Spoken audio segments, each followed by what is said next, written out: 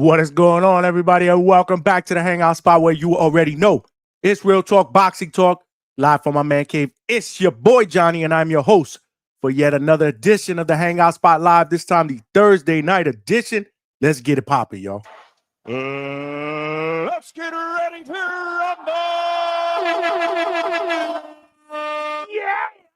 And I just want to thank everybody for rocking out on this beautiful Thursday night, man. One more day until Friday, TGIF tomorrow, and I cannot wait, man. It's been one hell of a week here at the Hangout spot, and I just want to thank everybody for rocking out last night, man. We had one hell of a show, man. If you guys missed it, man, make sure you check out the show on the playback, man. All of our live shows immediately after we end them go right on the Hangout spot YouTube channel. Yesterday, we had undefeated lightweight in the building, Albert Prince Bell. Dope ass interview, man. Love when I get Prince in the building, man. That's my guy. And we talked about what's potentially next for him in the lightweight division. Obviously, he is looking for a title shot. And we did have his number one fan on the panel. Shout out to Treese, man. We brought Treese on the panel, man. I had to do that for my brother, man, because, you know, he always shouting out Albert Bell. Shout out to Toledo, Ohio. It was a great interview, man. And then after that, man, Coach Bermudez jumped on. We had promoter, pro box guy, Danny Rubin was in the building as well. He joined the panel, as well as Nestor Gibbs from the Boxing Voice, man. We had the all-star panel, man. Great conversations. And after that, we opened up the phone lines. And you know how we do, man. Nothing but the best boxing talk on YouTube here on the Hangout spot. Tonight is no different, man. We don't have a guest, but we will have Coach Hector Bermudez up in here in a little while because tonight is betting night. Tonight is Thursday night where Coach comes on and he provides his lock pick for the weekend as well as a couple of other bets. Now, there aren't any big name fights, right? We had that recently with Terrence Bud Crawford and Canelo Alvarez. But like Coach says, man, these are the weekends where you tend to make some money, man, because there is hella boxing going on. Don't get it twisted, man. We got Pro Box that's going down on Saturday. We got cards all over the country. We got a card in Canada from Most Valuable Promotions. They are putting on that shit in Canada this weekend. We got Imanis Stanionis. He's fighting this weekend. So there's a lot of fights, man. So I'm really interested to see where Coach Bermudez goes with his bets. For you guys that are bettors, man, you definitely want to tune in. He should be in a little while. I told him when it's betting night, man, usually Coach Bermudez makes a late appearance if he does make an appearance here on the panel. But usually on Thursdays, I tell him to get here a little bit earlier. So maybe hopefully in the next hour he will be here. But it don't matter, man, because even if I'm by myself here, I'm never by myself, man. I am accompanied by the best chat and boxing podcast, the DHS family. Shout out to all of y'all. I already see y'all cooking, man. And tonight ain't no different. Like I said, man, tonight ain't no different. But y'all know the deal, man. We got to go over the ground rules early, man. There are ground rules here at the Hangout spot. If you're watching this live on YouTube, make sure you guys smash that like button, man. We've had hella new callers. We've had hella new people in the chat. The reason why is because we are sharing, man. We are hitting that like button. And this channel is going out into the homepage and algorithm of other boxing fans. So now they know, man, that we rock out weeknights, Tuesdays, Wednesdays, and Thursdays, sometimes even Monday nights, 9 p.m. Eastern Standard Time. Our epic Sunday night show, 8 p.m. Eastern Standard Time. And now we are starting to do live fight chats, man. The Terrence Bud Crawford and Canelo live fight chat was epic. We stood on till 4 o'clock in the morning Eastern Standard Time because after the fight, we opened up the phone lines, man. And we got immediate post-fight reactions, man. This is where it's going down. That's why we got to continue to hit that like button, man. Because trust me, man, it helps get the channel out there into the algorithm, man. We got to continue to do that. We are also streaming live on X, man. So if you're watching live on X, make sure you give me a retweet.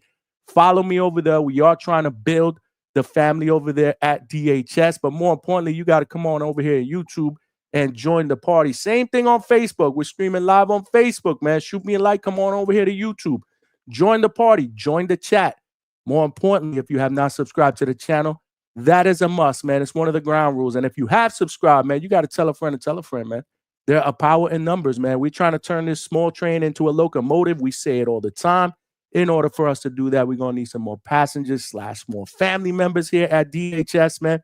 So definitely, man, Spread the word, subscribe. We are less than 400 subscribers from our next big goal, which is 3,000 subscribers. And we've almost gotten there in just 17 months of doing boxing content. And that's a shout out to all of y'all out there at DHS family, man. Y'all the real champs, man. Y'all the real champs. I told you, man. I told you a long time ago. As I grow, we all grow together. We all grow together. So definitely spread the word, subscribe, last but not least. And the most important ground rule is y'all got to cook in the chat, man. We got the best boxing podcast chat out there, man. We've had guests that have told me, damn, your chat is knowledgeable. They bring the heat. They troll. We have a good time.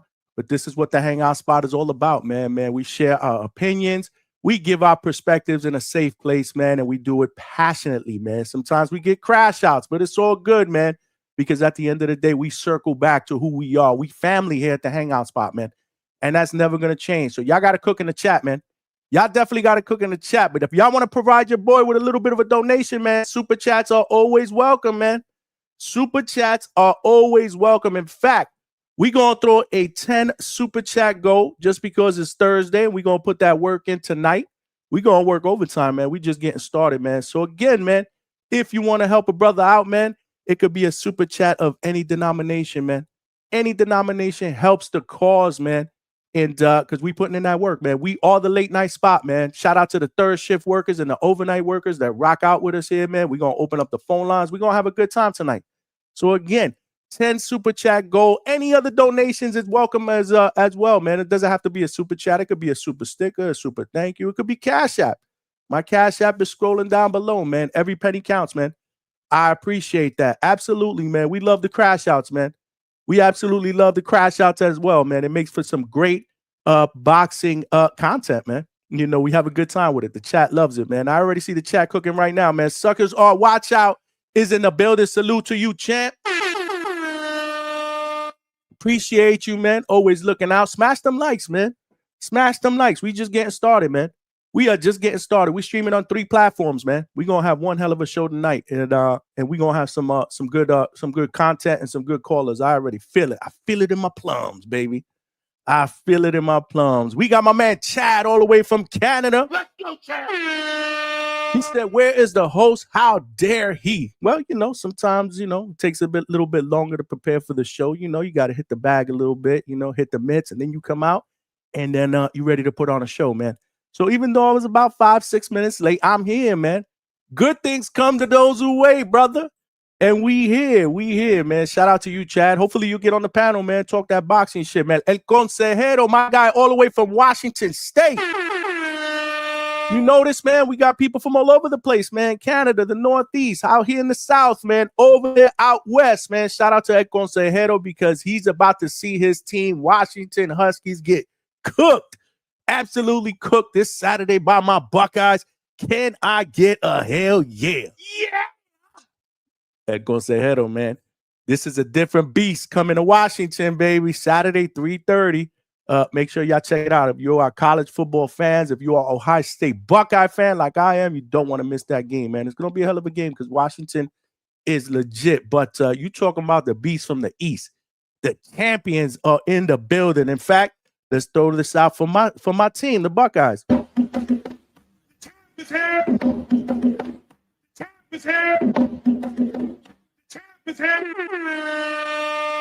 El Consejero says, salute, Johnny. Salute to you. He said, Prince has a new fan in me. That was a hell of an interview, man. I'm telling you, man. The Prince, Albert Bell, man. All he needs is an opportunity, man. Yo, we got my brother Keem the Dream in the building. What's good, champ? All the way from Orlando.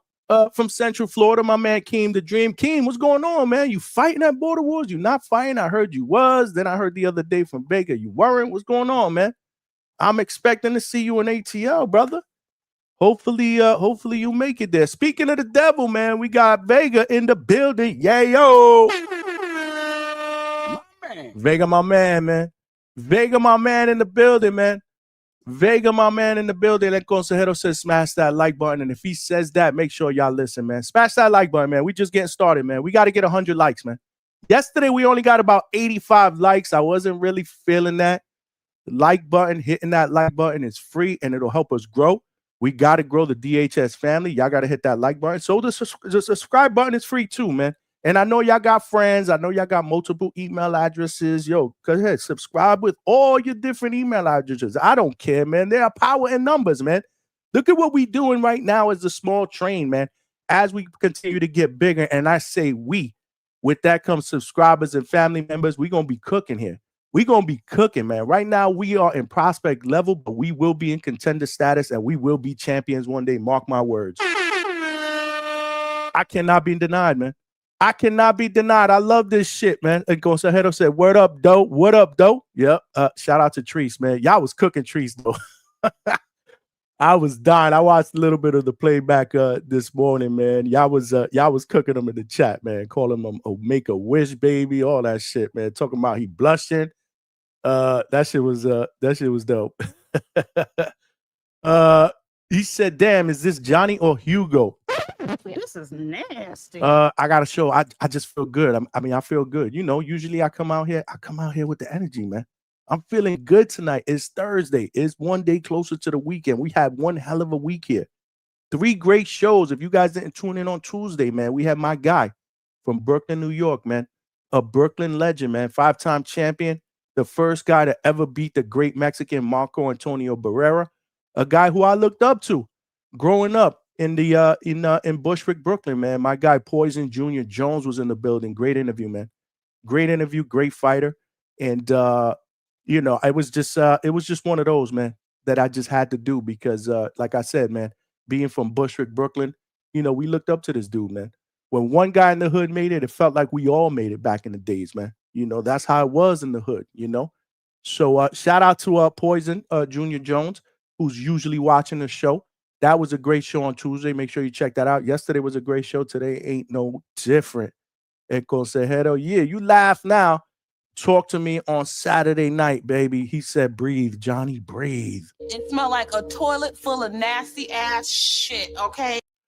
Keem said, Vega got a wrench. Yeah. I felt bad for Vega. I give him a wrench. If you want one, you can have one. But Keem, what's going on, man? I don't be seeing you in my chats like that, man. You know, you family, bro.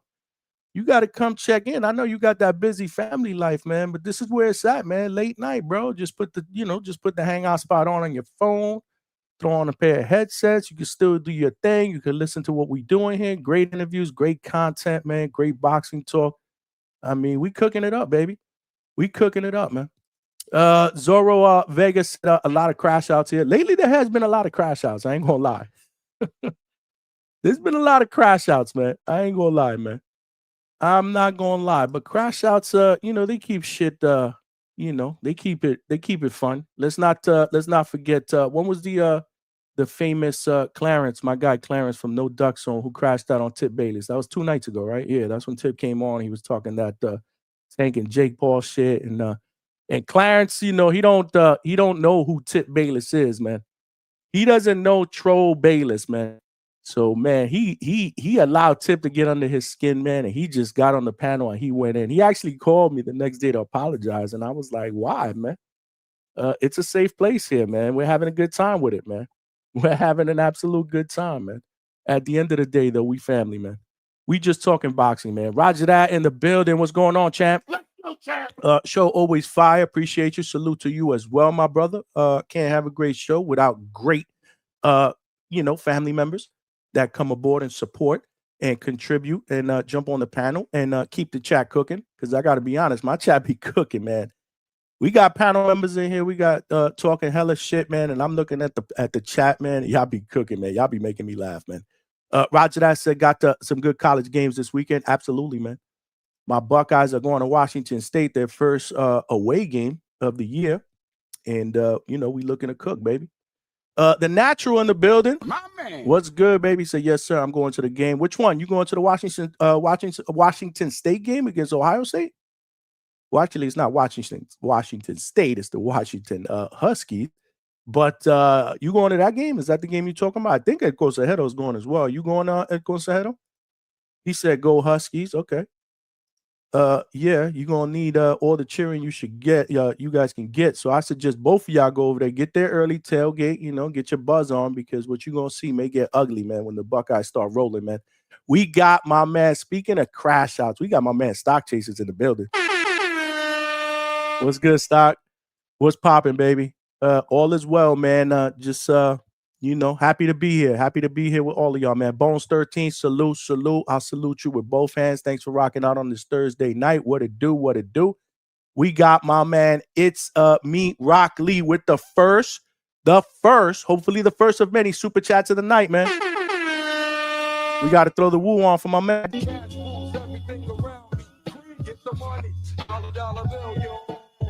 Rock, it's me, Rock Lee says, shout out my Polk County bro. You already know, all respect, man. Flies versus Tiger in Lakeland, bro. I'll be in the building, man. Hopefully I'll be in the building.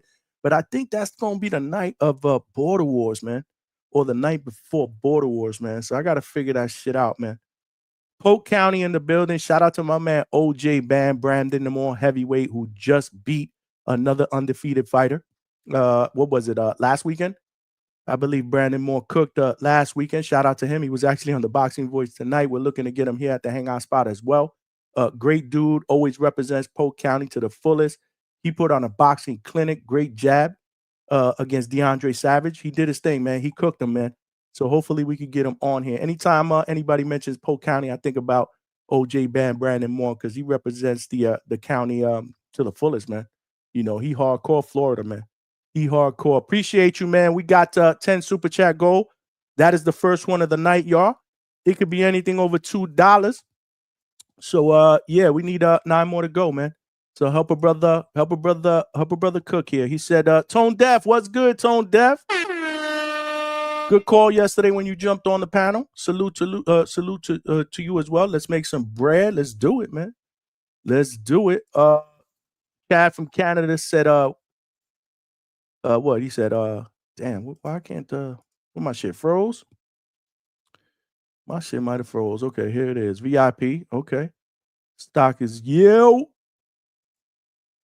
Stock said, where's Devin Haney and Brian Norman Jr.? Storm's coming, baby. By the way, man, I will be boots to ground in training camp next week, man. Next week, we're heading out to ATL on Thursday night. We'll be at the gym Friday. Hopefully, we'll be able to see the champ get some sparring. If not, we're going to get some footage. And I will be doing a live show from the gym. Remember the last time I hit up the gym, we did a live from the gym. I did it from my phone this time. I'm going to try to be a little bit more prepared and give you guys, something as close to what you're getting here, as close to normal. But we'll see. We're going to try to take the show on the road. I'm not just sure what time I got to get with, obviously, the champ, and shout out to Coach Brian Sr. We got to figure all that shit out, because obviously we won't be doing a 9:00 show on a Friday night because they'll be at the gym during the day. So we're trying to figure out the time before that. That way I can let you guys know and you guys can tune in. We will be live from the gym in Atlanta, Georgia, with WBO welterweight champion Brian Norman Jr. in preparation for his big fight November 22nd, Riyadh season, Ring Magazine against Devin the Dream Haney. That's the fight that we all are waiting for. Myself, Stock Chasers, most of us that are excited about this fight. We will be doing a live fight chat here at the Norman spot that day. So this is the place that you want to be. That's right. Put some respect on my ninjas, both of them. Chad said, great energy, Johnny. I needed it. That's it. We got to bring the energy, man. Keem, I don't know what's going on with you, Keem. I better see you on ATL, Keem. Cut the shit, man. We got to see you back in the ring, Keem. Vega said, Johnny begged me to have a wrench. He actually paid me. Now go home and smoke some more crack. That shit is a 2-pack of ass. Yeah.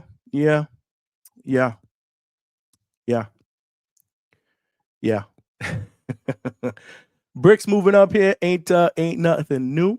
Okay. Shout out to Stock Chasers. Shout out to my brother Stock Chasers all the way from the boogie down. Reggie Zaza in the building. What's good, champ? Yero, Johnny. Que lo que, mi hermano. What's good? My man, Brian from MB Productions, DHS, sup, Johnny. Let's go, champ. What's good, my brother B? I will be seeing my brother Brian on October 12th. That card that is going down here in Florida. Shout out to Brian Robles, Square Circle Fighters. He'll be in the building. His guy Aaron Aponte will be in the building fighting as well. You know, he family up in here. Shout out to my family up in KO Fitness Gym in Miami. Salute to y'all. And let's not forget, Coach Hector Bermudez has got a couple of fighters, including two of his beasts over there. Armando Martinez, Robbie will be fighting, as well as Yo-Yo Hernandez, who is super duper exciting, man. So it's going to be a great day of boxing. It's on a Sunday, but yours truly will be in the building. We be getting that work boosted ground. Make sure you guys subscribe, man. Make sure you guys subscribe, man. But yeah, man, you guys cooking in the chat. I did put a poll in the chat, man, because I'm excited, man. What do you guys think, man? We just come off, obviously, a movie caliber of a fight with Terrence Bud Crawford and Canelo Alvarez. It was a good fight. I wouldn't say it was a fight of the year candidate, but it was a great fight, man. We enjoyed it. We did a live fight chat. Shout out to my man Malcolm, who and my cousin, undefeated welterweight Peter Voodoo Latore. They were on the panel that night. We cooked, and it was a really good fight. And most people are calling that fight a movie, based on the build-up and obviously, the fact that we are talking about two legends, two future Hall of Famers, or two guys before the fight in the top 5, top 6, top 7 pound for pound, depending on where you have them on your list. And Crawford just cooked. But what's going to be that next fight, man? Will we have another movie in 2025? We got a lot of good fights on the docket, man.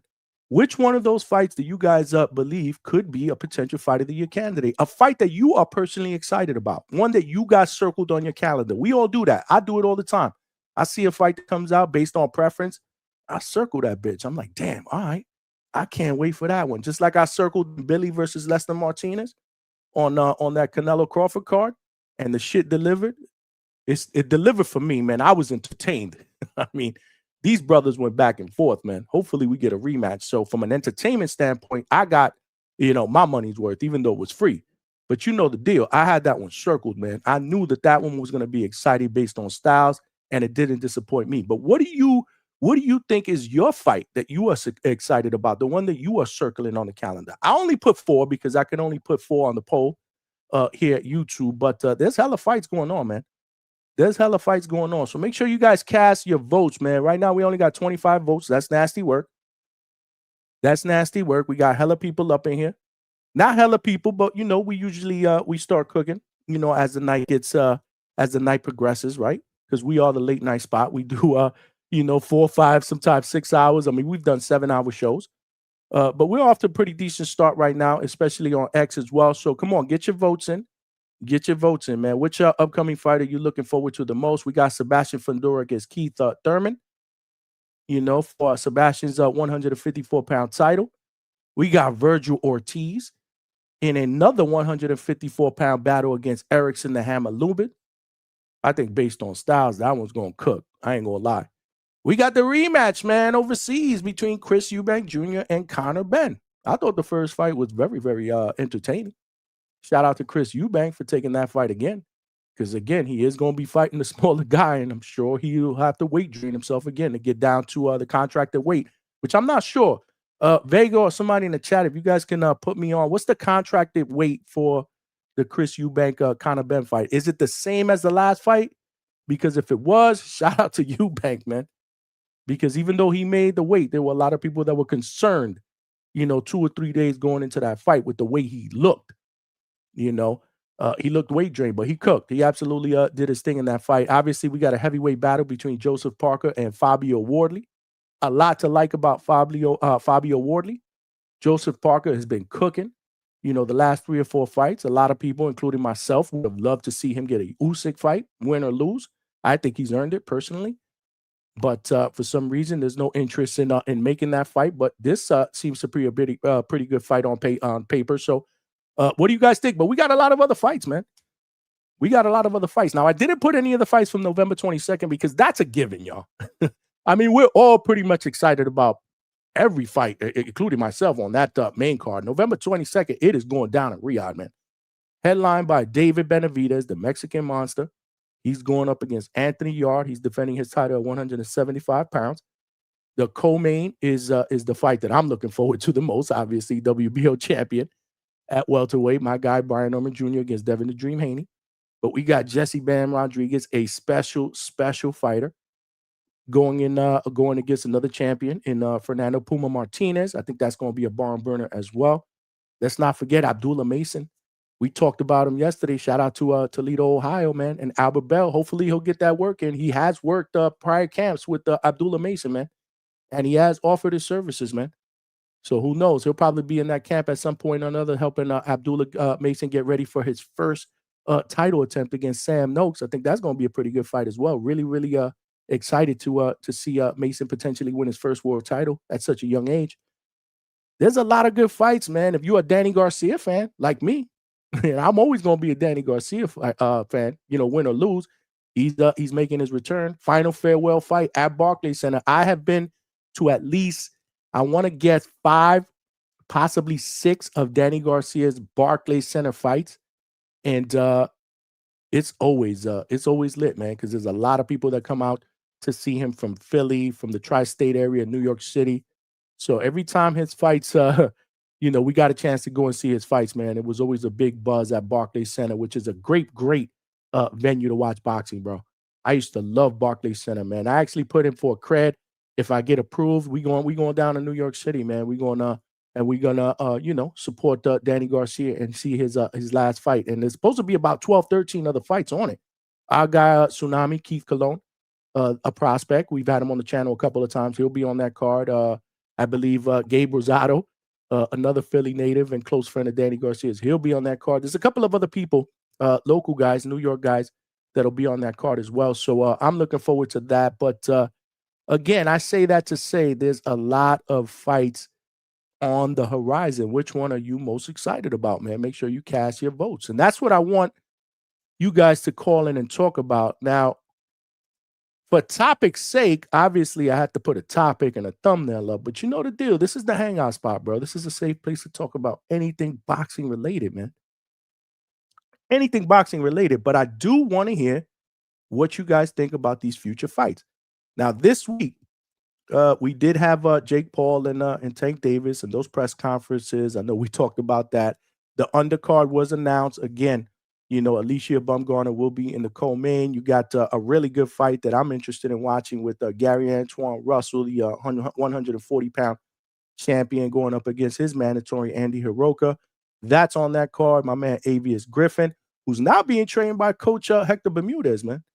I thought that might be the case, but obviously he came on and confirmed it yesterday, because when I interviewed Kurt Scooby, he was hanging with Avius. Avius was there hanging with him. So I'm like, is Avius going to be training with a coach? I know he was training with Bomac before. I wonder what happened, but we will begin Avius Griffin on here at the hangout spot, and we'll pick his brain, man.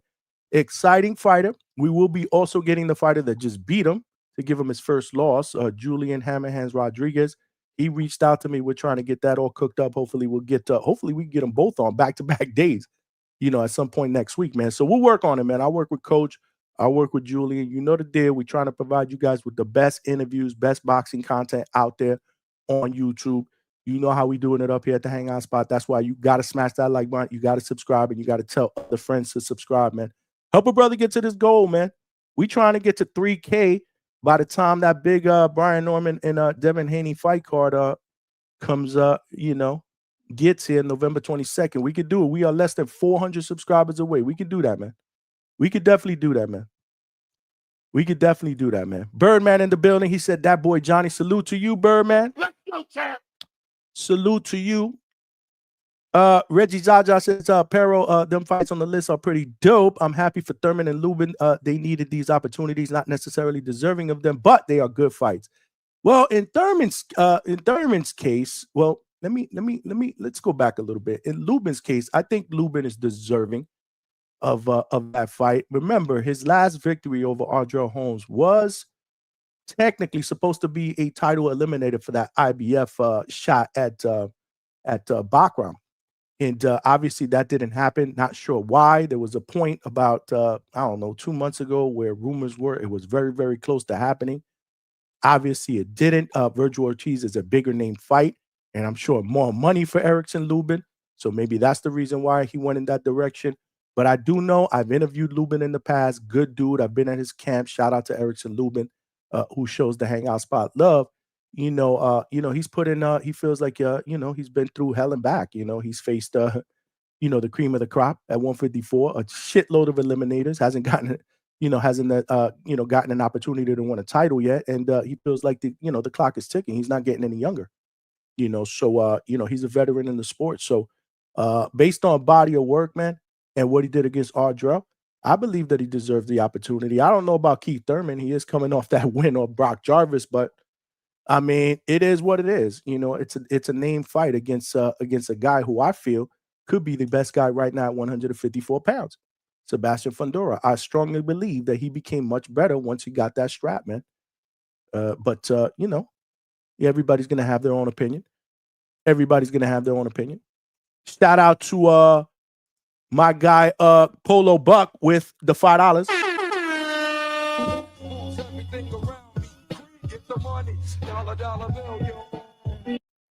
Polo Buck said, counterpunch Coach Bermudez.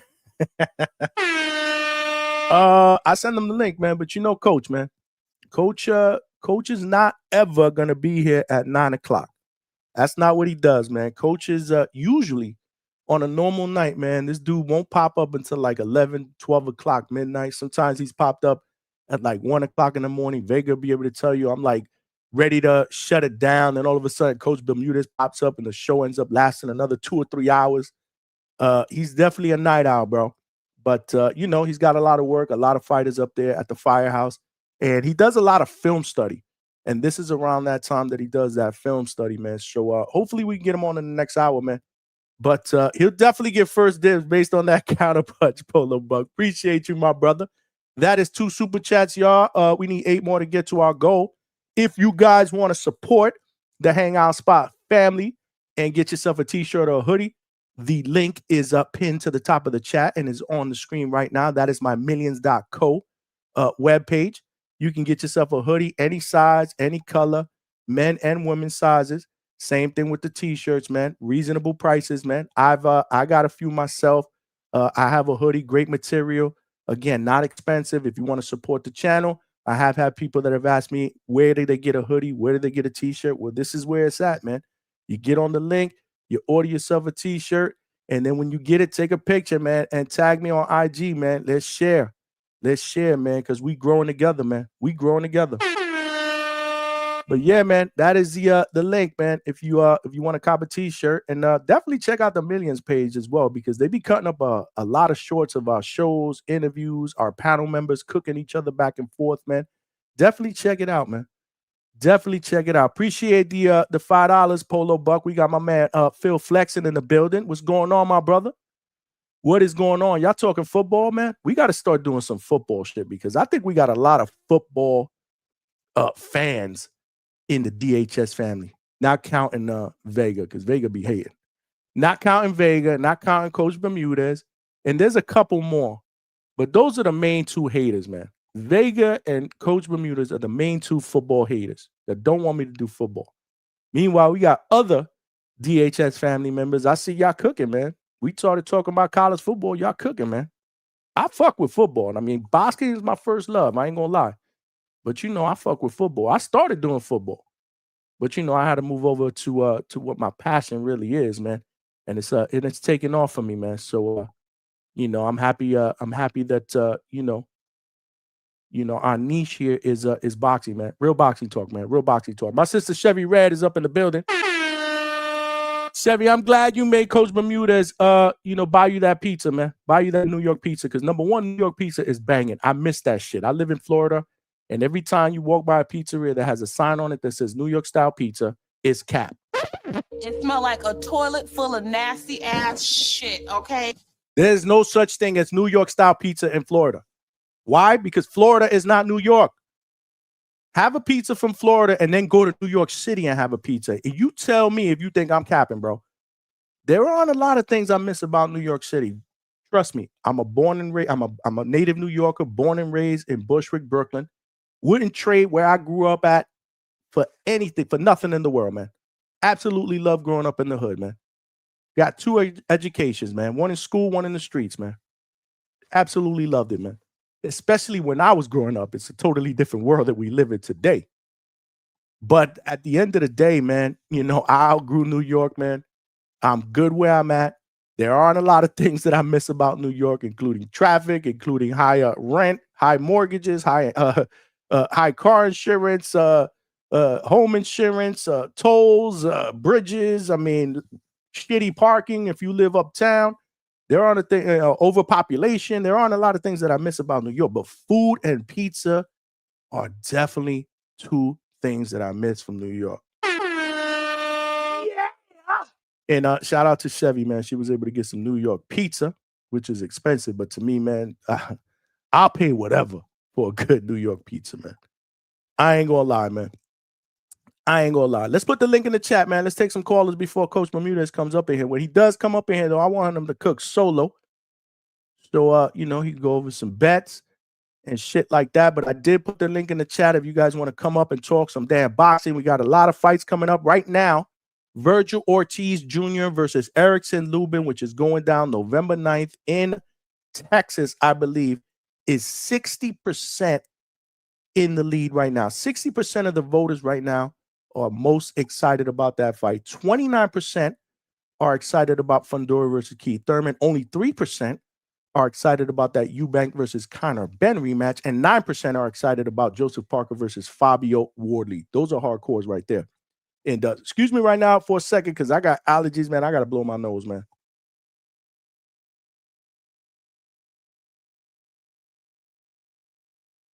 These allergies be kicking my ass, man.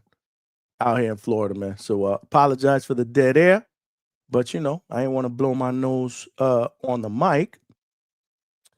But Chevy Red Corner in the building. Make sure y'all follow my sister, Chevy Red. She doing her thing, man. Boots the ground. She's a ring announcer. Shout out to the women that are doing it up in boxing, both boots to ground and behind the mic. Make sure y'all follow my sister Chevy's Red Corner on IG, and I believe she has a YouTube page as well that she can share with you guys in the chat. She said Virgil versus Lubin. Love Virgil, but they keep playing in Lubin face. I hope he shows up, shows out. Typos were crazy. LOL. We got it, sis. Yeah, man. I mean, the sentimental pick for me as well is Lubin, but he's going up against a bear. This is a tall task, man. Virgil's that guy. But we got Alex Vega in the building. What's going on, Vega? What's up? How you doing tonight? Man, I'm chilling, man. I'm in a good mood, man. Do I really sound like Hugo Juice? Nah, I was just fucking with you, dog. It was you were like having run-on sentences. You're doing your monologue. You got to I do that a lot. I get excited, man. Yeah, nah, ain't nothing wrong with it. I just had to tease you, boy, because Hugo he was getting on my fucking nerves. Like, I'm not saying he's a bad person or nothing. It was just he asked his questions. I gotta cut him off. And I feel bad because you know me, I like to let people cook, but there's other people, and he just he's excited. He gets not only did he get excited, but he's the type like you can't even find a gap to like cut in. Yeah. No, he's a good boxing fan for sure. Like, it ain't nothing personal, but it's just like, bro, you killing the mood, dog. Like, I can't even listen to this shit anymore. Like, dog, please shut up. As he would say, respectfully. I had to cut him off. There's other people, bro. Shut up. I gave you like a half hour here. He's such a good boxing fan. I be talking shit, but I mean, he tries to be, in the know about everything and say about this and that. He has stupid ass ideas, but I mean, stupid ideas sometimes can come out to be the next thing going on, man. It's only stupid until someone puts a bankroll behind it. Then it makes sense. Welcome to boxing. Yeah. Look at Jake Paul versus Tank. Yeah, different perspectives. We welcome it here. But I will tell you, the thing that I do admire about him the most is that, bro, he just started watching boxing maybe like 4 years ago. Yeah, that's right. Didn't he say he just started watching boxing like in 2021 or some shit like that, or 2020? Which he sounds like he's been watching boxing a lot longer than that. I ain't gonna lie. He just watches a lot. Nah, that's he's crammed in a lot in the last 4 years. Yeah, absolutely. I'll say this: it was disappointing though when it came to like, yo, you in the gym? Boy, that man came with 35 excuses. He's got 14 kids. He's got 7 jobs. It's hard to find a gym in LA, which is probably the most gyms per square foot in the nation. That was wild. Leave that man alone, man. All I had to Leave do that was man say, alone. I don't go to the boxing gym. That was like the easiest answer. Not Yeah. everyone has to. Well, I mean, there are a lot of people that do, that do their training in their garages. Of course, shout out to Nesta Gibbs who shits on that. I mean, there are guys that can, that can cook in their garages, but I get it. There's nothing equivalent to the gym. I get it, but if you can't make it, I mean, you got to improvise, brother. It's better to improvise than don't do it at all. That's how I look at it. You know how he cries about footage, right? My gym. There's no footage. So what did I do? I had homeboy come to my house. We sparred, whatever. Boy. You spar in your driveway. Yeah, in my driveway, man. In fucking 90-degree heat and humidity here in fucking Florida in at this time of the year. You know what's crazy? It was the coolest this time because it was like it rained, but then like the temperature actually stayed low. There wasn't so much moisture. Like there was moisture, but the sun never came out. So it was like maybe high 70s, low 80s when we did. It was actually nice weather this time around. Okay. Well, shout out to you, man. Like I said, man, you got to find your ways, man. Work is work, man. It don't matter where it's at, bro. It's work, and I respect you for that. But like you said, there's nothing like being in the gym, bro. Like this week, I've been sparring. I just got done with sparring about an hour and a half ago. It's a lot harder when there's ropes. It's a lot harder when there's not that much place to move and to catch your breaks. Amen. Amen, man. Amen. We got Stock Chasers up in the building too. What's good, Stock? Yo, what's good? How's my audio? My audio all right? It's good. Yeah, it's good, man. I see you doing your normal rounds in the streets of the Bronx. I mean, yeah, you know what I'm saying? We outside with it. Outside, but shout outs Vega, man. Shout outs Vega. I'm looking forward to seeing Vega. Facts. That's a fact. Vega and Forbes, right? Appreciate Yo, listen, I ain't gonna lie though. What? Yo, Two-Tone be playing this clip, man, of you whooping on someone. Like, what the fuck happened with that? Nah, it was just a little background fun. That's it. Bro, I ain't going to Vegas house, and that's what they call fun. yo. In order to chill with Vega, you gotta spar 2 rounds apparently. Yeah, hold up. And then when you get a few in, bro, those 2 rounds turn into 4 rounds and 6 rounds. Yo, Sound good. But yeah, nah, yo, Johnny, man, I'm in and out like a robbery. But look, I'll be back when Coach jump on and shit. I just, I've been busy, bro. Like, you know how it goes. But hold on, listen. You know what the world is looking forward to, man? November 22nd, Devin Haney, Brian Norman Jr., right? And I ain't gonna hold you, man. If Norman Senior's listening, like I fuck with Norman Senior. I do. Like that's a fact. You know what I'm saying? Like you got a lot of wind background. Oh yeah, nah, you know how it goes, man. It's that New York wind. Let me get in the cut right here. Yeah. But yeah, nah. Listen, at the end of the day, that's the fight we all looking forward to. In all honesty, but not only that, I'm looking forward to Abdullah Mason, to become the youngest champion in boxing. I'm also looking forward to Boots, of course. Right. That's another Boots fight is right. I didn't put up there. Boots against Lima. I mean, you missed all the good stuff. I don't know. And then look, hold on, Johnny. Hold on. Listen. I mean, I try to find the 4 best ones that I thought. You know why I didn't put Boots? You know why I didn't put Boots in there? Wow. Because I was thinking, and maybe this is me overanalyzing. I'm thinking that a lot of people feel like Boots is gonna really cook this dude. No, he is. I mean, right. I think he is. Unless you're a Boots fan and you're looking forward to Boots coming in and bledging this guy. I'm looking at fights that I believe are very competitive on paper. So that's why I put that. Okay. I mean, well, anyway, look, man, this is my other point, man. The Benavidez slander needs to stop. I mean, that like today the Benavides slander on Who's TVV slandering and just Benavides, man? Tell me a little bit about this slander. No, bro. I mean, listen, I tapped in the TBV for a few, and they slandering Benavides because Benavides is at 175 handling business. As he Now, exactly. And you know what, man? Like, it is what it is, but the Benavides slander needs to stop because look, we got a fight on November 22nd. And apparently, Turkey known who I mean he got Benavides, Devin Haney like a 1-2 punch. You know what time it is. Feel me? But at the end of the day, the slander's crazy because of what the comments or whatever he said with T Buck Crawford. Like, listen, at the end of the day, bro, we looking for Bivol, man. We looking for Bivol. We looking for better beef. I mean, listen, we might move up, take on Suldo. Like, bro, at the end of the day, Benavides is young, ain't even hit his 30s yet. And in all honesty, man, I love me some Benavides, bro. He's a dog, he's a beast.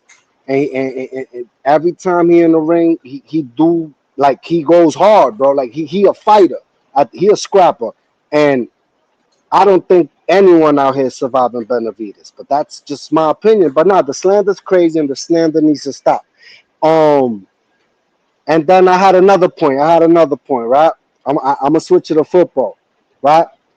We want Jackson Dart on the field. I'm a Giants fan. Feel me? Well, I think they just named him the starter for the next. Of course. But at the end of the day, it took the whole crowd yelling last game. Oh, we like. And listen, I'm gonna tell you something. Put it on wax, right? Because this is what I'm here to say. That boy, he gonna be a problem. And when I was watching him, right, bro, he got a little Patrick Mahomes in him. So watch out. This might. That's a little saucy right there. Okay, big. We're already putting those big shoes in there that you want them to jump in and try to walk in. Bro. He got swag and bro. Let me tell you something. You can't fake what he got, and he fit right into New York. New York, we love him, and we need him. We need him starting, man. Get the Russell Wilson. Pack it up. Like his ass up. Get him out of MetLife. Bro, I don't even know. Is that his name? Because Russell Wilson, yeah. Yeah, that's his name. Had that great game against the Cowboys till that last. He had a fantastic game against the Cowboys, bro. Not the way it finished. Oh, no, that's a fact. But listen, at the end of the day, you know what happens in football? The team, they jump behind the leader, and the team, it ain't hard to tell who they behind, who they want, in the driver's seat. But anyway, that's enough football. Anyway, yo, man, listen. Shout outs to the Yankees. Feel me? We in this beat. You feel me? We in this beat. And nah, man, listen. That's it. I'm gonna tap back in, but look. Tap in, yeah. Devin Haney, Brian Oman Jr. Look, I got a lot of respect for Brian Oman Jr. Don't get it twisted. Like, it ain't like I'm gonna be a fan after this fight. We got business. We got after he cooks. I know you'll be a part of the Norman spot. All right. We'll see about that. But anyway, yo, thanks for having me. Remember, come back later on, man. Yo, you already know Vega, be easy, baby. I'm gonna holler at y'all. Yes, salute. Shout out to Giant supporters, man. That was good belief. That's right, because you're a Giant fan, right? Supporter. I'm not a fan. Fans are fags. Okay, not sure what the difference is, but okay. Supporter, like I've grown, like I've grown to like the Giants organization due to connections with my family. Them being supporters for so long. Like, I mean, if they lose, I don't fucking cry about it. It's not that big of a deal. Fans, boy, Like, So you're not emotionally invested. I've been doing my best to be detached from emotion when it comes to sports teams because I'm in no control. There's no control I have over it. So why should I be so emotionally invested? When it comes to my child, I'm emotionally invested because I take part in it. When my partner has, when she has when we make a record month, I'm emotionally invested. But when a guy drops the ball on the field, why am I emotionally invested in that? That's silly. So I gotta say, man, I agree with you, and I'll tell you why. I used to be that guy, and I'm like, why am I that guy? Like loyalty isn't like when people talk about loyalty, like what is your definition of loyalty? Because if you root for a team, I get it, but if you're gonna bleed this team, I mean, where's the loyalty back from the franchise Exactly. that decides to tank seasons and still raise ticket prices? And that's not really thinking about the loyalty of the fans, in my opinion. Like to me, loyalty needs to be earned. And if you're not gonna put a good product on the field, then you're not going to get my loyalty. You're gonna have to earn my loyalty. So I've changed, the way that I am a fan. So and you know what? Maybe I'm not as emotionally invested as I used to be. I mean, I used to be this dude when the Jets lost. Like I wanted to break shit. I was pissed off for 2 or 3 days, and I'm like, but yet after the game, these guys are fine. They're switching jerseys. They're fine. They're taking pictures with each other. Like I'm like, bro, like it seems like I'm more upset than the players are for going out there and embarrassing themselves. Meanwhile, I'm putting in money for tickets, tailgates, jerseys, hoodies. I'm like, nah, man, I'm not doing that shit no more. So I kind of agree with you, man. I actually kind of agree with you, as crazy as that sounds. Yeah, I don't think people are, but we're conditioned for that. But that's the business. The business conditions us to be this diehard. You need to like this team and then dislike that team, and to buy your apparel so you can show support, and we can be more in numbers than the other people, or if we're less in numbers, be louder than them, and all this nonsense. I get it, brother. I get it. Listen, man, I'm a fan, right? Because I watch the games, whatever, and I'll go to a game here and there. And yeah, I'll put on a jersey. But yeah, emotionally invested like that, nah. I'm not that dude no more. It is what it is. Like I said, they're gonna have to earn my fandom back because the Jets have just been ass cheeks for years, man. Just a total fucking embarrassment to the league. And this is decades, right? Because again, I'm not a young dude, right? So when young people argue with me and they're like, yo, man, you're not a real fan. I'm like, dude, man, you just started being a fan, what, 10 years ago, bro? I got years on you, bro. I got years. And you know how much money I've invested on this team? I have the right to be any type of fan that I am. You be your fan. If you want to wave to pom-poms and be a cheerleader, that's on you. I'm keeping it a buck. When they suck, I'm going to tell you they suck. When I did that IG live from the stadium, what was I telling y'all on IG? These guys are trash. I'm like, yo, the tailgate is dope, man. These guys are horrible, man. I can't wait to get out of here, man. I might leave in the third quarter. All of a sudden, my phone overheated and it booted me off the IG live. But shout out to all y'all. Like I said, I don't blame people. Like I said, it's just kind of like it's expected. You need, you need to support a team, your local team, right? That's kind of how like you're raised. Where were you born? You need to support that team. Or where'd you move to? You need to support that team. Like all my teams is because like I have been conditioned to support New York teams because I have generations of my family grown up in New York, both sides have lived in New York. I was born in New Jersey, but I like New York teams, the Mets, the Giants, what's the other team? The Knicks. The only New Jersey team we supported really was the Devils, but it's like, I don't really watch hockey. Same here. I watch a little bit of hockey now that I moved to Florida because I actually went to a Lightning game in Tampa Bay, and it was dope. Going to a live hockey game is actually pretty dope. So I hear. And yeah, the Panthers and the Lightning are two of the best organizations as of right now. So I mean, there's a good energy. Florida kind of rules hockey, man. I mean, how many Stanley Cups have teams from Florida won in the last 10 years? Yeah, I think the Panthers, I think they just won, or they won I know the Lightning won a couple. They won like for sure. 2. I think the Lightning has won like 3. Yeah, It's crazy, pretty right? crazy. Yeah, it's pretty crazy because hockey is basically what a cold weather sport, right? And Florida is dominating hockey in the last, I would say, in the last 5, 6, 7, probably the last decade if you look at it in totality. But we've digressed here. But I will say, if you ever get a chance, anybody, if you ever get a chance, even if you don't like hockey, to go to a hockey game, go to a hockey game. It's dope. And if you want to do a lightning game, even better, Vega, because what they do is they close off like a side of the stadium. And you get in, like, if you have a ticket to the game, and it's like open bars outside. I mean, it's just and I like shit like that.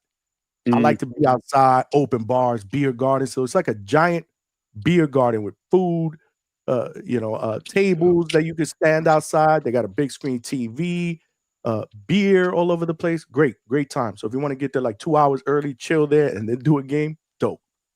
But again, we've digressed. Let's get back to boxing, y'all. Shout out to all of y'all. Smash the like button, man. We got over 60-something people here. We got 25 likes. Come on, y'all. It's free. It helps the channel grow. We got to grow the DHS family, man.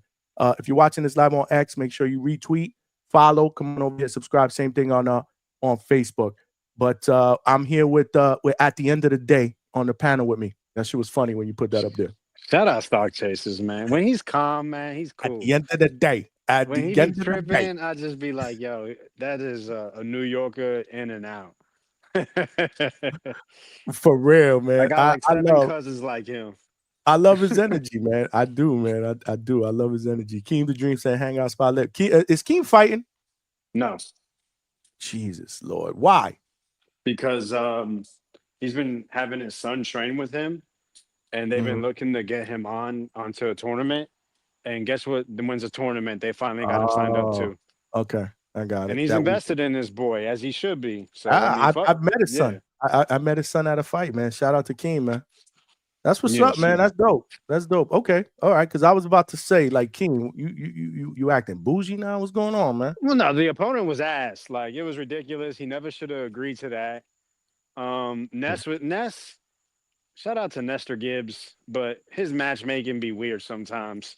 He knows how to matchmake, but sometimes he just gets into this mode where I need this guy on this card. What's the weight you want? Boom, I got somebody for you. And that's what he did when it came to Keem. Because that opponent, this dude we never heard of, his name's Oro, right? Like gold. And the footage was, I mean, super staged, ridiculous. This dude was like throwing punches at like, I don't know, super slow. Beyond methodical. I can't even find the words to describe what this footage was. And yeah, man. Shout out to Keem for dropping out because it was ridiculous. It would have been a waste of money. Well, why is Devon saying that Keem ducked? Because it's funny.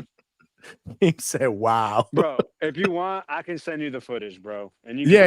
Let me take a peek at that because obviously I didn't. If they played it on the Boxing Boys, I didn't see that show. It's been a minute, and then Nestor Gibbs' commentary is hilarious on it. Okay, yeah. I want to check that out. Send that over to me. Javon said Keem won't fight me for his Florida belt. Oh shit. So Javon, are you fighting? Are you not fighting? Like, Javon don't mess with TBV no more. I know. I heard that. I heard he's not on TVB no more. Yeah. Shout out to Javon though. Shout out to Keem in the chat. Tip Bayless is in the chat. Shout out to the Boxing Voice. The Bandalorian is up in the building. I'm trying to work the stream. Oh shit. Okay, he's trying to get on the panel. I want to get your take though, Vega, on these fights. Though you ain't going nowhere anytime soon, right? Absolutely. No, Come that on, means man. You know it's my bet, bro. Y'all had me up so late last night, dog. Man, that shit is. Man, I was miserable today. Yeah, but how the fuck you always say that, but yet, like at 1 o'clock in the morning, I still see you in the chat talking shit. Talking shit in the chat. Yesterday we had Ness on the panel. We had Danny Rubin from Pro Box, promoter Danny Rubin. We had Coach Bermudez. We had an all-star lineup on the panel last night. It was dope. I mean, it was missing one person, but I mean, that was well, I mean, you're the one that claims that, but then you're in the chat at 3 o'clock in the morning. Bandalorian, what's good, my brother? What up, Johnny? What up, Zoro De La Vega? What's good? This is the first time my bro calls in here, bro. That's what I'm saying, Johnny. I'm finally able to like catch and be in Like being able to get on, like, well, last night I didn't want to get on because that show was flowing so perfect. I was just sitting back laughing, like from the beginning when you had Albert Bell, then Treese hopping on blushing and shit. Then Coach Bermudez. I was like, man, how Treese be talking all this Albert Bell stuff, then get on here all silent, man. He was kind of silent. I ain't going front. He was kind of silent. And it took him a while because I had put in the chat. I'm like, yo, where's Treese? If he wants to jump on, I'll send him a link. All of a sudden, people were like, yo, where's Treese? Where's Treese? Where's Treese? He's on a milk carton. So I'm glad at least he popped up. I thought he might have got a stage fright. What was that? He had to quit his job to get on. Remember, he said he was going to be at work. That's what he told us. All of a sudden, he's at the crib. So that man quit his job. That's what I'm saying, man. I think he had a little bit of stage fright, man. I think he had a little bit of Vega said called out. Bro. You scared? Get a dog, brother. I think it's actually surprising as much as Treese talk about Albert Bell and being from Toledo. I'm surprised he never met him before. Though. That's what kind of get me. No. Oh, okay. Oh, he met him before. Okay, I was gonna say. He's chopped it up with him a few times. Yeah, I think he said, I know who this dude is. Like, I spoke to him before or something like that. Yeah, he did mention that. It surprised me, man. You got a lot of background noise, though. I hear a lot of I know I'm going to ask you, what's called? Is it like do you hear my fan? Like, like the AC blowing? Is that what it sounds like? Oh, no. It's hard to tell. It's hard to tell. It's just a lot of, it's something in the back. I don't know if it's wind. It's something else. That's all I'm finna shout. That's all I was asking. Yeah, I'm driving right now. Okay, that's what's up. What's up, man? Talk to me, brother. Talk to me. This is the first time you call in. I know, man. You got the good topics on here too, and then you and Vega. What y'all was talking about? Y'all was talking about all the sport events too. I was gonna say that, like you said, you veered away, Johnny. But look, you not lying to them, Johnny. I tell everybody because I went to one of ours, the Jacksonville Iceman hockey game, Johnny. I tell people that shit is the greatest live sports event you will ever go to. That hockey shit is crazy in person. That shit is crazy. My wife doesn't know anything about hockey. She was like, all right, we can go, whatever. She wasn't through. Even she was like, we got to do this again. Hey, that shit drove her crazy. That's how my lady was. I took my lady like 2 or 3 years ago for Valentine's Day. And we went in Jacksonville. John, that's how my lady was. Man, that shit took them to score 1 goal. Oh, you didn't see a lot of action? I actually got lucky. We actually saw a few goals in the game that we got. But yeah, you could go to a hockey game and see a 1-0 game. No, I'm saying like in the first period when they scored, like that game had high score. That game went to overtime. I'm talking about they was fighting. We got the whole 9, Johnny. That shit was epic. You lucky. I didn't get a fight, man. I didn't get a fight. I was like, man, I gotta get a fight. I didn't get a fight. They're gonna take it out soon, I bet. That shit epic. Nah, they got to. I was saying though, like on the shit. They'll probably take it out. How soft the society people got is, they're gonna take it out, bro. Wait until it gets more diverse. I don't think so, man. Don't let the Hispanics and more Black Americans get in there, boy. They're gonna cut it out quick.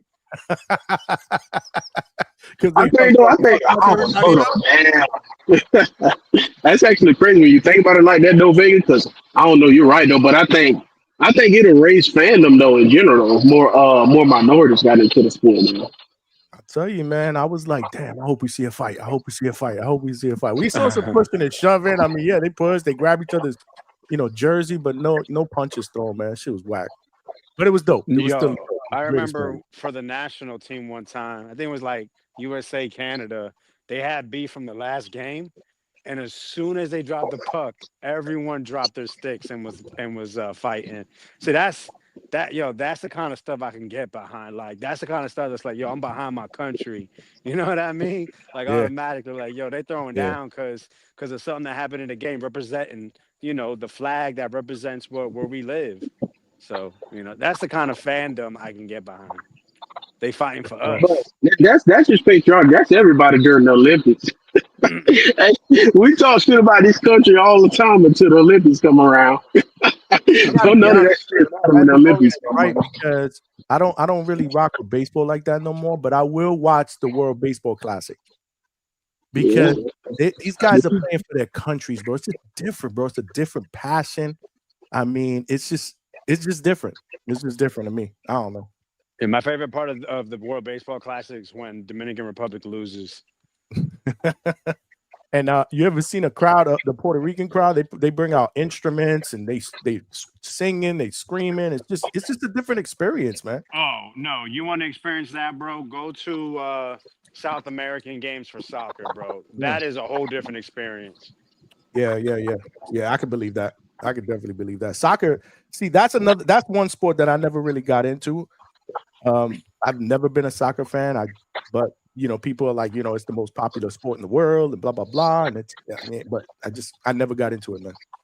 No, I was sending them videos of Penn State games, and I was like, yo, imagine boxing. I said, yo, Penn State, Michigan, Ohio State. They could be facing Central Michigan, Rhode Island to 100,000 people there. And when the game starts, it's the most craziest energy you can imagine. I mean, just imagine if we can just get that with boxing, getting 50, 60, 70,000 people on their feet with cheers. You know what I'm saying? Like, just, everyone the same song. Like, imagine if boxing can be like that. But that's the problem is that when we build these fighters up from the amateur system, they're not building their brand, which is, of course, not something they're focused on. But as soon as they become 18, 19, they're not fighting exactly in their home place, like headlining and saying, come see me. They're traveling the nation to the top tournaments, Colorado. It could be, in, I don't know, in Texas. There's not like they don't have an opportunity to really build their base. So when they turn pro, it's just, we seen them. This guy, this is he's a 14-time national champion, but he has no fan base because he's never got a chance to build it in his own place to be able to put it in 2,000 capacity arena or anything like that. Keem said this guy Vega knows everything about every sport. Shit is annoying. Yeah, true. Bro, it's like I feel Vega because when you study these sports, like, man, it's like Johnny said, that should become your passion, bro. Like, that's what's good about like how Johnny channel is. Like Johnny, he'll veer off and like he said, talk about a lot of sports because some people they can't really like decipher once you start talking to them about a sport because they'll look at you and be like, oh damn, no, this motherfucker knows too much for me, and then that kind of kill the conversation. It's the hangout spot, bro. Like we were chilling right now, like we could talk about anything, bro. I agree with Vegas too. The markets. That's probably my favorite thing that Michael Buffer do. Like whenever he announced a fighter, and then when he announced like the winner, like how Shakur like put Newark on his back and Bud with Omaha. Like I think it's good. Like Vegas said, when them fighters specifically like say champion their city, like Abdullah Mason, hoping he gonna do the same thing. If he beat Sam Noakes, hoping be like the fighting pride of Cleveland, Ohio. Like that's how you got to do it. Make it right. You got to represent just that city, because if not, they kind of just wash their hands with you, So I'm good, man. Good point. Hey, Vega, good point. Hey, Vega, you were just talking about it yesterday, bro. You seen Zauer? Zauer, he got the Adam Azim fight, bro. Yeah, kind of weird, right? Yeah, that threw me off big time. Like I thought Michelle Rivera was fighting Adam Azim. That was the rumor fight. So yeah, that kind of came out of the blue, On that card, did you even see that whole card, Johnny? That whole Eubank being 2 undercard? I don't get it. It's like they made it worse than the first card. I genuinely don't understand. I think Ness was talking about it today, but I didn't get a chance to listen to. I was doing some stuff for the show. Yeah, and it was. I think the topic was, is it pay-per-view worthy? Because I think they're charging, right? They're charging us like $20-something here in the U.S. Probably something like that. I genuinely don't know because it's always cheap for them in the UK. It's only $20 over there in the UK. So whatever it's called, what, euros or quid or whatever, the dollars, whatever it is, it transfer to us. Yeah. Do you know the question I wanted to ask? And I asked the chat, man. Shout out to all of y'all. Make sure you smash that like button. Is it the same contracted weight as the last fight? Yeah, they I told this. I actually seen that interview earlier on Talk Sport. They had Bomac on there, and they was talking of course about training Chris Eubank and them. But Ben Shalom said they waiving the like they working to get the 10-pound rehydration clause waived though. So like they got it in there, but they working to get that waived because Like Eubank just don't feel like he could do it. And of course, it's just if he don't make the rehydration or even the same if he missed the weight again, then they find him $1 million. So Okay, I got it. yeah. Do you we got Chad from Canada in the building. Shout out to you, Chad. Are you looking forward to this rematch? Are you one of those guys that is okay with the rematch, or are you like some of a lot of other boxing fans that are like, why are we getting a rematch in this fight? I get it because they was contracted to do it, but and then it's like it's boxing, so I guess it's fine. But yeah, I don't exactly feel like it was needed. I do get that the first fight was competitive. Conor Ben was just his reckless self, Conor Ben, and he did rock Eubank Jr. a few times. But I mean, especially with Bomac said too on Talk Sport, he said for the rest of Chris Eubank's career, him ready South, he said they're gonna be with Chris Eubank for the rest of his career training him. So I definitely think Eubank gonna stop Conor Ben this time. I mean, I don't think Conor Ben can do much except be patient. He can be more patient. That's about it. But that's not him, though. I mean, Right. people. Of course, it was funny when him and Shakur had a little back and forth on Ariel Helwani show, but Shakur was right though. It's like you only had 17 amateur fights and you started boxing at the age of 17. That's not enough at all. When these people been doing it all their lives and stuff. So. That's fair. No, I get it. Shout out to my little nephew in the building, little Javi in the building. What's good, champ? Shout out to you. We got Ebenezer Stuntman Griffin in the building. What's going on, my brother? I seen you in your IG putting in that work, man. Let us know when that next fight is. Undefeated in the building. Yeah. So I mean, I'm okay with it. Like I said, I mean, I'm not thrilled if I got to pay for it. I don't think I'm gonna pay for that shit. I'm a fire stick that shit. I ain't gonna lie. That's what I'm saying. It's just, the thing is, Johnny, like they genuinely like I get it. I get it with the boxer because you see the day they announced the officially. I knew, I remember they was talking about it since Dave Allen didn't pick TKV or Frazier Clark. They announced they fight officially today for a British heavyweight title or something. So I get that boxer on basically he need all his fighters to boxing. So that's their first event. But I felt like Ben Whitaker ain't fought since literally Easter Sunday. It's crazy that he wasn't a co-main to this event. Like, that's what blew me away. Like, the top three fights are going to carry on that card. It's going to be Eubank Jr. and Ben. I think the co-main is Adam Azim. They got him and Zauer. That's the co-main. And then after that, Jack Catterall and Echo Usman. Those three fights are going to carry. Like, other than that, it's they got Ishmael Davis on this card, Johnny. Ishmael Davis literally just fought Coleman and Jarko on the Louis Crocker and Patty Donovan card the same day Buddy Canelo fought. And that fight was a back and forth war. I don't know how in the hell he gonna be ready to come November 15th. Turkey trying to kill them people, man. Wow. Hey guys. Hey guys. It's crazy. I don't see it. I just want to know what you guys think about Whitaker. Like, I don't think I'm fully sold on Whitaker, man. Like, you guys think he's the goods or what?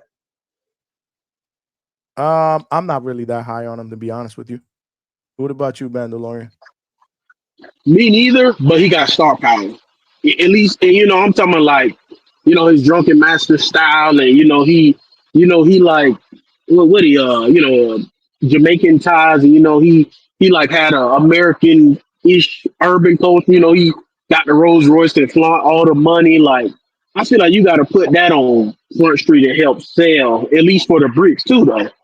But I'm like, yeah. Other than that, Johnny, no, I'm not sold at all. Like, I want him in the fire. Like, I want him.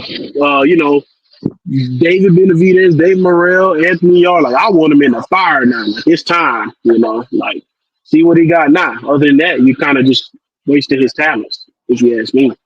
Yeah, we don't. I don't really down a lot of fighters like that. I just think there's more hype to substance with Whitaker. That's just my opinion. I need to see more, and right now the hype outweighs the substance, in my opinion.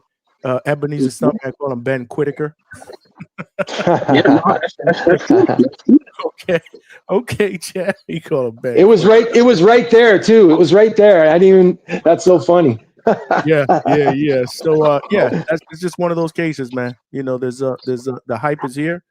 To me, the substance is here, and the substance has to overshadow the hype. So We'll see. But wow, yeah, it's surprising that he's not on there. Catterall and Usman is interesting though. Man, Johnny, that's a crazy style clash, but also because that's like two different Bozy, styles. Bozy and Jack Catterall, they started camp today. Like that's crazy. Like that's crazy that Jack really going to the mean streets of Philadelphia to train with Boots, Bozy, and Cool Boy Steph, and that's just a crazy difference of culture shock. But hey, that's a good styles clash though, you know, because Jack he a southpaw, he actual boxer, and then Echo Usman he nonstop. He's literally the engine. His nickname, yeah, he coming like nonstop all night to just throw punches at you, sort of like Zapata. That's really what he kind of fighting. But Bozy's got to get Catterall working with his hands more, man. Like I'm telling you, the last few fights with Catterall, he's been too defensive, and because he likes to stay on his back foot, it just the optics makes for what comes down to a boring fight. Really, man, is what it really boils down to. Catterall needs to be active to be at his best. And when he has been, he's shown us a lot, you know, like the Taylor fight, man, that first Taylor fight. I thought Catterall won. I think that's the best I've ever seen him look that night. Absolutely. Yeah, that's the best. Absolutely. Yeah. And Usman is going to come forward, and Catterall is he's a very, very tricky counterpuncher. This is an interesting style matchup, man. Like the Mandalorian said. Hold on, guys. I just got a text message from Coach Bermudez. We got an interview. We got Thomas Bloomingfeld. He's gonna jump on. Undefeated fighter is gonna jump on. So I'm gonna do a quick interview, guys. All right, I'm gonna come down, Johnny. I got you. You guys can jump back in after I get this interview done, okay? All right, good deal. I got you. Appreciate you, the Mandalorian, my brother in the building. First time calling in. Appreciate you. Make sure you guys smash that like button, man. We cooking here at the Hangout spot, man, and we are just getting started, man. We got hella people up on YouTube and on X Spaces. Make sure you guys share and subscribe to the channel. And if you got any questions or whatever, the chat is cooking. If you got any questions for our guests who we're about to bring in just a second, the best way to do that, again, I will sift through the chat, but it's hard for me to determine because y'all cooking with each other. Y'all talking football. So if you want something to make sure that gets read, a question or anything, super chat is the best way to go. But you guys know the deal. We are family. With Coach Hector Bermudez and the Firehouse, and this is one of his most exciting fighters. In fact, he has told us he's the best fighter at the Firehouse, bro. He's undefeated, 10-0 with 9 wins via knockout. We got my man Thomas Bloomingfeld in the building. What's going on, champ? Welcome to the Hangout spot, man. Thank you for having me. No, man, it's a long time coming, man. I've heard a lot about you, and obviously I've seen you, but this is the first time I've actually got a chance to talk to you, and I wanted to get you on because I want to introduce you to the Hangout Spot family, man. Hell yeah. Okay. So welcome aboard, man. Welcome aboard. Coach said it was going to be hard to get you on because, you know, you're usually in bed around this time. What are you doing up so late? I mean, I was in bed, but he texted me. He said, get on this interview. So, you know, I'm here. I'm usually getting to bed early. Got to get my rest, but, you know, I make time for this. That's what's up, man. Well, welcome aboard. We're happy to have you here, man. Welcome to the Hangout Spot family, and shout out to Coach Hector Bermudez. He's family. He comes on the channel almost every night. In fact, he'll be on tonight because he does his betting picks for the for the weekend fights and all that. But first and foremost, congratulations on your last victory, man. Thank you. And Coach Bermudez says that talent-wise, you're the best that he's got over there at the Firehouse, man. How does that feel when he says that? I mean, it's extremely high praise because we've got a lot of very, very talented fighters here. It's just I'm speechless for that. Talk to me about your last performance, man. How do you rate that performance? It was a good performance. I'll give myself like a B minus, maybe we'll say. It was, the body work was good. The jab was sharp. Defense was good. There's still it's always tough when facing like a new opponent for the first time. Like I watch the fight 100 times afterwards, and I'll be like, man, I could have done this, I could have done that. I could have done all these different things, but that's my 100th time watching the fight, let's say. But that was my first experience with that specific opponent in that instance. So all in all, I'd say it was a good performance. I'll give B minus. Okay. And obviously for the people that have never seen you fight before, if they look at your record, right, the first thing that'll come to their mind is Thomas Bloomingfeld is a puncher. So realistically, there's a lot of things. I mean, 10-0. I mean, look at your knockout ratio, right? In 10 fights, Right. stoppages, right? I think your only decision was in your second fight, if I'm not mistaken. Yep. The second fight, everything else has been by stoppage. This other dude, I don't think he even came out, for the bell, whatever it was. Yeah.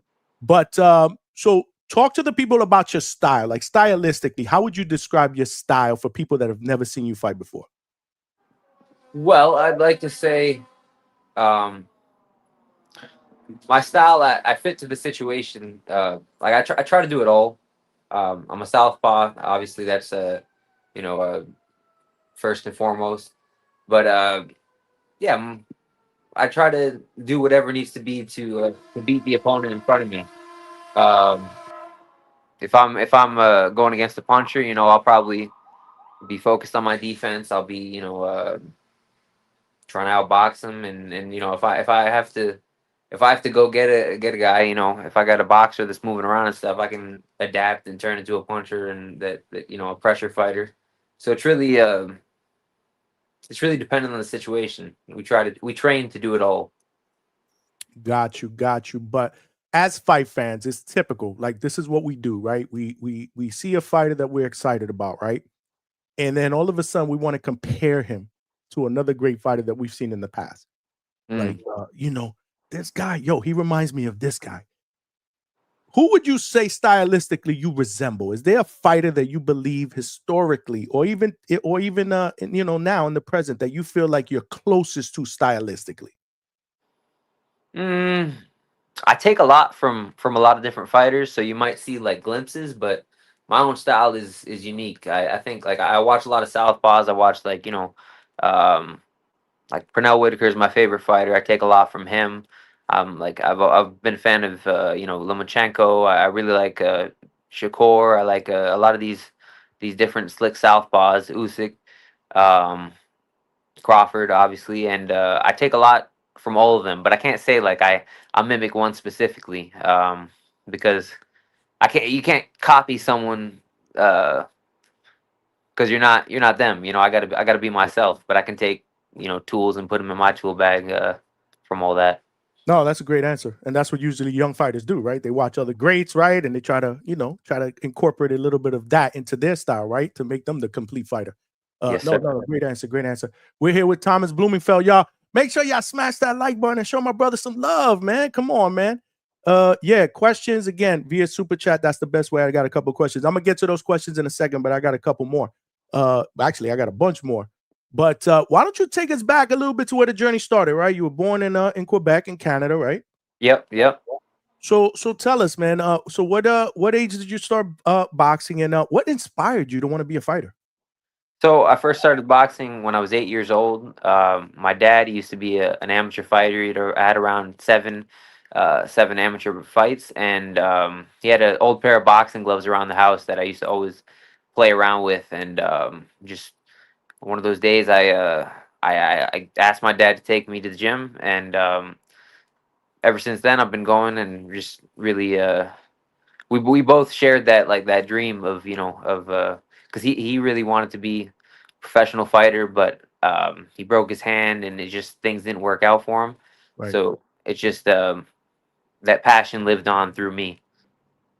No, that's dope. That's actually dope. And talk to us about your amateur career, because I know you've had over 150 amateur fights, right? Yep. Yeah, so I over 150 amateur fights, probably around 30 losses. I was on the Canadian national team from 2015 to 2021. I was on the U.S. national team, the youth national team, 2014. I won a Commonwealth silver medal. I had won gold and medaled in a lot of international tournaments. Just traveled all over the world, and yeah, it set the tone for the pros. It gave me a lot of good experience to see different styles and have a lot of different experiences with that. So it was good. Absolutely. And you were on the Canadian national team, right? Yep, yep. And I believe before, so you turned pro when, in 2022? Yep. June And that was 11th. Yep. around the time of COVID though. Yeah, just right after. Yeah. So how did that whole thing turn about? Like what impacted like cancellations obviously have, with based on the decision to go pro? Like how would you able to kind of maneuver that whole thing? Because that had to be very, very challenging. Well, like by the time I turned pro, it was like everything was open back up and it was all good. But Okay. the reason I waited that long to turn pro is because I was waiting for the Olympics. But like you said, during the COVID time and all that, I'm sure you're aware that the American qualifiers got canceled and they went Yeah. based off the rankings. So yeah, I was kind of stuck in that system, and so then I just went pro right after, like when all the stuff was free again. That had to be kind of weird, right? Yeah, Oh obviously. And yeah, disappointing. yeah. Obviously disappointing as well. Oh, most definitely, most definitely. Everything happens for a reason, but I definitely felt like I stuck around for all this time. I could have been like 20-0 by now, or I could have been like on the road to a world title, or maybe even have one at this point. But like it is what it is. I think everything happened how it should be. I think the thing that I took out of that too, what you just said right now, which makes perfect sense, is everything happens for a reason, man. Yes, sir. Everything happens for a reason, man. That's what's up, man. And you made the most of it. And obviously, you're off to a great start to a young career. Shout out to you again, undefeated, 10 fights in. Make sure you guys show Thomas some love. I got a couple of questions from the chat that let me mix in some of their questions with my questions. That way, I could get the chat involved. That's how we do here at the Hangout spot.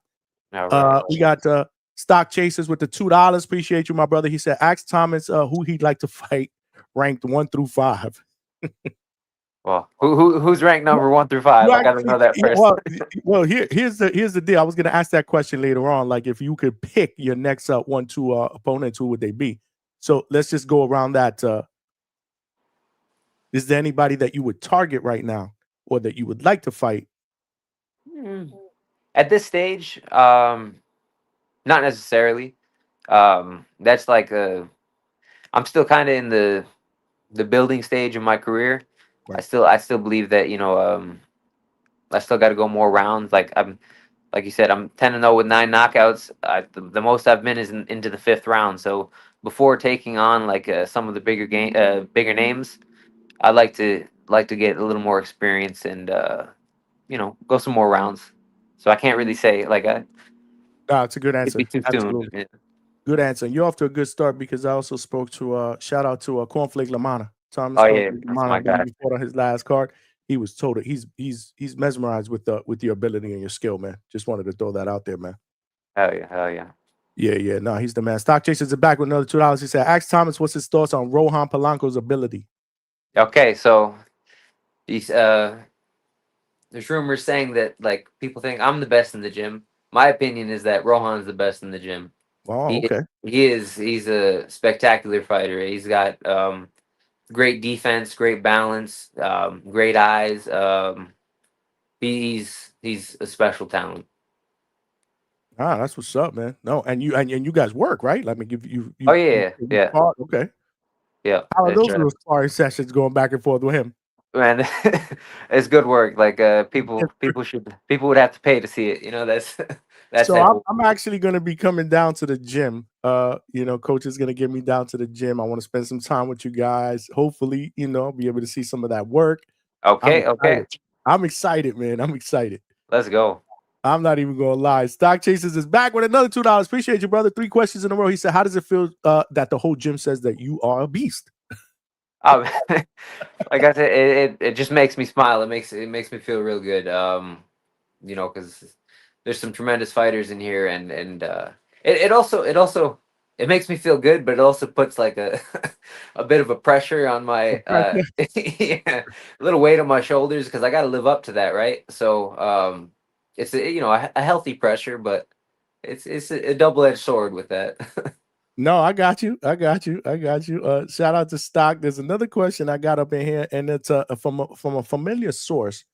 It happens to be your manager, Daniel Gonzalez. Hey, Daniel, Dan. appreciate you, my brother. He's in the building. He said, "What is his nickname and why?" Yeah.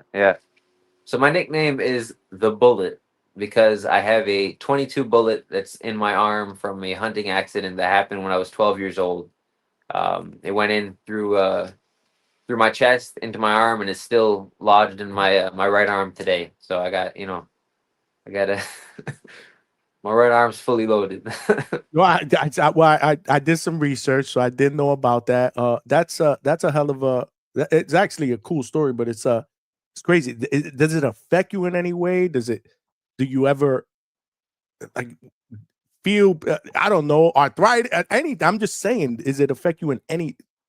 No. So like I was really fortunate because if it would have been like a millimeter any which direction, it could have hit bone or Right, it could or have been something. it could have been like it could have bled out or something. It could have been very harmful, but I've had like no problems with it. It's just like wrapped up in scar tissue in there, and I was looking at getting it removed years back.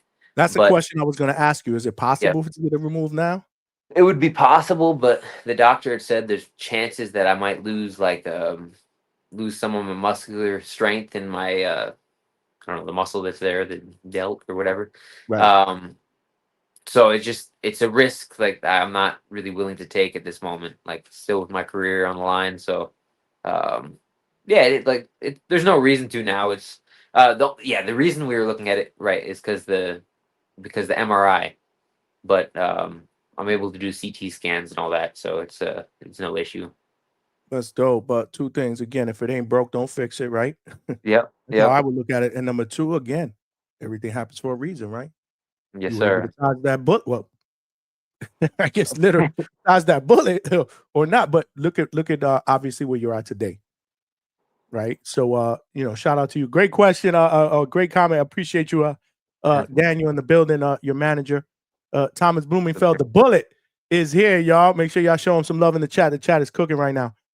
So let's talk about the Firehouse, man. Since we're on that topic, man. So what brought you to what ultimately brought you to Hector Bermudez and why? Well, so when I was 13, I believe, I was in Albany, New York, training, and that's he was a coach around there. I knew him.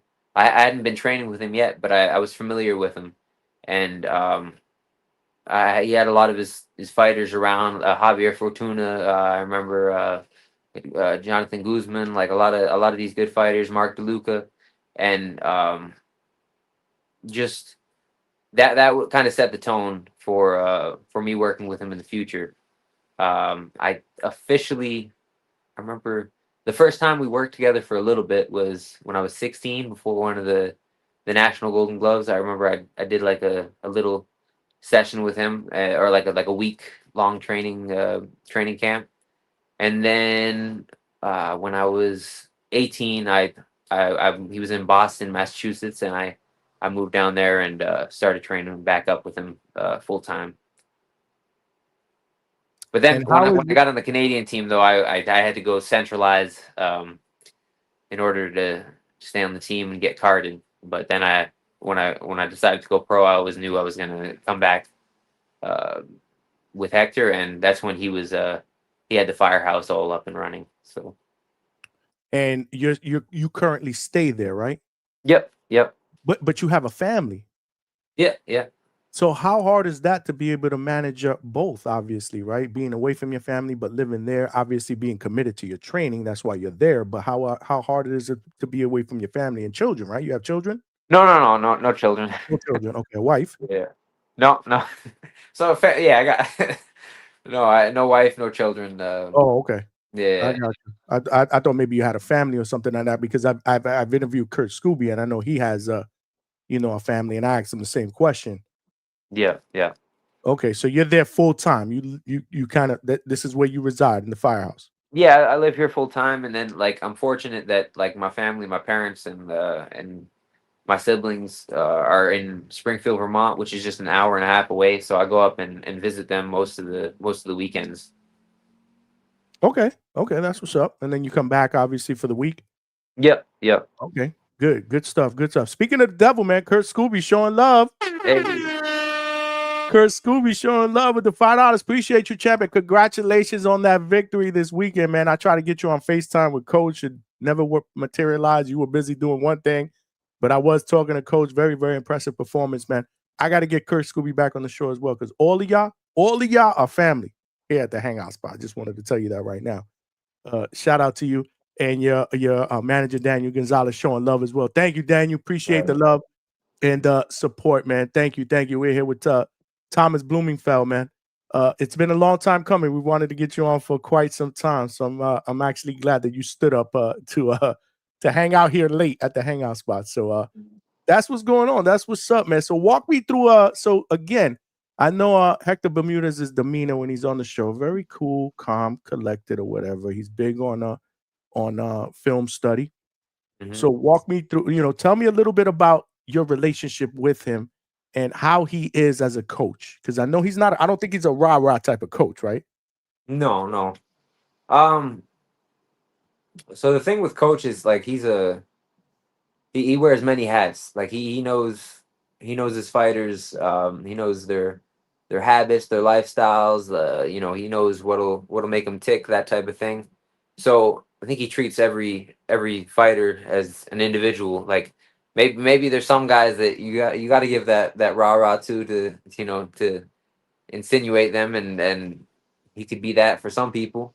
But he I think his knowledge of his fighters and just his knowledge in general. He's like a mad scientist when it comes to breaking down boxing to the fundamental aspect of it. So it's like so you can teach it to anybody with any understanding of the sport or not understanding of the sport. And obviously he's big on film study, so I'm assuming that you are as well. Yeah. Like I'll be honest, I got to join more. Like he said, I'm usually asleep at this hour. That's usually when they do the film study. So I got to be more into that. But definitely, I definitely find it's such an important piece of it. But like when it comes to fights and stuff, I have confidence in knowing that he's doing the film study. Like I'll watch a little bit, but that he has the the breakdown and the analysis of what I need to do. 100% confident in that. And I know there's a bunch of you guys. Obviously, there's different rooms as well. So how's the relationship with everybody there? Like you guys, obviously you put your work in during the day, but in the evening, are you guys pretty much to yourselves? Do you kind of hook up and hang out? What do you guys? What's the relationship with everybody there? Because there's a lot of you guys there. Yeah. It can depend, like because there's different people in and out. Me, I'm kind of I kind of keep to myself a lot. But like we'll eat together, we'll hang out and stuff when we see each other in the room, because it's like, yeah, we have our rooms, but this is like our big the big family house, so it's very, very cool to be surrounded by people going through the exact same thing as you. I will say that, because there's not a lot of people that understand what a fighter goes through. Just the mental struggles, the physical aspect of it, and just to have people that are going through the same thing as you is a blessing. Yeah, no, for sure. And are you a fan? Like, again, I ask this to a lot of fighters because sometimes, they just want to decompress when they're not training and fighting, and they don't really watch boxing. Are you a fan of boxing? Like, do you watch live boxing fights, pay-per-view, stuff like that? So it's sometimes I watch more boxing than others, but I'll be honest, I'm like I don't know. I like to watch fighters that I can learn something from. I like to like we're going back to you said how I would describe my style if I'm like anybody. Like I like to watch people that I can take take their moves or see something new. And I'm kind of picky on who I watch. I'll be honest. Okay. So I, I I am a fan of the sport, but I don't watch all the fights. I can't say. Who are some of the fighters that, like you just said, you're picky with who you watch. So who are some of the fighters today that you like to watch? Like I watched the Crawford Canelo fight. That's those are two fighters I like to watch. Um, Again, like I said, southpaws. Like I like to watch a lot of southpaws. Usyk, I'm a big fan of him. I like Shakur a lot. Let me see. It's funny, my mind goes blank when I try to think. You're good, man. There's You're there's good. plenty You're at there's the plenty of hangout good spot. This fighters is the out there. laid back spot, man. You're at the Yeah. hangout spot, man. Just yeah, we chopping it up, man. This ain't no interview. This is a conversation, man. Hey, we chilling. I don't know. We chilling. No, there's a lot of good fighters out there, but yeah, yeah. The last fight I watched was the Crawford fight, and then before that, let me think. Might have been Shakur Zepeda, and then that whole card. Oh, Yeah, the time the one in with yeah, yeah, yeah, yeah. Berlanga and yeah, Yeah, Berlanga, the one that was in Queens. The yeah, Ring yeah, Magazine card. yeah. Yeah. No, that's what's up. That's what's up. And who so is there is there a fighter out there that you have not sparred that you would like to spar? I know you mentioned Shakur. Spar. Yeah, it'd No, be good. nobody It'd in be the cool to spar firehouse. 'em. I'm talking about somebody else. If you could pick two fighters that you could say, man, I would love to spar him or him, who would those two fighters be right now? I don't know. We got such good work in the Firehouse. I mean, it's it's such a mix of styles and I'd love for you to get the opportunity to spar Shakur though. yeah. That I'd would be love to too. amazing. Yeah. No, that would be amazing for you, man. Again, iron sharpens iron, man. And your style, like it would just fit perfectly, man. And it would be great, amazing work for you, man. Yeah, no, it'd be a chess match. I'd really enjoy that. Absolutely. And you know what? If that happens, I gotta be there because I gotta see that. Yeah. I'll definitely be in the building for that. Thomas Bloomingfeld is in the building right now. Y'all here at the Hangout spot. Make sure if you guys got any questions, we got some questions. Chevy's Red Corner with the $5. That's my sister, and she says she announced his last fight. She was at your last fight. Boxing culture in Canada / US are different. What's one thing you wish American fans appreciated from the Canadian scene?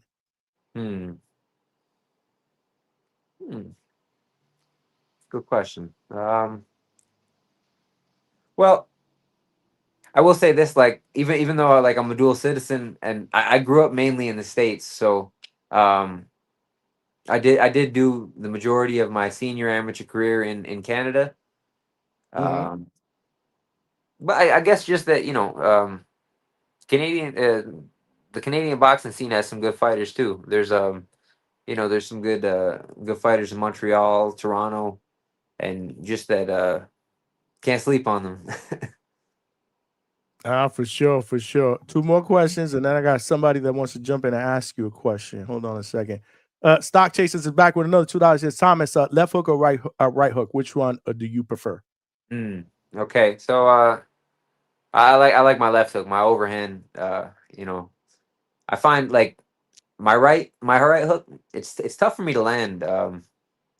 Being like especially against the orthodox, I find like it goes over or.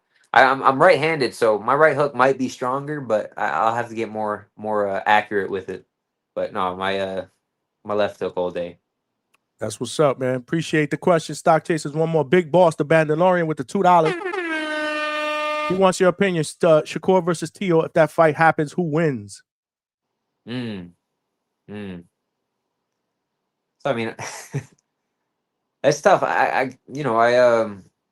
I think Shakur has a higher boxing IQ and he has more skills, but Tio's got he's got that explosiveness, that fast twitch power that can change a fight. So just because the skills I like, I'll go with Shakur. But I wouldn't be surprised if Keo was able to bully him, or because the size difference, the physical difference, I believe. No, I think it'll be a great fight. Hopefully it happens, though. There's obviously this talk about back and forth, right? It's hopefully in negotiations right now, but you know how the business of boxing works.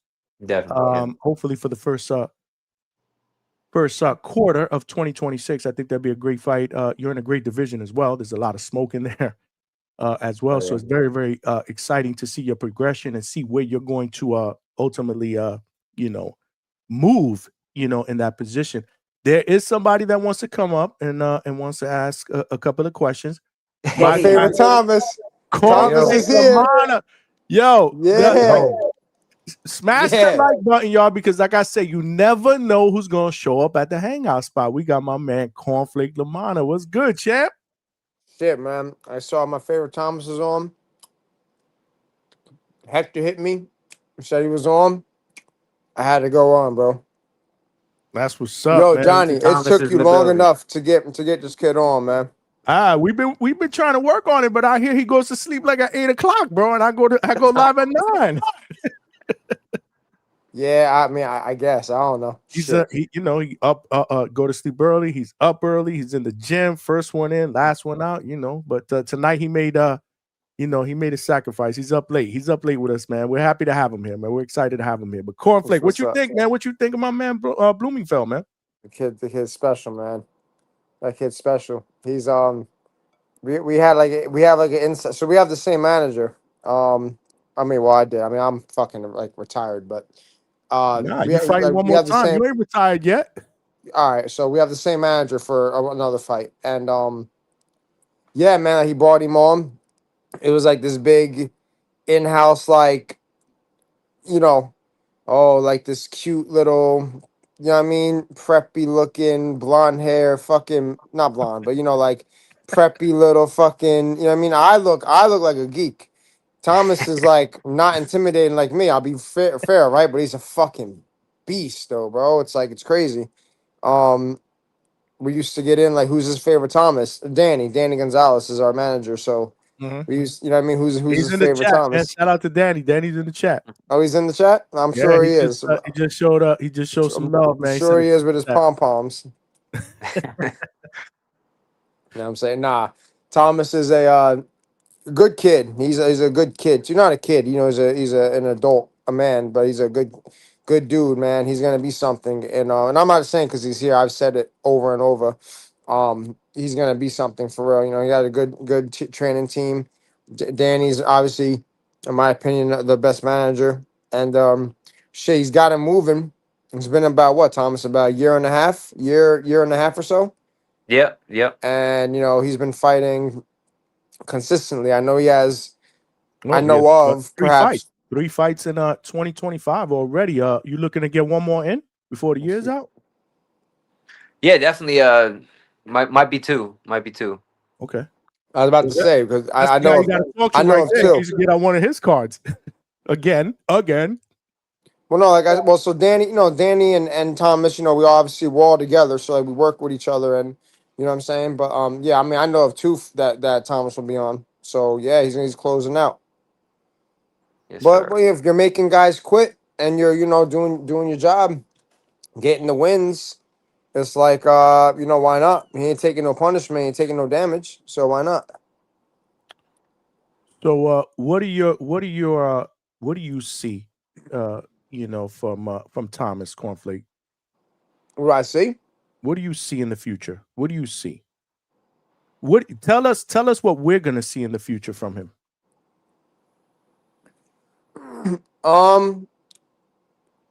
Look, right? I think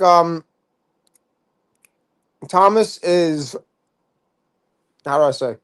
Thomas is like levels above the guys that he's fighting, and each fight he's stepping up. You understand? Like, I had Julio Rosa fight for me a few years back against another quality guy, Terrell Bostic, and although Bostic won the fight, it was very close. It was very so Julio came to fight, and then Julio's known for being tough and rugged, and like Thomas just like it was too easy. Like he was just like bitch slapping him around, and he just made him quit. So that's not like easy to do, right? No, so like the answer is I don't know. Like it's really up to him, bro. He could be great, he could be average. I don't want him to let the hype get to him, right? Like so, I'll say it right in front of him. Like don't let it all get to you, bro. You know what I'm saying? Like he lives at the gym, literally. Like as you know, in the Firehouse, he's Rohan Polanco's put it out there that like he's his favorite fighter. He works the hardest, and Rohan's at where he's at because of him. There's a reason. I see it. You know, like they do that 40 round shit. I did it one time in my career, in my life, and I'll never do it again. I think that's like a warm up for them. So it's just a lot. It's different. Like it's different. You know what I'm saying? So he trains at a pretty, world class level for only being an 8 round guy. So, I know I'm like getting around your question, but what do I see? Each time he's just gonna keep stepping up. And as long as he does his job, I think, they want to bring him to 35 and be solid at 35. They're bringing him down slowly. But when the time comes, it'll just be up to him. Bro, like Johnny, it's the same shit, man. It's like we can get you to the dance. This is up to you. Shake your ass, man. You know what I mean? Like Absolutely. And that's why I'll turn it over to Thomas. Thomas, what do you want to accomplish, man? What do you want to accomplish in the sport of boxing, man? Well, a general statement for that would be I want to be the best I can be. I want to be the most skillful boxer I can be. Oh yeah. That's the beginning of it, right?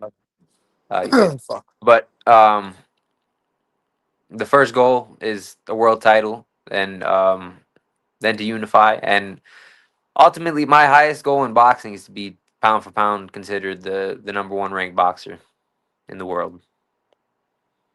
I love it. No, I like it, man. But like Flake said, and I think Flake brought up a good point, man. It's up to you, man. I mean, it's Most all definitely. there for you, man. You got good people around you, great support system, great manager, great trainer, great people around you at the Firehouse to be able to put that type of work in, like Flake said, man. But Yes, if you got the right attitude and you want to be great, man, that all falls on your lap, man. Your future is absolutely bright. We're excited, man. I'm excited. I'm excited that we're here, man. Just me doing this.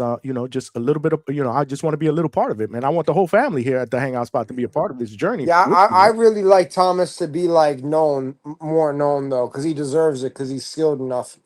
You know what I'm saying? Like I think obviously I think before,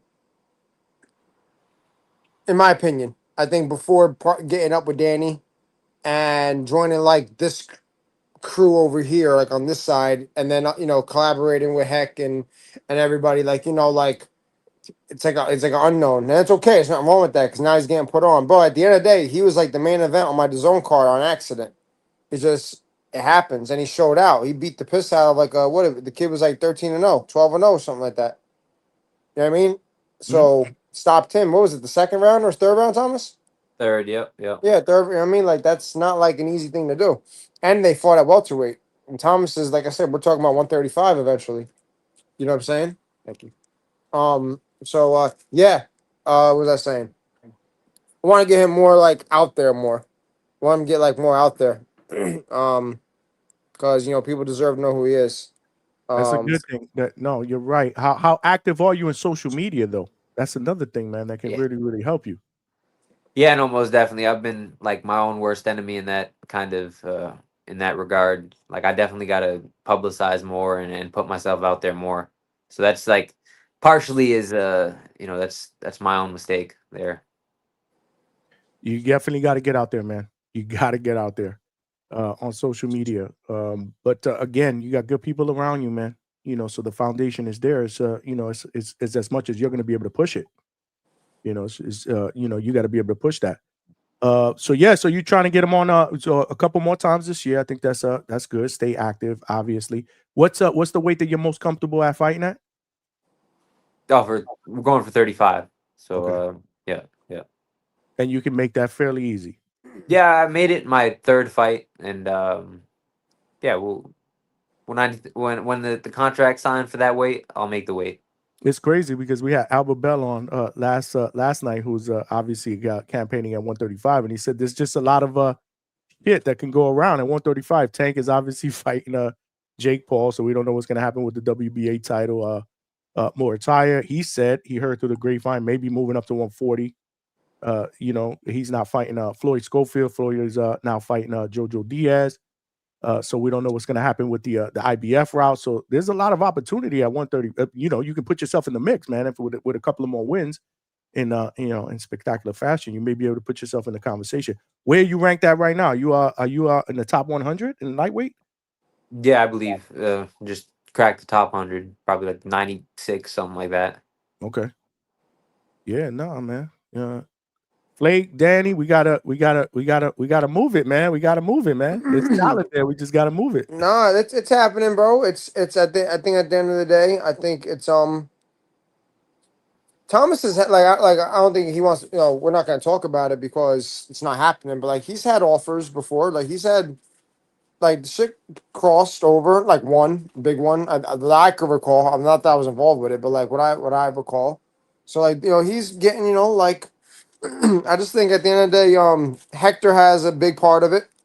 I'm not gonna lie, like Hector has a big part. I think there will be a time. I don't know if Hector's on too, but I'm pretty sure that there will be a time in the very near future that like I think what I mean, it's gonna be all gas no brakes. Where if Hector gives the green light, then it's go. You know what I'm saying? I think only from like the conversations that I hear, you know what I mean. It's they're just taking their time with Thomas. He's still like kind of like.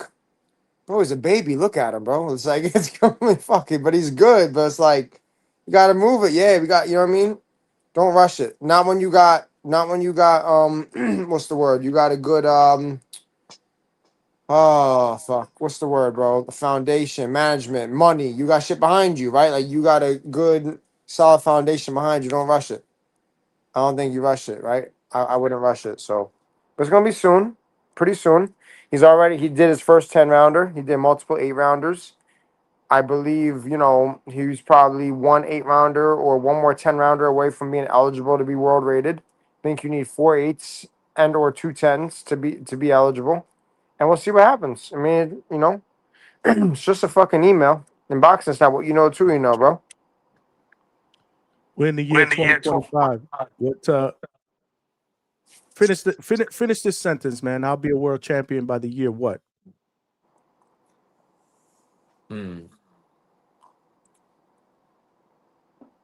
27. I say 2027. That was supposed to be for him, Flake, but okay.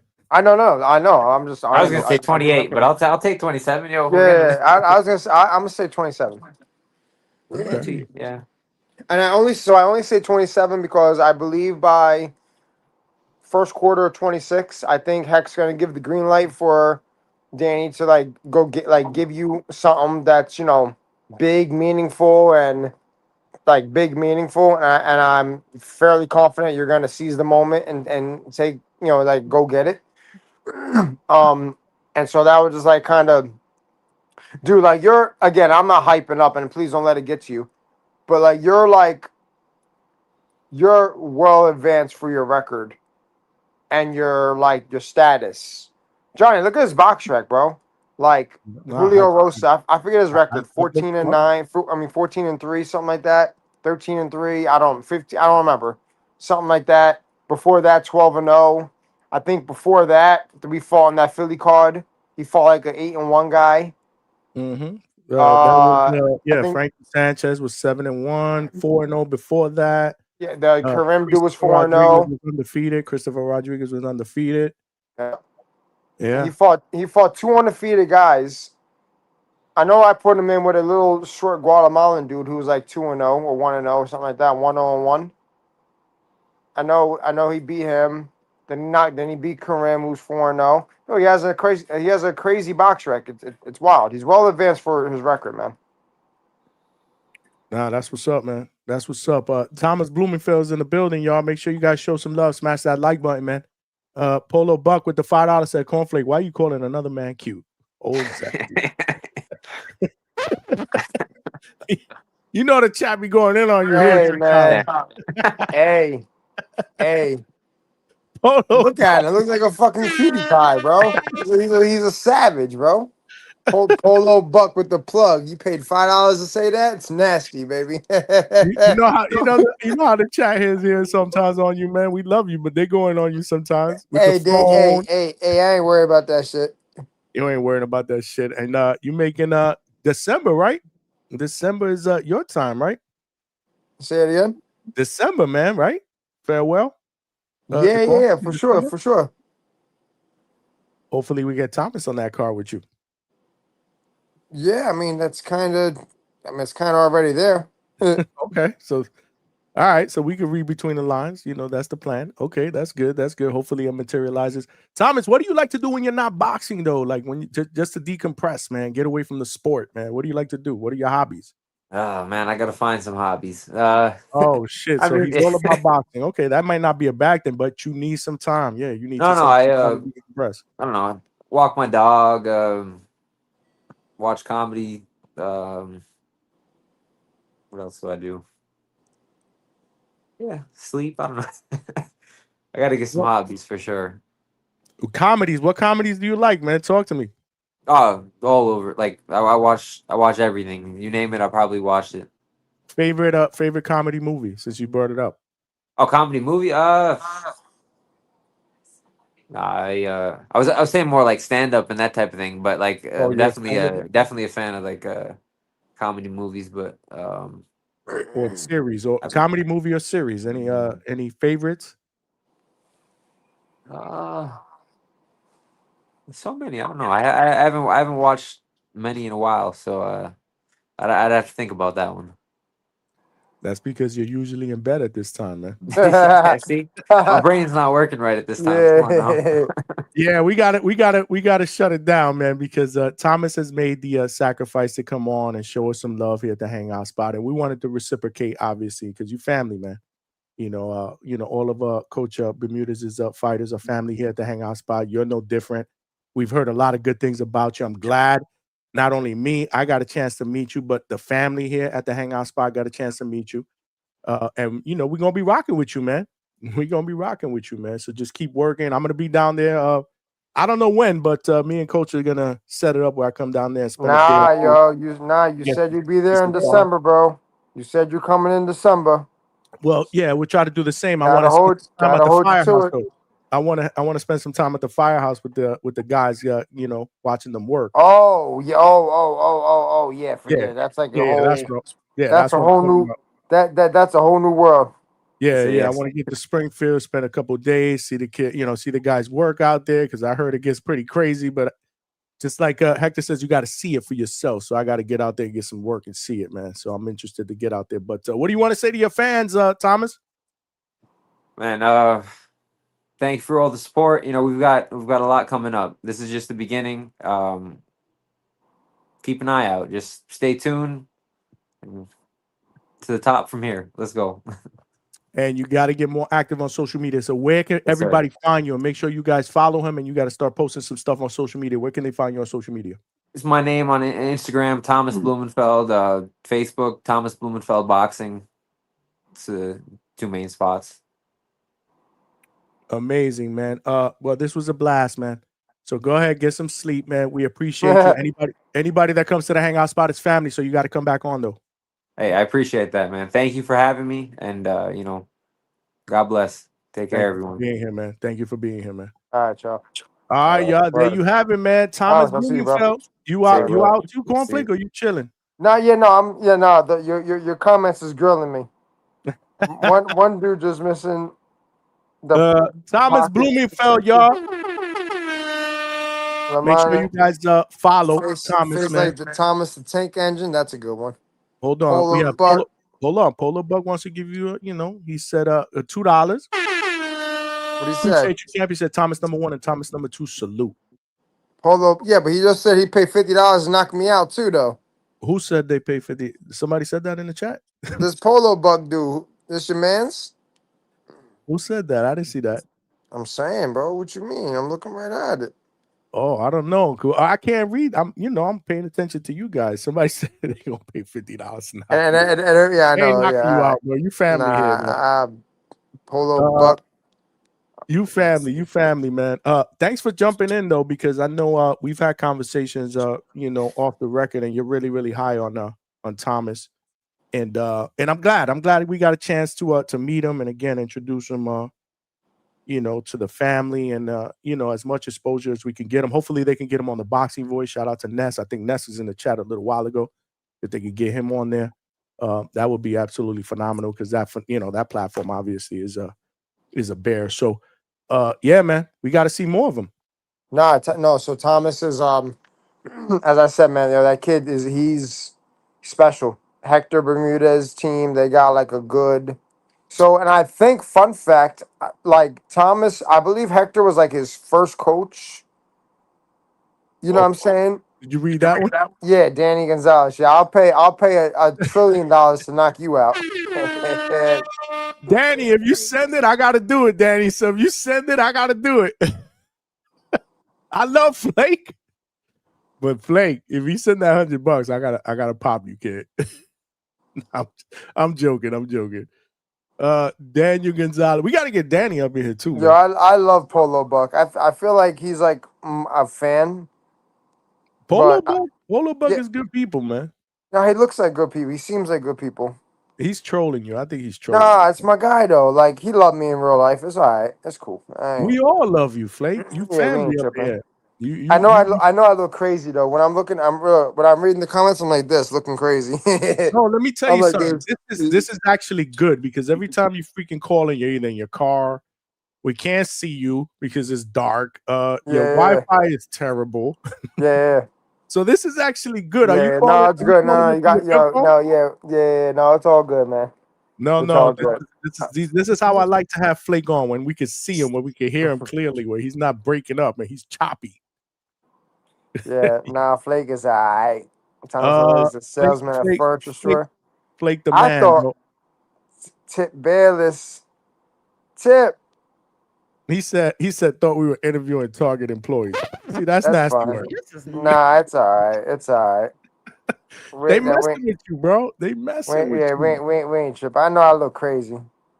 Bro, you can't you got fighters that talk shit to you. You can't let come on. If you don't let them get to you, you can't let this get to you. Yeah. Nah, I love it, man.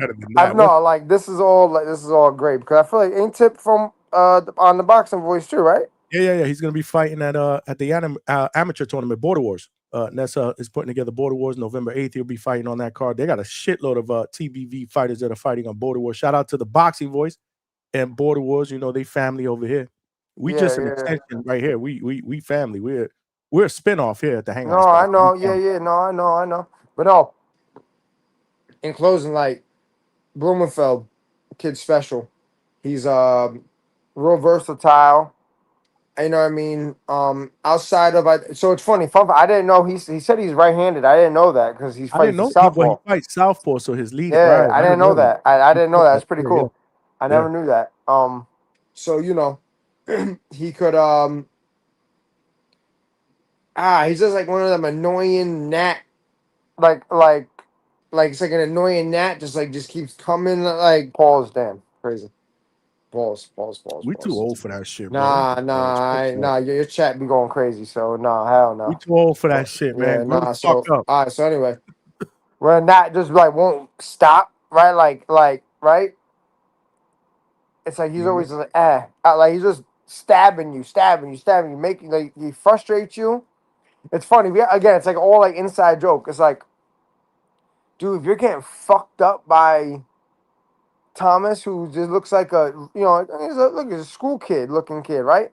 And he's just like he speaks well, though, man. He speaks. No. Listen, he got everything. Like I said, you got to get out more. Like you got to, and he will. What was I saying? He just keeps like you know what I mean? Just like just the way he fights, he just stabs you, he taps you, he makes you miss, he frustrates you, dude. Like him making Julio Rosa quit, really, dude. Like Thomas really wasn't even hitting them hard. He was just hitting them. Oh, I'm sorry, I don't think he was really hitting them a lot. He was, I guess, hitting them hard. I got you. Like, and he was just like placing the shots. It was just like He was placing his shots. Yeah, that's what I was gonna say before you. It's like he was just placing them, and but like over and over and over again, where it's like, damn, dude couldn't figure it out, and I'm like, So but again, it was just a level gap. It was just a huge level gap in between. Like it was a level gap. So, I gotta see the up in competition.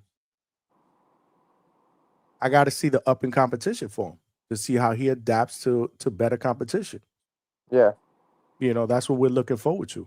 Just like any other fighter that that has a lot of promise and has skill. I mean, we gotta see that progression, man. But from everything that I hear from you and Coach and everybody else, man, he's got the goods, man. But let's see what happens. Seems like he's got his head screwed on right. I mean, you be fucking living in the chat, bro. Yo, the TJ Maxx break room is the best one. Who said that? Hold on. Who said that? Was that King KO? Yo, King KO said Flake calling from the TJ Maxx break room. Oh shit, that's what's Hold on. up. Why Man. is Johnny? Who is Vega? Zorro. That's Alex Vega. Who? You don't know Alex Vega from the Boxing Boys? No, fucking Alex Vega. What the fuck is that? He's on the panel all the time. You be listening. He said, "Why is Johnny interviewing the assistant manager from Rooms to Go?" Right. Like what? Damn, Flake, they going in on you. What the fuck's going on? Hey man, listen, bro. I can't help how God made me, man. It's alright. It's cool. They love you here. They just messing with you. Polo Yeah, Bucks. I mean, we'll see. They love you. I mean, it's alright, man. They love you, bro. But this is how we do it at the Hangout spot. We laugh. The shit y'all be doing, the shit y'all be doing is that's a little suspect. Then I don't know. This shit.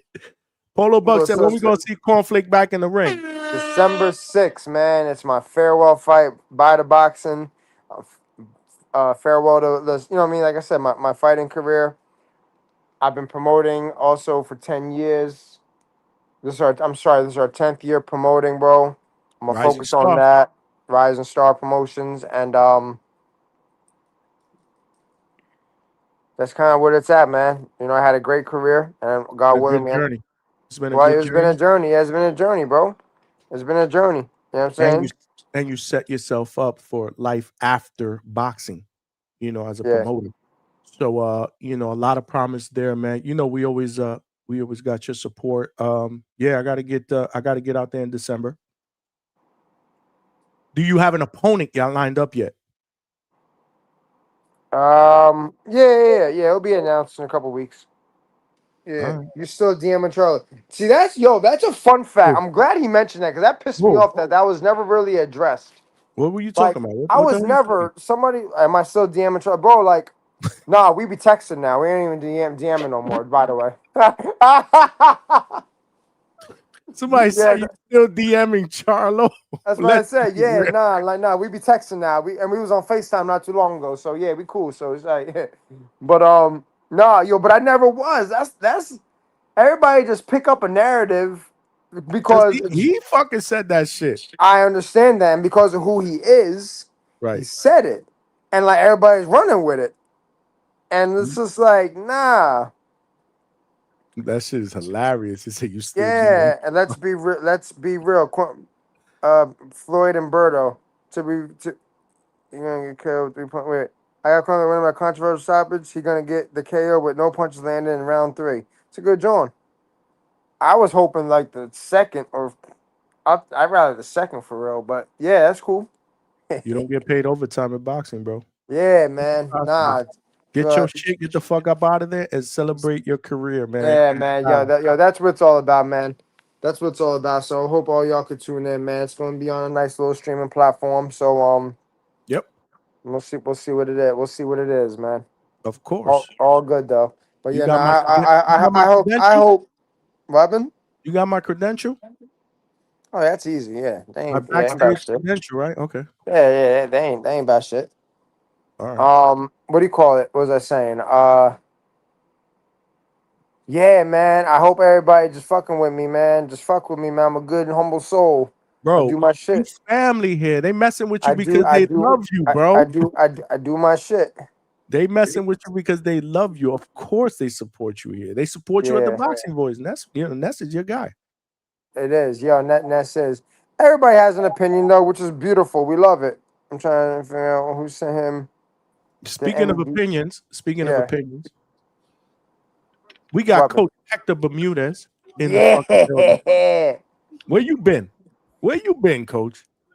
Man, that motherfucking Thomas Bloomingfeld put me to sleep, man. Coach, you capping, bro. Let me tell you something. That interview was good. Lord. That interview was dope. He's nothing. Cornflake Like helped you him said. out, man. No, but he was half asleep. You see, he be bullshitting. You see, and then he complains when I hear you never got my back.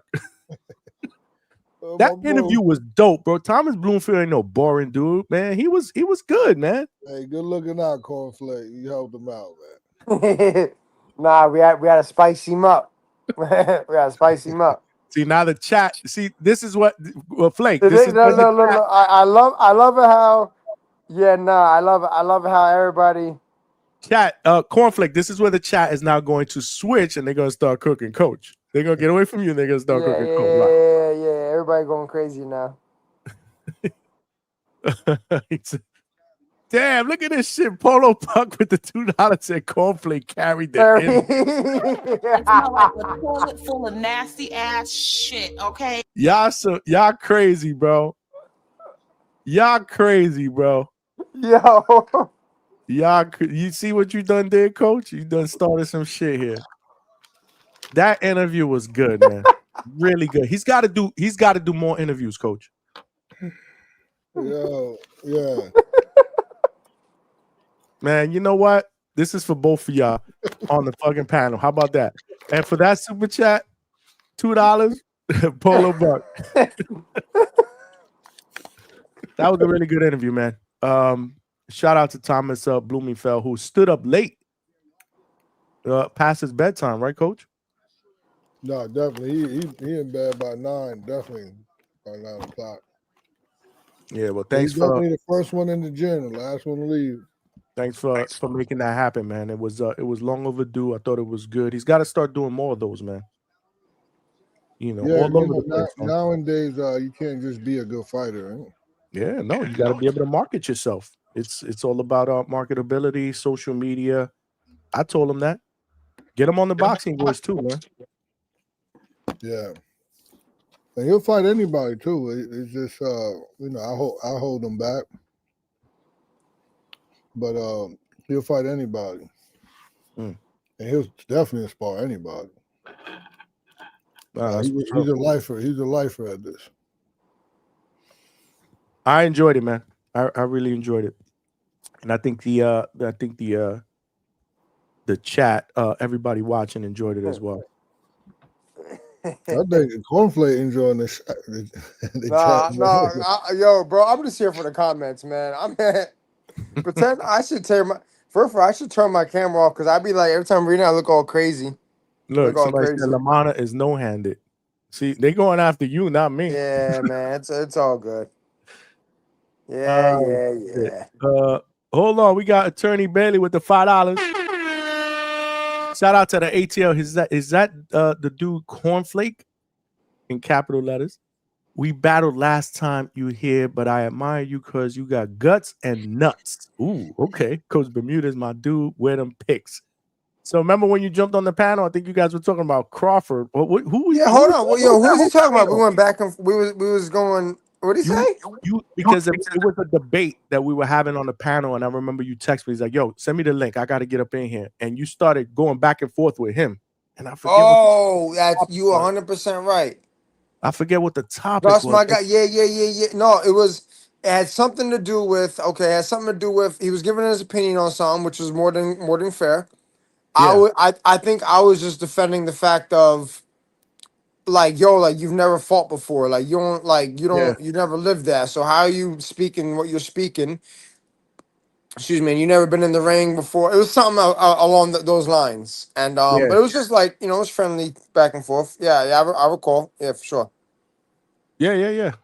But that's what we do, Shout out to AB. We did hit our super chat goal, but we let's make another super chat goal. Let's do it. We here. It's early. We ain't going nowhere.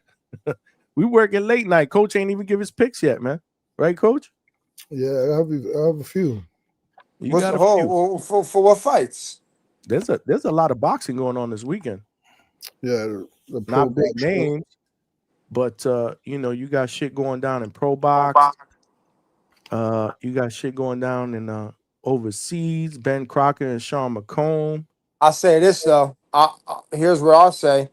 The kid Raul Garcia was training at my gym. He closed camp at my gym.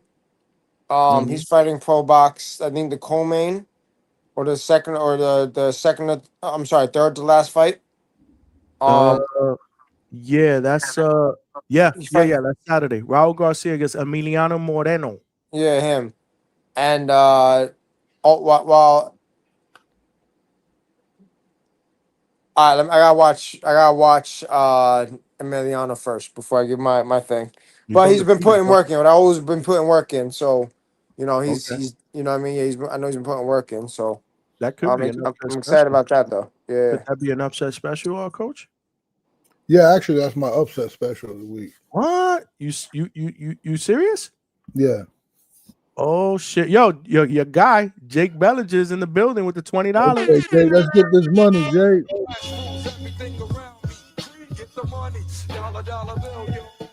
He said he's here for Hector's hammers, but low key Vega gives sneaky locks. Also, if y'all paying attention, so Vega's trying to show you up, Coach. So, Heck, you think we just want to make money? We don't care. You think that's a lot with Garcia? No, it's not. I wouldn't say it's a lot, but that would be my upset special of the week because that's definitely I have my eye on that. Against Emiliano Moreno, undefeated. Yeah, Garcia for the upset. Yeah. Wow. I'll be having here on my notes. All right, so hold on. We ain't even get to that point. That's your upset special. Polo Buck with the $5. Yeah, he said, Coach, Chevy says she gonna pay to get you off the panel. How much is she paying to get him off? What's the charge? What's the charge to boot him? Yeah, Coach, they playing you, bro. $100. They said $100. What would she do with her life if I was off? I don't know. She mad. She's still mad that you made her pay for the pizza in New York City. Hey, Cornflake, you know who Chevy is? She said $150. You're $150 to boot Coach off. Shit, damn. Wait, who? Yeah.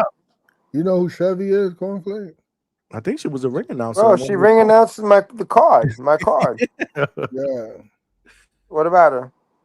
No, she's just on here. She's got a running feud with Coach Bermudez because on Ladies' Night, Coach, he came out and he was shitting on because night. Johnny has a day here called Ladies' Night on Wednesday, right?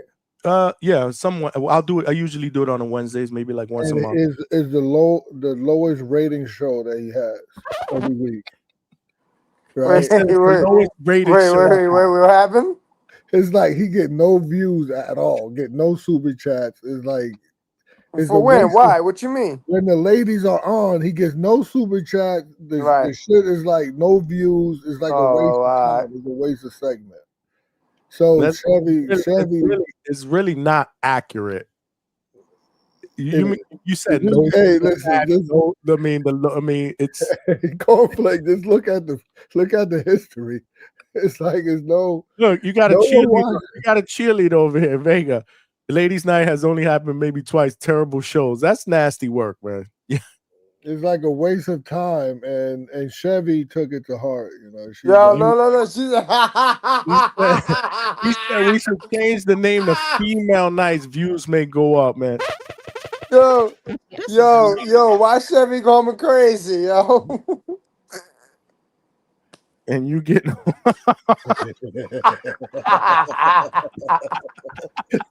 go home and smoke some more crack. See, this is why I fucking love the Hangout spot, bro, because we have a good time here. I mean, you can't argue with her. You know what I mean? It's like I got no hoes, but so what? Yo, wait, hold on, time. Did you know her before the show in Carteret? No one knows her. No, no one knows. You know the problem, Flake, is he continues to double and triple down. That's the fucking problem. Flake, I didn't know her before, and we still don't know her. Hey, Johnny, you can laugh. This is a two-pack ass. Hey, Johnny, it's okay to laugh. I am fucking laughing. What you want me to? Y'all ain't right, bro.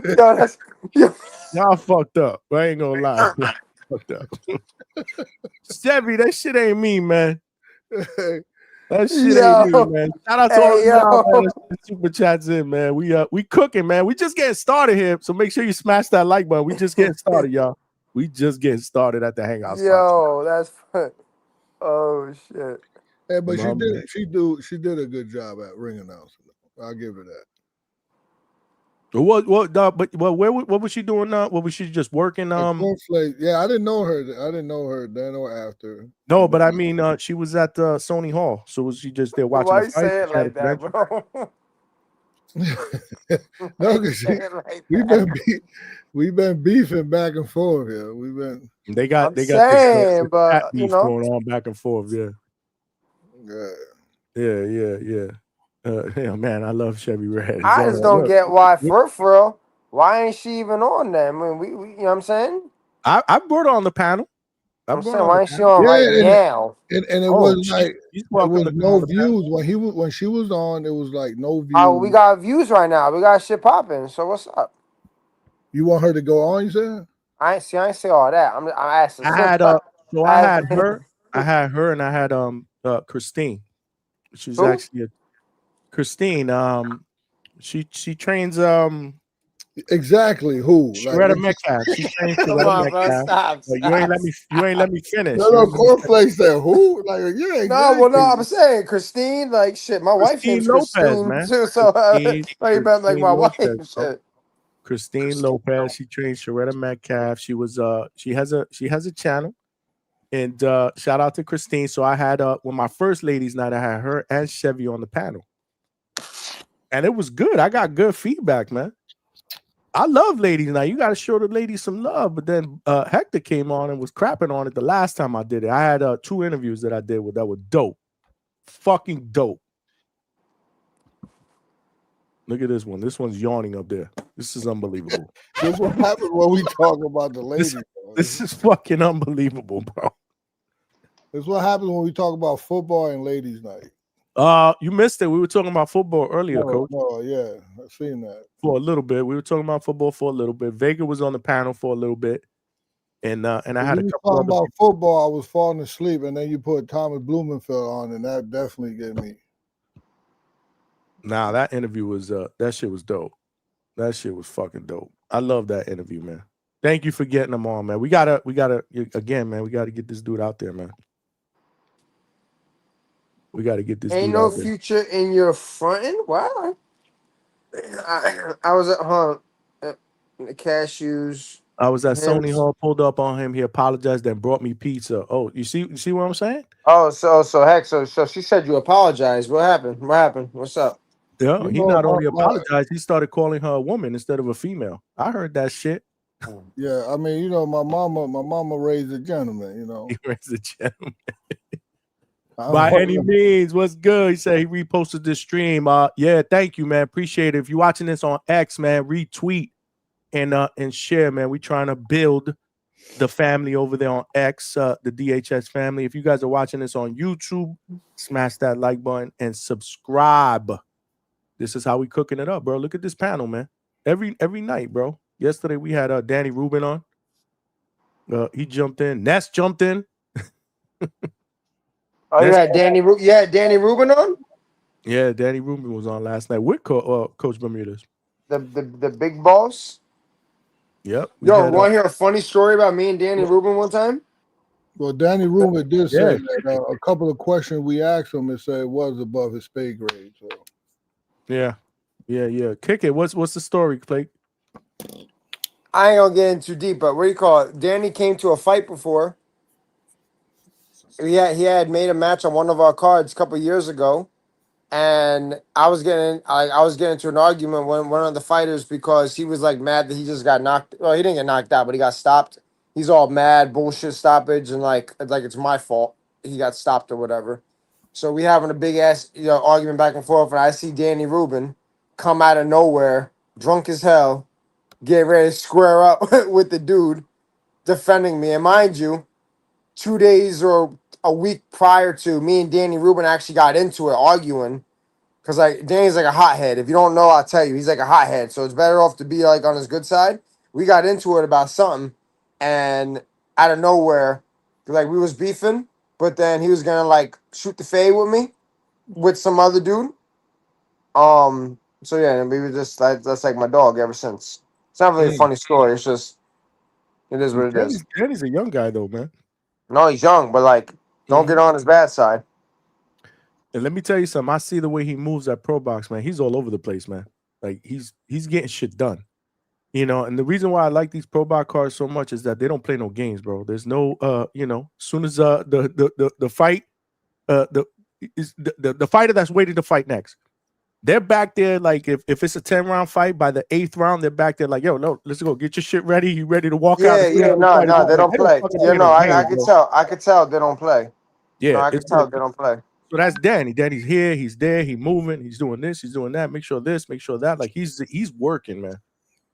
Shout out to him. Like I say he got ants in his pants, man, because he don't stop moving at these events. But it flows. That's what I like about Pro Box. It flows, man. I can't fuck with the whole, 15, 20 minutes in between fights. Let's go, man. This one's over. Get the next one going. Get the next one going, man. You know what I mean? They call Alberto. What's good? He said the Bermudez spot today. Yeah, man. I seen somebody say that earlier too. The Bermudez spot. Look, you see, this is supposed to be your boy, and he said that you're boring him. Your boy Alex Vega. So Vega sent me a video of his sparring, and Vega's pretty good for the level. Hold on, where was that sparring in the driveway? Yeah, next to the garbage can. Oh, you gotta send me. I gotta see this shit. Nah, Vega. I gotta see that shit. No, he's not. He's like a novice, one fight novice kid. He's okay. For when someone's able to see punches coming at him and he's able to like have his hand in on the punch lane, I call it the punch lane. He between the guy's opponent and his face. He was doing good. He was blocking. It was just like, if I had to say something bad about it, it was like he was like all over the place with his rhythm, and his feet was all over the place, his hands was all over the place. And if he could calm that down, and he need to drill that, like everything should be specific. When he's practicing, he should have a name for every single little steps that he does, everything he does with his hands. And if it's not a name for it, then he doesn't do it. And that way, that will calm his extra steps, Like right now, if you take just a look at Canelo, his feet is not like all over the place. Both of their feet not all over, but Vega himself would just be moving all over the place, and the guy's not even putting pressure on him. So if you can coach, Vega, if you can calm that down, you have to get a drill together. And if you could walk left, walk right, you could slip left, slip right, weave left, weave right, pull, sit, you could probe. So all those are names, and you call that out every time you're doing a move and do the move, then there's no time for any extra. You understand that, Johnny? Because you be having some coaches on here that can't explain shit. They just want to fight. Oh, boy. Yo, did he really spar his brother-in-law?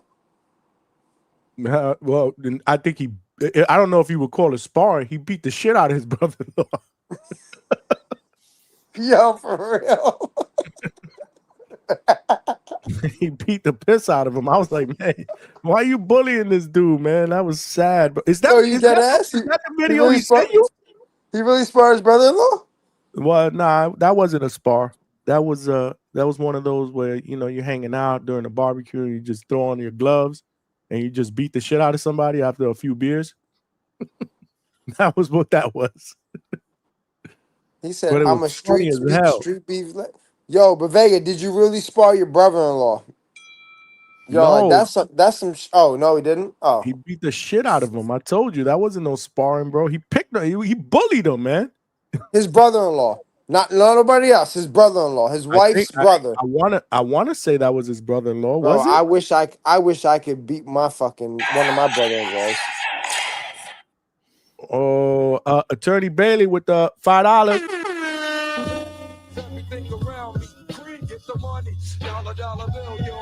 He said Johnny watched Najee beating up grown men in the gym as a teenager. KOs. My sister's Najee boyfriend. Oh, dude, that's even worse.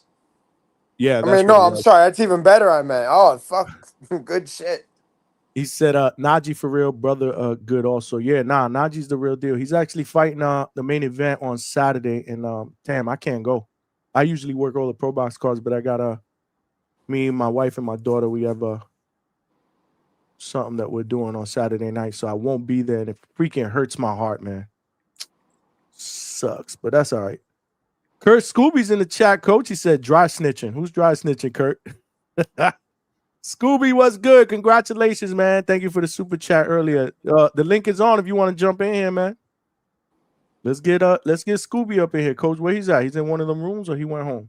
No, he's home right now. He should be back soon though. Scooby, jump up in here, man. The link is in the top of the chat, bro. So what? So hold on. Was What? Well, like, was there beef when you sparred your sister's boyfriend? Like, was it beef or was it just like, yo, I want to rumble? That was one of those. He's training for a fight, so yeah, but like, all right. Well, usually if you're training for a beers. fight, you spar with people that are also boxers. No, this is one of those where you're hanging out, you're having beers, and you start talking about boxing, and then all of a sudden you're like, yeah, man, I think I could go 5 rounds with you. He's like, yo, really? Let's go get the gloves. And then he beat the shit out of him. That's what that was. No cap. It's funny. I ain't gonna lie, that's funny. No cap. I want to see that. Tell him to send me the video. Two-Tone has it. Two-Tone plays it all the time on his show. I don't have the video. He never sent it to me. I don't know if I have it. Why does Two-Tone play it all the time? As a joke. Oh. Because he does he got like little videos that he plays during his shows that are like funny. He got one guy, he got Treese. I don't know if you saw Coach. I guess apparently Treese was on the Boxing Voice panel one day drunk. And he passed out while he was talking. He was like he got that video there with sound effects in the back, like that nigga on dope. It's actually fucking hilarious, man. No, where was this? I got to see this. I have to if I get all those videos, I'll save them. I mean, Two-Tone has them, but it was a couple weeks ago. I don't know. He was on the panel. I gotta hit Ness up. And he was twisted, and he was talking, and he was like, "Oh no," it just went like that and passed out. He got all that shit. The chat. Hold on, did he send it to me? Yeah, he sent it to me. Hold on, let me get that out. Smash the like button, y'all. Wait, all right, wait. Vega sent you the video? Yeah. Hold on. And Polo Buck sent it to me on Discord. Let me save this bad boy first and play this shit. Well, Vega's a good dude. Vega it is what it is. Vega's always it's like that interview where Mike Tyson said to the guy. He was like, you come across like a nice guy, but you really a piece of shit. That's Vega. That's Vega. This video has already been saved. Okay, hold on. I'm trying to figure this out, y'all. Hold on. I want to make sure I can bring it up and then share my screen. I'm still somewhat of a novice, so just bear with me when it comes to this stuff, at least. Why people get those wrenches and their names are like blue? So that they can they're moderators, so they could keep the chat clean. So what does that mean? Like they boot people off, or they can they can like if there's a message there that's they can time a person out, they can delete the message. Yeah. So you gave that power to Chevy Red's corner? No, Chevy got what? Yeah, she wanted. He gave her so she could just delete my motherfucking comments. That's too much power. Nah, but she's not deleting your comments. But she could. Like she can delete your comments. And Vega too. Yeah, Vega got one. Polo Buck. I got these people keep the chat clean. And you know what else they do? Like when we do the live fight chats, all of these podcasts, they get killed with spam. Like with people that whatever bots that jump in here with all these links for if you want to watch the fight, link, whatever. So they boot out the spam. Yeah, they boot out the spam. So they keep the chat clean. Hold on, let me share my screen. I think I got it up. Let me know if you guys see it when I get this shit going. Entire screen. Let's do this. Let's do this. Hold on. Let's do this. That's funny. Yeah, that's funny as hell. Can you guys see it? Yeah. What do you see? A red shirt, or like a black shirt, red shirt, whatever, red gloves. Do you see it on the whole? Do you see it on the whole screen? It's like us three, like on the left, and then we see. Okay. Yeah, like. No, that's good. That's good. Okay, let me play it. No, that's Vega with the red. Uh-huh.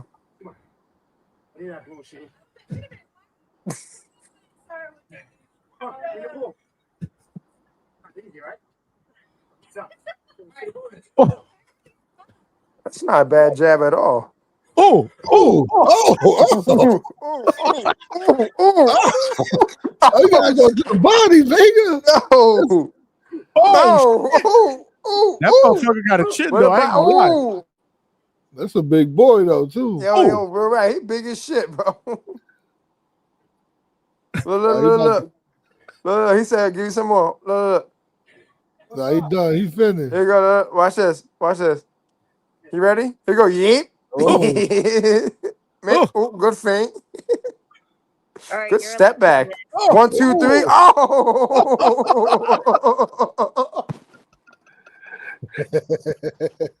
Yo, yeah. I was playing the sound. Y'all didn't hear the sound? The Polo Buck said play. I was. Yo, Kurt said they find out gender reveal.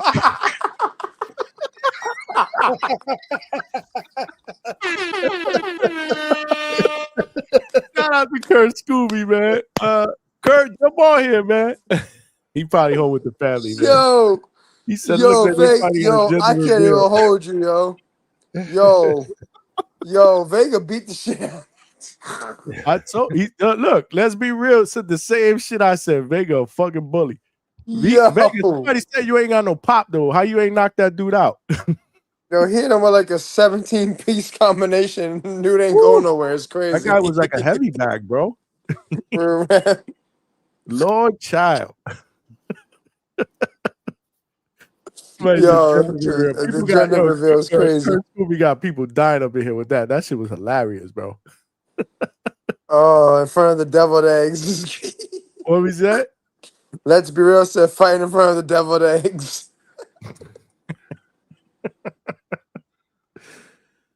Shout out to Vega. I'm telling you, I guarantee you there was a few beers in, both of them.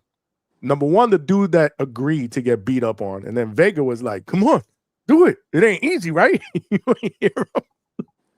He said he didn't calm down. Yo, my man, Vega, my man didn't throw one punch to you. I don't think, bro. So Vega says, so what happened was I was just moving around. As soon as we started, he ran at him and I twisted my ankle. He didn't calm down. So, okay. Yeah, I don't know. Check your Discord. Hold on. Polo Buck sent me something on Discord. What is that? Smash that like button, y'all. Yo, that's crazy. Oh, shit.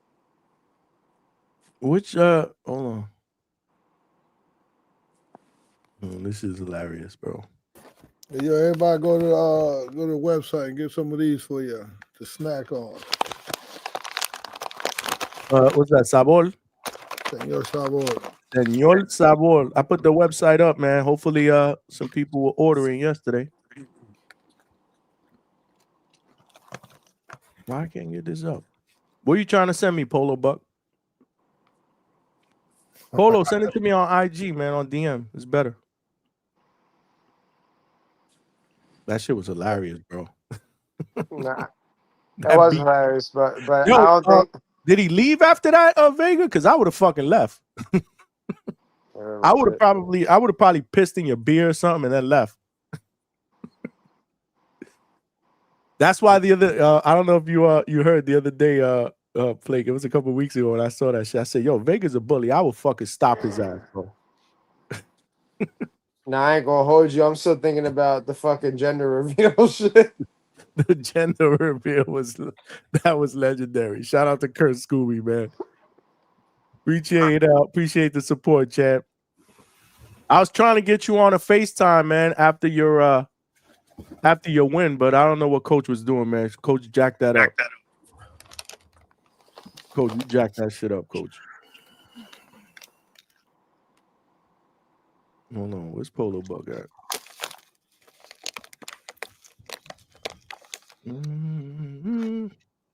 There we go. Follow you. I'm following you back. Send me whatever you got on IG DM. It'd be better. I can get it quicker, man. Malcolm, Coach gave his picks yet? No, not yet. Coach, you ready to give your picks? I know he gave his upset pick already, but stand by, y'all. Make sure y'all smash that like button, man. Coach dropping gems. Hold on. What the hell is that noise in the background? Who got a bell ringing? That's you, Flake? No. Flake about to start shadow boxing. Hear that bell? That's it. He getting ready for his farewell tour, man. In December, baby. Gotta put me in the corner, Flake. I'm in there. What fight are you watching in the background? You gonna fucking get me flagged. You know that, right? Oh, no. What fight is that? That's Canelo Crawford? Yeah. Oh. How'd you score that fight, Coach? I don't remember. I don't want to talk about it. My feelings. You know they were cooking your ass here, right? The next day? Yeah. You didn't come on that week. They were fucking you up. They were like, yo, where's Coach? I'm like, I have no idea where he's at. I was like, he ain't even responded to my texts, but I wonder if he's still alive. Chevy Red with the $2 said, breath smelling like carne asada. Yo, talk to me, bro. Hold on, talk to me, bro. Chevy, she coming too crazy, bro. Like, talk to me. What's going on, man? Like, she's supporting the brand. Yeah. But like, what we doing? Yeah, I'll tell you, he got spicy, man. And you know, they're still mad. They're still mad because they get no ratings. Yeah, he went in, man. He went in. So you know, they get mad because they didn't get no ratings. Those are the ones I want to try, Coach. I'm gonna send you something, man. You gotta send me the address. Those I was looking at them. The pizza one. Yeah. I want to try. Damn, there was another one. The lime and something. What was that one? Lime and something. What's the website again? Sabor. What was the website again? Señor Sabor. Señor Sabor, right? Yeah. All right, hold on. We got to put that up on the screen, and I'm gonna show everybody here. Smash that like button, y'all. Appreciate the $2, Chevy. She going in on you, Coach. Yeah, we know. You gonna bring her back to do another show? If she wants a link, she could come on right now. No, I'm talking about Flake. The next boxing show. Oh, you talking about boxing show? Okay. Hold on. So I have prior I got prior what's the word? Fucking obligations with other people for December. So you know there's a lot on that. But yeah, I mean I'm sure I'll be doing shit in 26. I fuck with her. I fuck with her. Oh, you mean what? Chevy to announce? Ring announce? Okay, that's what's up. That's what's up. So this is the website, y'all. Señor Sabor. So the flavor that I want to fuck with, Coach, is carne asada. Got that for you right here. Sea salt and onion. Got that. I'll send you the whole bag. I'll send you the whole thing. Yeah, I want to try. But yeah, there's like 3 or 4 that I definitely want to try. I don't know if I'm gonna like the flan. I think you will. But my wife would probably like those. Churro, honey sriracha, maybe. Okay, yeah, I'm gonna try them. No, I'm gonna send the whole thing. Send me one of them things, man. Shout out to the chat. Make sure you guys go and show Coach some love, man. This is the website, y'all. SeñorSabor.com. And you can get a bundle pack, an 8-pack. You can get you can order them by the pack, but the bundle pack seems to be the better option here because you're gonna get 8 packs. Yeah, that carne asada one is really, really calling me, man. The carne asada. The carne asada. Yeah, that's the one. That's really, really calling my name. See, we trying to promote, man. We trying to sponsor Coach here, man. Coach need to throw a sponsorship deal up at the Hangout spot, bro. He said, we gonna don't worry, Coach. We gonna promote your shit. We'll promote your shit. We'll promote your shit, man. We'll actually promote it on Ladies' Night. How about that? What? You get no views.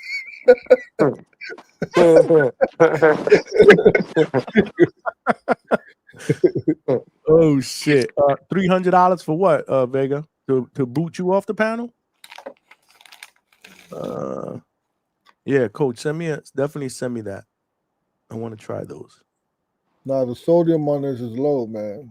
Yeah, Vega wants to know how many calories. He wants to know how many calories on those. It's 170. Okay. They're healthy, man. You snack on them, man. You snack on them while you're watching the Hangout spot. Oh, I love shit like that, man.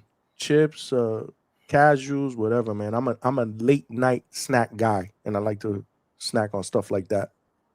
So I'll definitely, he said 170 my ass. Damn, damn, why would Malcolm say that? That's not Malcolm, that's Vega. No, he said 960 milligrams of sodium. Well, Malcolm is a health guy, so. Oh, he said 300 calories in each pack of that nasty shit. It's not 300. It's 170. He said 170, man. What's wrong with you guys? You guys are goofy tonight. What's going on, man?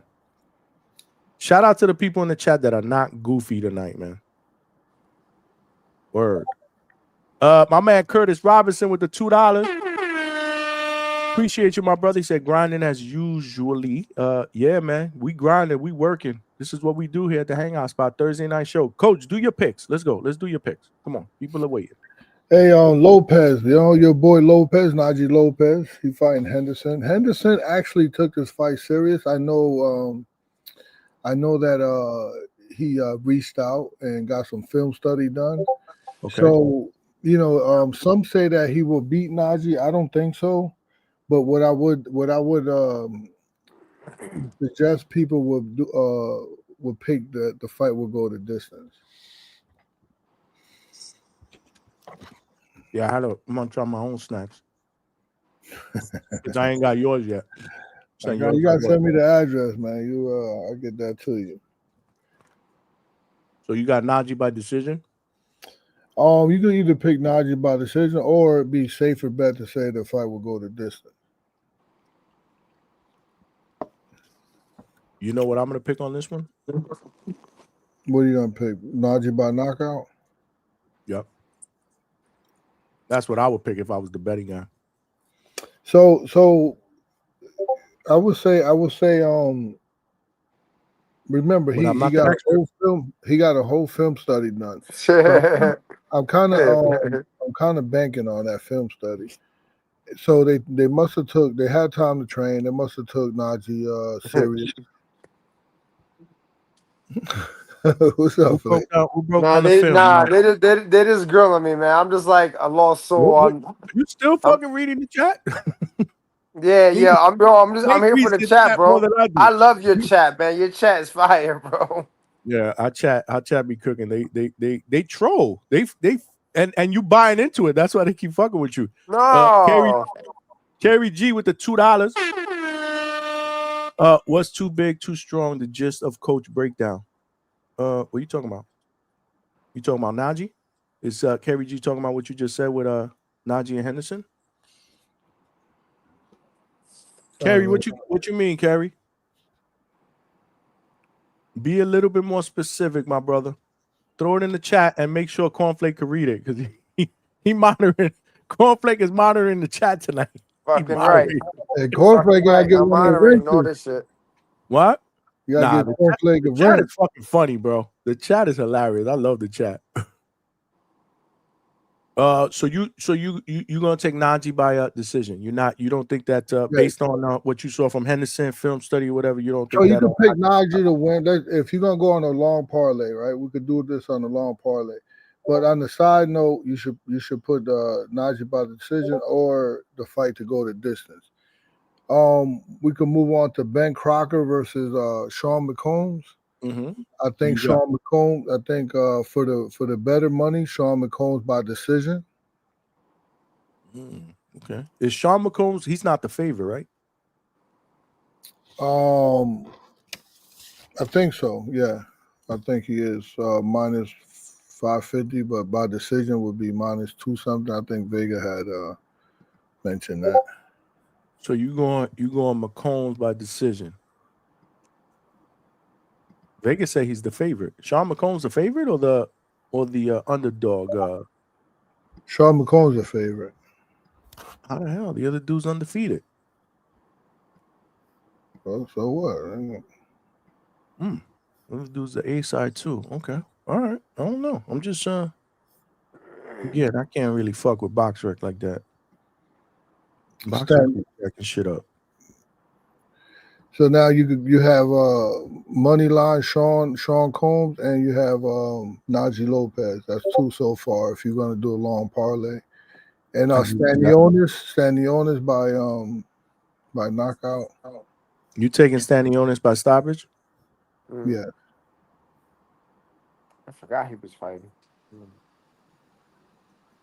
This is his comeback fight, right? After the Boots fight, he hasn't fought before. He hasn't fought after that, right? Yeah. Okay, got you.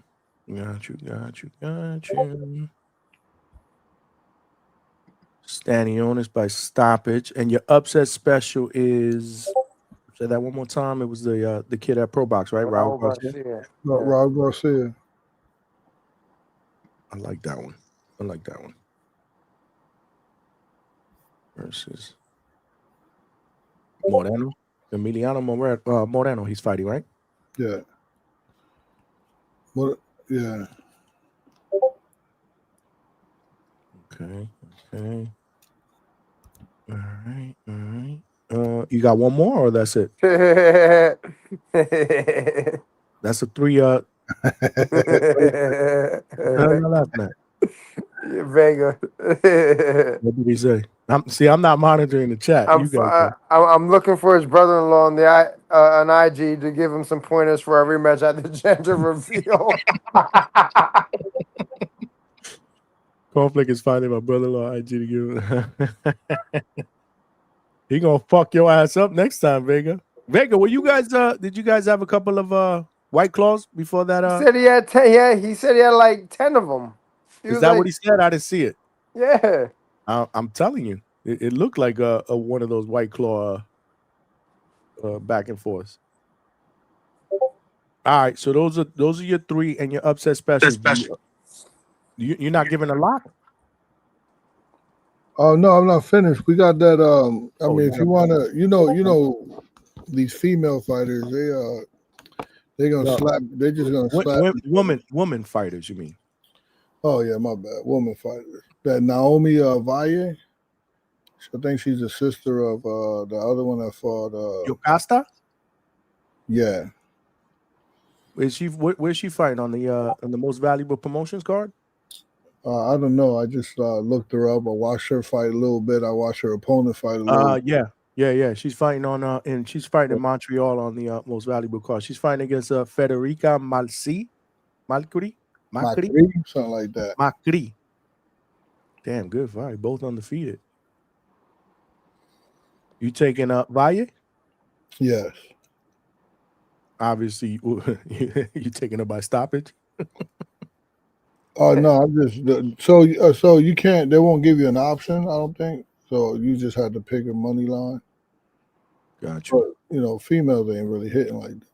I mean, women ain't. They Flake. Did you know the word female was derogatory? I did not know that. Hey, heck, do you know I don't even know what the word derogatory means?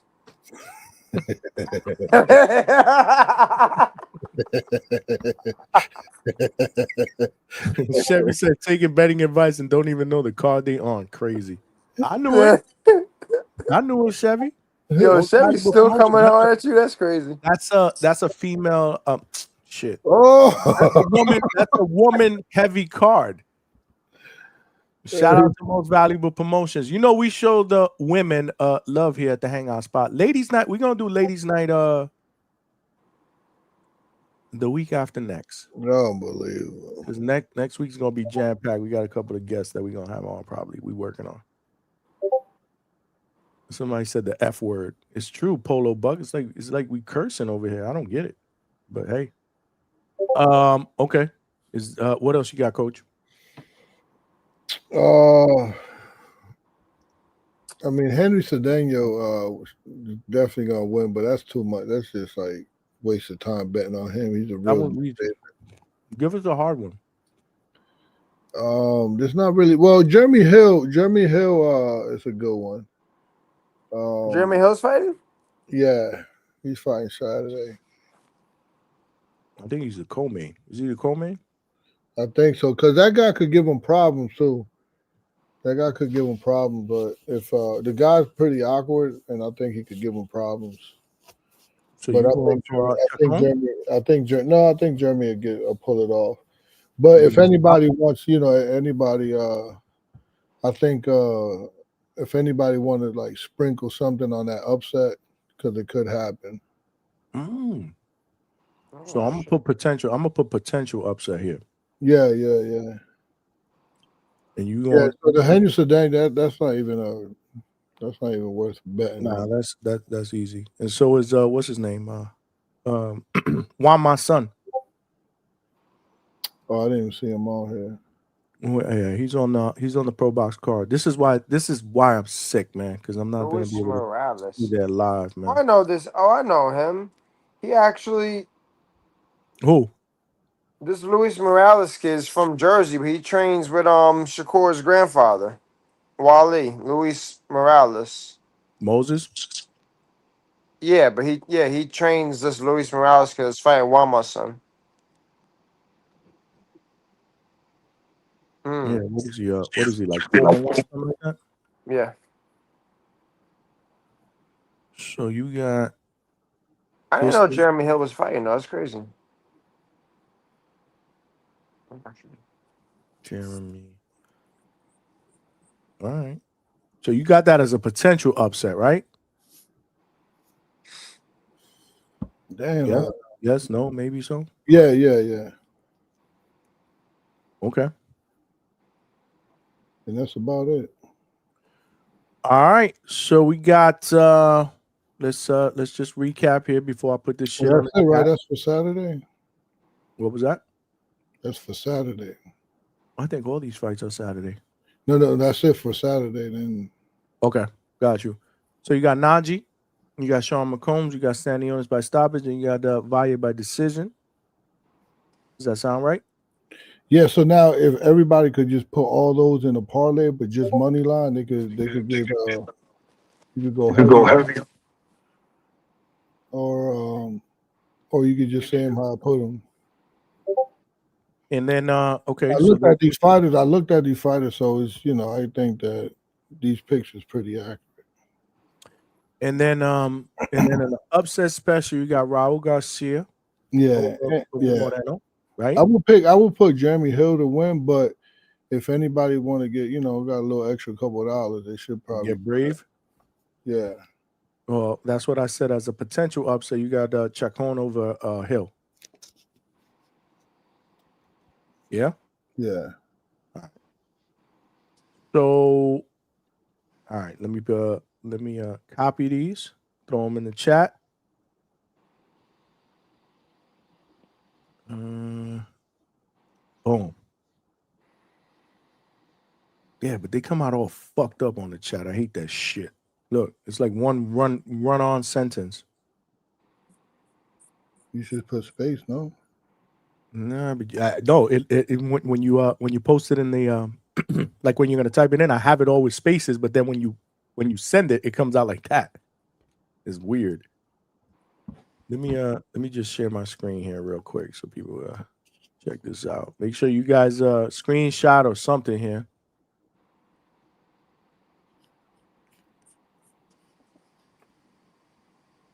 Where are we?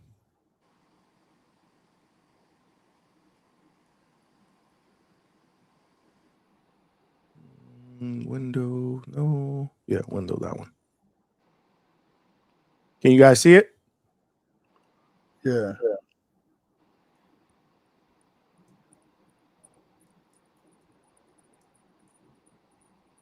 These are your picks, y'all. You guys are watching, just I don't know, take a picture with your phone or something like that, whatever it is. I'll put it in the chat one more time, but it just comes out all jacked up, man.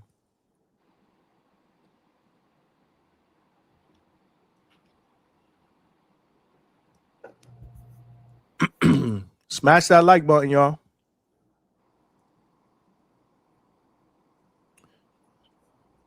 We got Kerry G with the $2 setup, just rubbing Canelo versus Crawford win on Coach and Javon.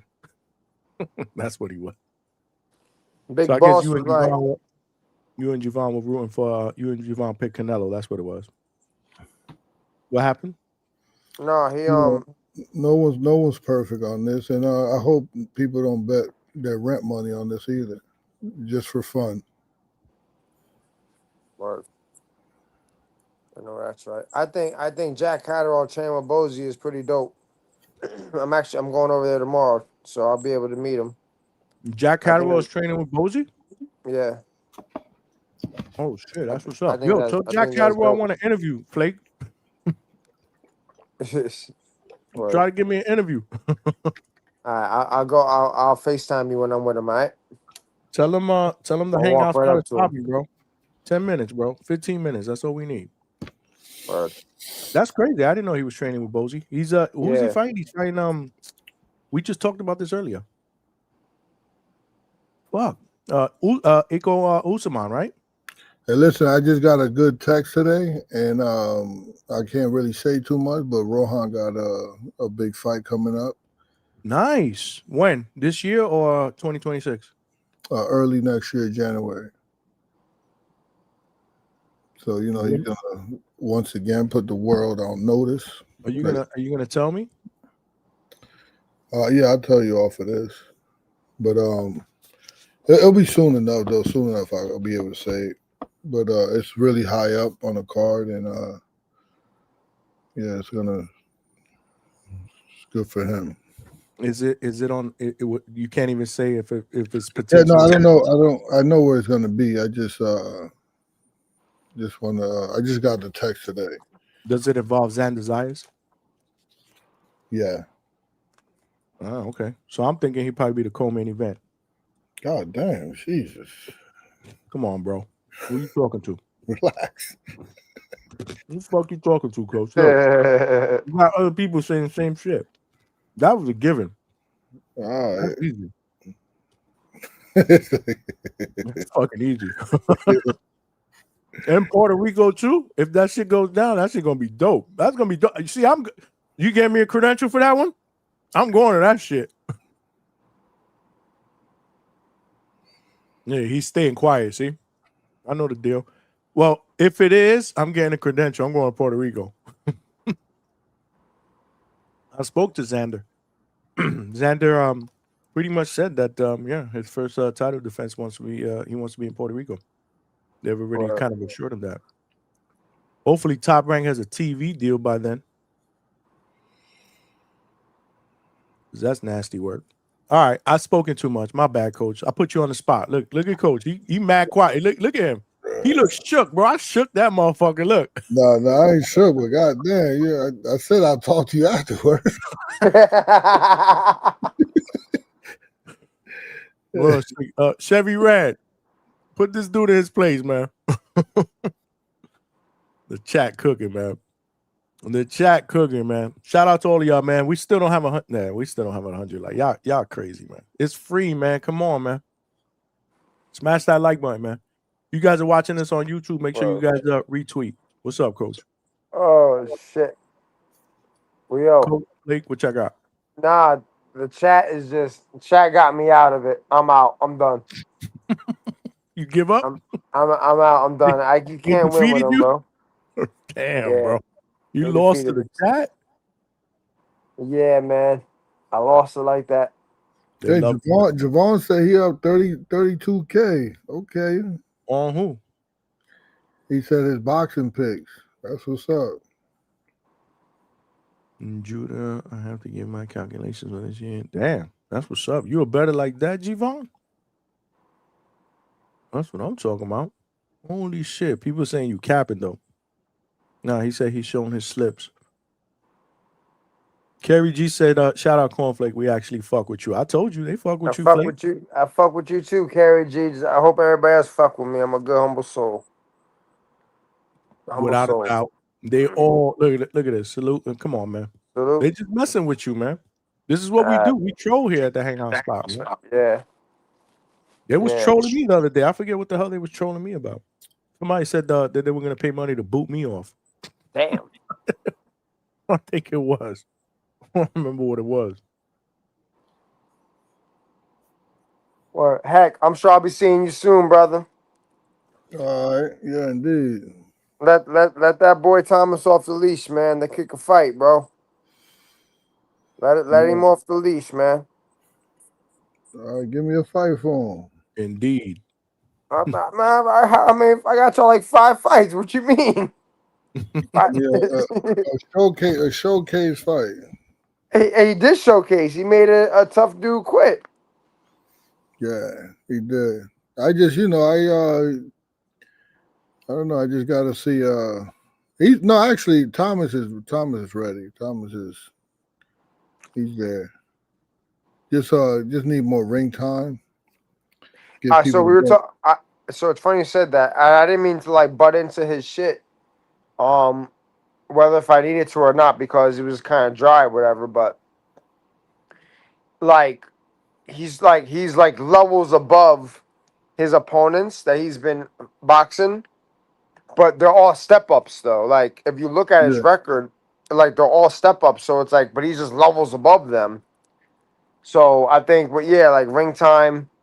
Yeah, I mean, on paper going in is not as it's a little tougher than, but then he makes it look easy. Yeah. But yeah, I'm next year he's off the leash. He fight whoever. That's a bet. Excited, man. Can't wait. Hold on, Johnny. What did I say too? I said I bet you early 26. Heck, will like give him a green light to get something, be in a position, be in like a fight, pro box type, 50-50.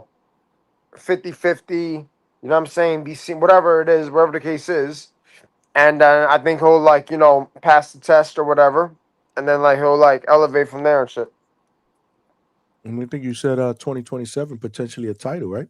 Man, why not? Yeah, for sure. Because I think he's already like advanced, like where he's at with his record, and like where he's at. Who's that? That's him. Yeah. Oh, damn. Yeah. That was on Thomas Lamanna's card. Rising Yo, promoter. and, Coach, I didn't know that he was naturally right-handed. Yeah, he's naturally right-handed. Mm-hmm. You know what a lateral trap? You know what a lateral trap is, Johnny? Break it down, Coach. That's why you're here. This kid was tough. I love lateral that. trap is when you act like you're gonna go somewhere and boom, when you do that. That's a lateral trap. Nah, he legit, man. You act like you're just gonna go out, escape out to the left, and stop. Boom. Ooh, look at that left. He legit, bro. He legit, man.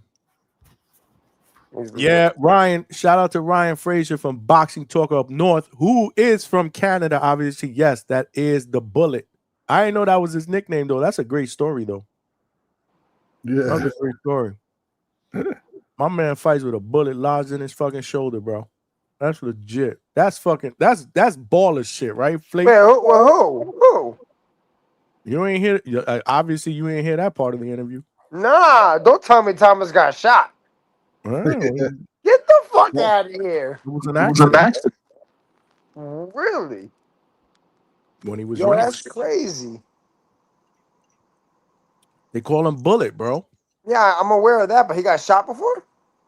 Yeah, it was a hunting accident though. He got shot in the chest, and it went through, and it got lodged into his shoulder, and the bullet's still there. And the doctor recommends not taking it out because he'll lose muscle tissue. If it ain't broke, don't fix it. Wow. Legit, bro. You see what I'm saying? You see, the interview was good before you even got on. Don't listen to this dude. Yeah, fuck. He's a fucking G. Oh my God. Bro, he's a fucking gangster, bro. That's fucking gangster shit right there. Yo, shout out to you, Ryan. Well, he can't get an MRI. If it ain't broke, don't fix it, man. Because the bullet might move. Ryan, he's from Canada, obviously. Make sure y'all rock with my man. Boxing Talk Up North. He said my brother was on the national team with him. Joshua, right? Joshua Frazier. Wow. Ryan, we got to get your brother on here, man. That's crazy. Shoot me a DM, man. We got to get your brother up on here, man. Shout out to Ryan's brother, man. He's undefeated. Yeah, that was Thomas Bloomingfeld, man. Good interview, man. See, well, Vega always got a shit on some Vega. You were just a hater. Yo, it's funny. I was just thinking that, Vega. I ain't go. Yo, I didn't mean as gangster. Like y'all be tripping, bro. Yo, all right, nah, I can't. Hold on. That's what I'm. Hold on. I'm not trying to take no G status from a man that got shot, bro. But like, I was also thinking that in my mind, like, oh, anybody who gets shot and fucking fights for a living, that's some G shit. I'll keep it at that. I ain't gonna hold you.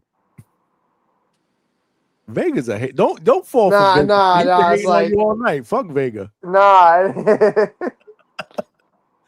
Yeah, Joshua Frazier, man. Shout out to Ryan's brother, man. We got to get him on the channel, Ryan. So Ryan to come on the channel. He's always on the Boxing Voice. Come on here. Ryan jumps up on him occasionally. Ryan, the link is in the chat if you want to jump in. Yeah, we got to get him up in here and introduce him to our family over here.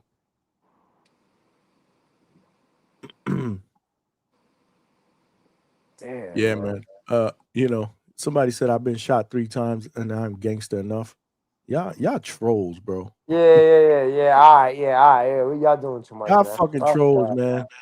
All right, hey, yo, Johnny, heck, I'm out. The panel, yo. The Hangout spot, no doubt, got in my opinion, the best panel ever, bro. Like, real shit. We have a good time. You know you're always welcome, brother. Word. Heck, I'll see you soon, right? Indeed so. All right, bet. All right, Flake. Yo, there you have it, y'all. You know, you never know who's going to show up at the Hangout spot, right, Coach? Yeah, indeed. We got Thomas Bloomingfeld on. We got him out the cave. Man, let me tell you something. We were just... that's like his first interview ever. Really? Damn, yeah, he don't do no interviews. I feel special. I was thinking it was gonna be a hard interview because he wasn't really gonna talk enough. He has a good personality, bro. He talks. No, he's good. Yeah. See, you were lying, bro. You were capping, bro. You Nah, but always so he's talking on here because he's forced. Well, maybe it's because of me, because I'm just a fantastic host and a fantastic interviewer. Is that what it is, Coach? Yeah, definitely. Shout out to he said Vega said that clip. Yeah, that clip was dope. That clip was he fought a Dominican Olympian. And boy, this was Julio, right? Julio. This was in the amateurs. No, he's smooth too. He's smooth. Yeah, man. Ooh. Man, he got power. He legit, bro. He has good punch placement too, man. Ooh.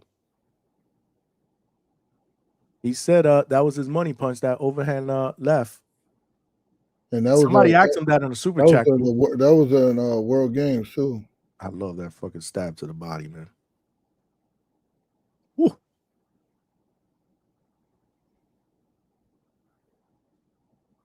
No, he's legit, man.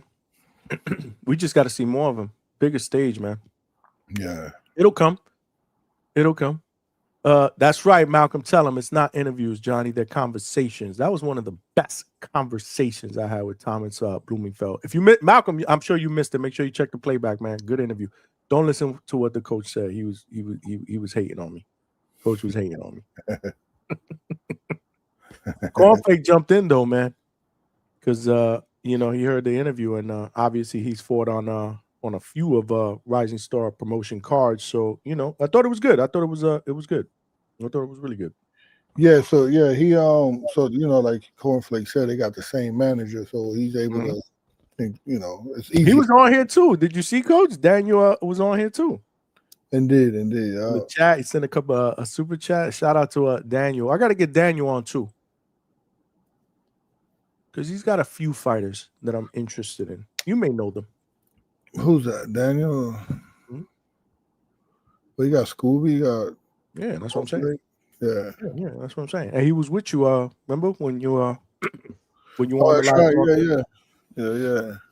Now he's a good dude, man. He works for his fighters. I like managers that just they just don't let the promoter do everything.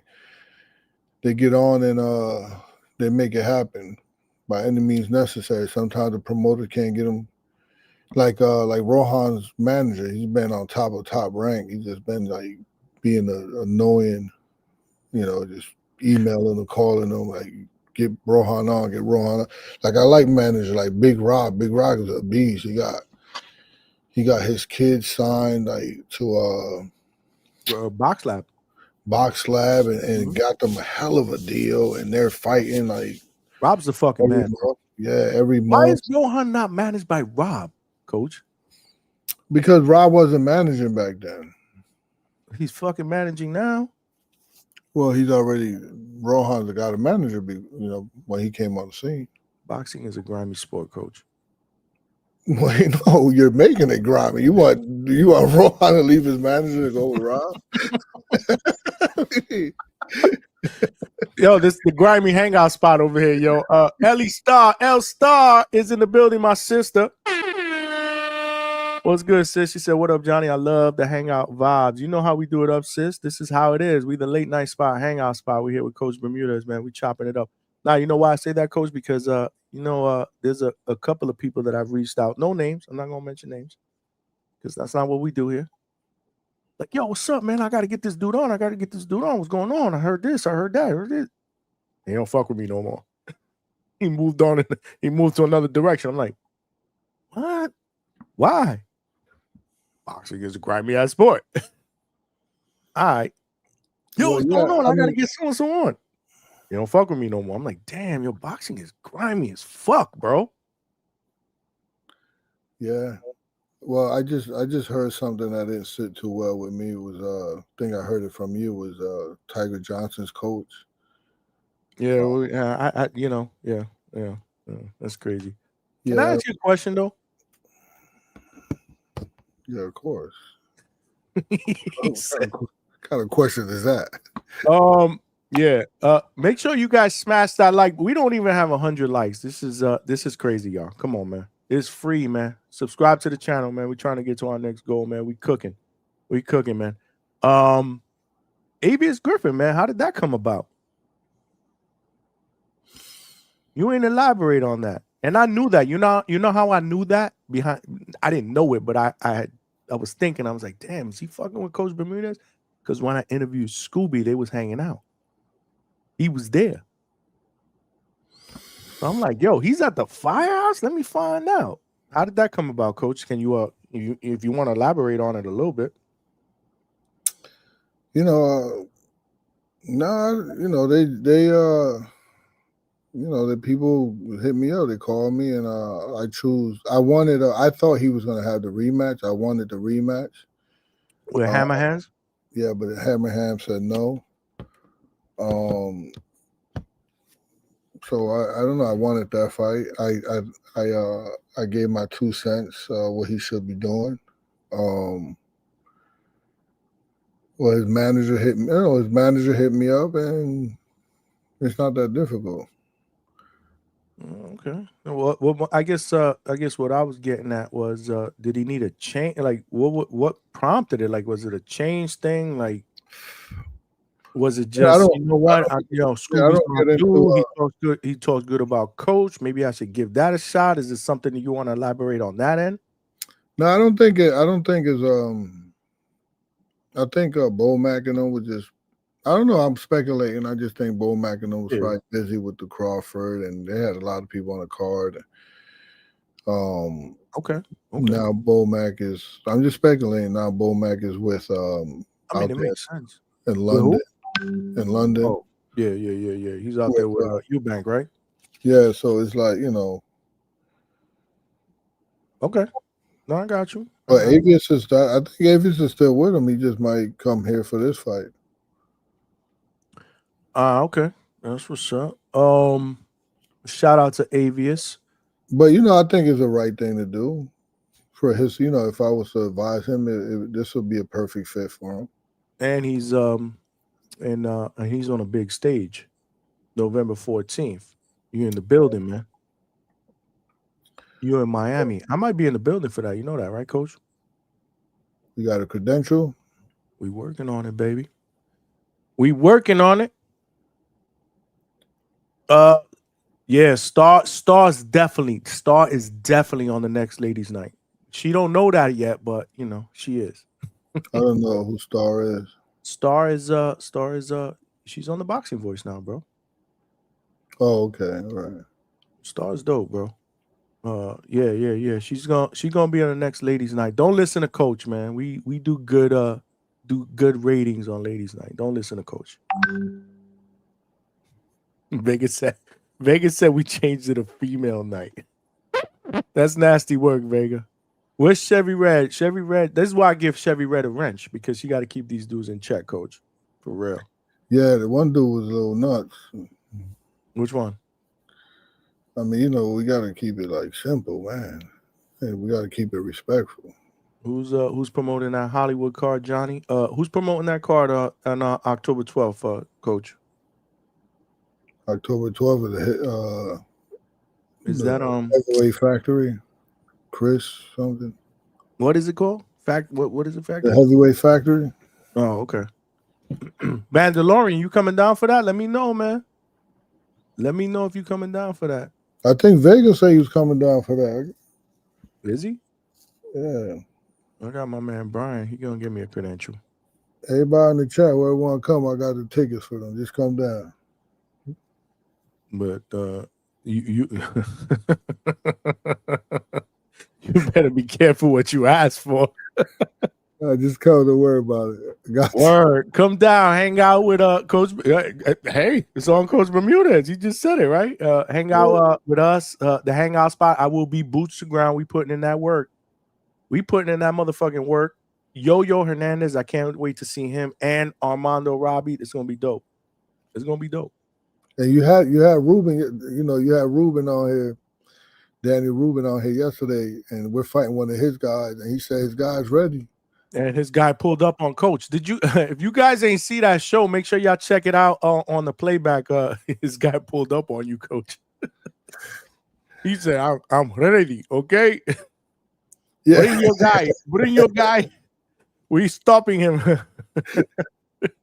I ain't ready.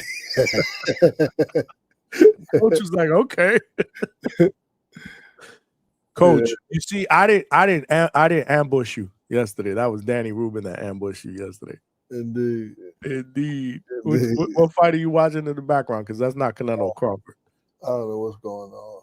Oh, that's Callum. That's Callum. One of the huge pick that I picked Callum by decision. That was bang on. Callum against that was against Fernando. Yeah. Oh, you watching that card? Okay. I mean, it's just on TV. I'm not watching it. We cooked in that live fight chat. I can't watch movies and stuff like people on the chat watching soap operas and shit. Smash that like button, y'all. We got to get to 100 likes, man. Y'all bugging out. Y'all bugging out, man. You know, Coach, the next ladies' night, you got to be on the panel with me. Yeah, well, you might need me because, goddamn, that should be boring as a motherfucker. Boy. You be fucking up, man. You be fucking up. Ryan, we got Ryan. Yo, Coach. Ryan from Boxing Talk Up North is in the building. Yo, where you from, Ryan? Put that soundbite on. Y'all know Toronto, bro. Stand up. What's good, Ryan? What's good? You live here with me and Coach Bermudez, man. Hey, what's up, Ryan? Hey, you from Toronto? So one of the reasons that Thomas Bloomingfeld career is kind of held up because we had signed with somebody from Toronto. What's that sleazeball name up there? What's the promoter? Lee Baxter. Yeah. So he fucked Thomas up for a while because he promised him 6 fights, this, that, and never came through with nothing, man. And that's what really messed Thomas up. Yeah. Yeah, he gave him a check. One of his fight, it bounced. No way. Yeah, and Thomas, Thomas is a kid that's he was hurt. He didn't know what was going on. Like, why was this happening to him? And he kind of fucked Thomas up a little bit. So one of the reasons why we held up, he hasn't been so active was because of that sleaze bucket you got up there in Toronto, man. Yeah. My brother just had to leave his deal too because of that. Like, he was active, and then literally he ain't fought this year. My man was fighting 3 and 4 times a year. He ain't even fought this year, so we had to leave that. Yeah, that's crazy how he does that to people. Yeah, man. Hold these guys up. Once the problem is my brother's opponents were asking for too much money, and he want my brother to sell all the tickets to pay for the opponent. And it's like, bro, like, yeah, you're not even promoting. You gotta invest something. Like we an investment, bro. But hey, we off that deal now, so now we can go and work wherever we need to work, man. We might go to Montreal though. The Tigers really good. They take care of the guys. Awesome. Yeah, awesome. What's his record? 12-0, 9 KOs. How old is he? Oh, he's 31, man. He's up there now. He used to fight in the Emmys with Rohan, actually. They were in the same weight class, man. They fought each other? Nah, they never actually met. He was always in the bracket opposite, and him, Rohan, and Delonte, they were always in the same brackets, bro. What do you think about Delonte Johnson leaving his trainer? Ooh, bro, yo, honestly, I don't get it, man, because I thought his last fight, his trainer was telling him the right things. Like, he needs to let his hands go. Yeah, sometimes the right things ain't the right things, right? Nah, you right. You right, though. But who is he training with now, Delonte? Did he say who? I don't know. Probably that other kid that was with him. There was always another kid in the background. Yeah. I know he had people in Ohio that was training him. But he's in Vegas, too. He's also, I know he's sparring a lot in at a top-ranked gym. Oh, yeah. Shoot. Top-ranked. A lot of good sparring in there. Yeah, I gotta head out there one day and bring my crew there. Yeah, man, for sure. Pull up. I hear it's like open sparring. Anybody who's there could just spar. Yeah, that's what my brother was sparring Troy Isley out there when he. How you do with him? My dad said he was too strong for him. He was too strong for Isley?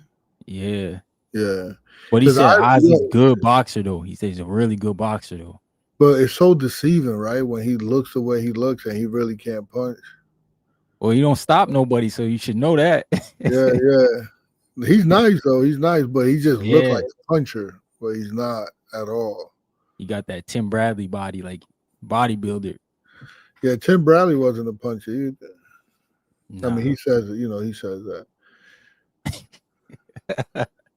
Nah, Tim was no puncher, man. No, but Tim says that. I'm not like trying to shit on him. He said that about himself.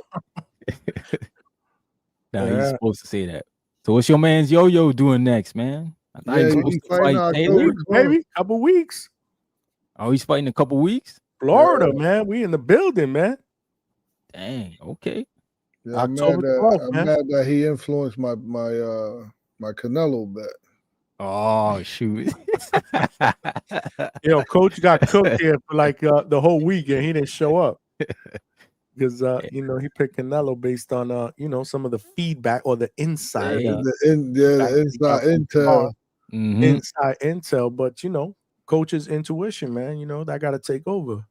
Nah, Canelo looked good, man. He looked as good as he ever looked in Yeah. like his recent fights. So I was even like, damn, he might beat Crawford. Like, Yeah, and then now what's crazy is I just don't know where fans get like he beat the shit out of Canelo.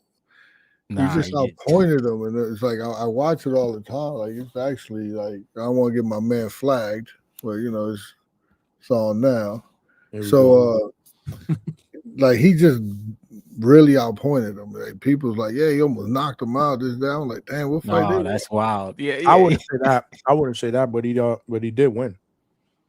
Yeah, he won. He outpointed won. him. Yeah, no. Because remember, Canelo never stopped coming forward. So if he was hurt or anything, but he's never stopped coming forward.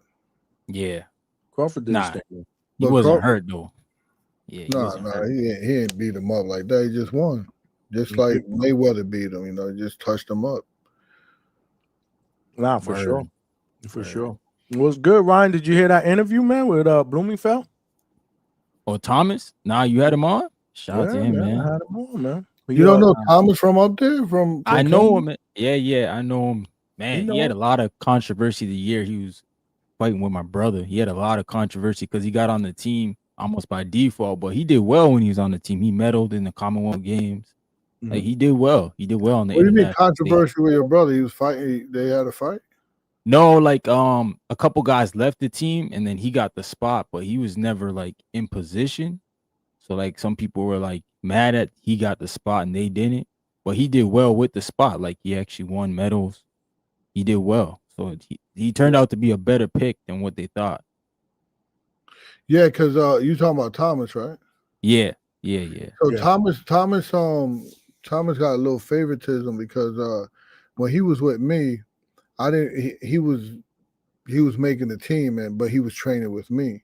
And then they offer him some good stuff, stipend and all this. And at one time was like some type of schooling. So I was like, nah, you got to go up there. So he was kind of favored already with the coach. I don't know if it's a coach or director or something like that. And he didn't even get to like, how everybody qualified and stuff. He just like straight got off.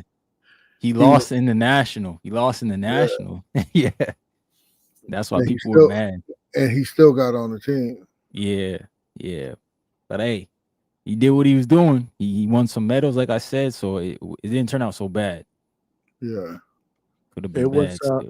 It was a good interview, man. Make sure you check it out. Because Coach had told me like, he's not a talker. Coach was capping, bro. It was a good interview, man. No. If you're in the gym, he's the one in the corner, like doing all kind of dumb yoga shit. And he felt comfortable up here because he don't give credit to the interviewer. That's the fucking problem. What up, stock chasers, man? And then Cornflake jumped on because remember he headlined in Cornflake's last card, and he fought on a few of Cornflake's rising star cards, and he had nothing but high praise for him, but he gave him some good advice too as well.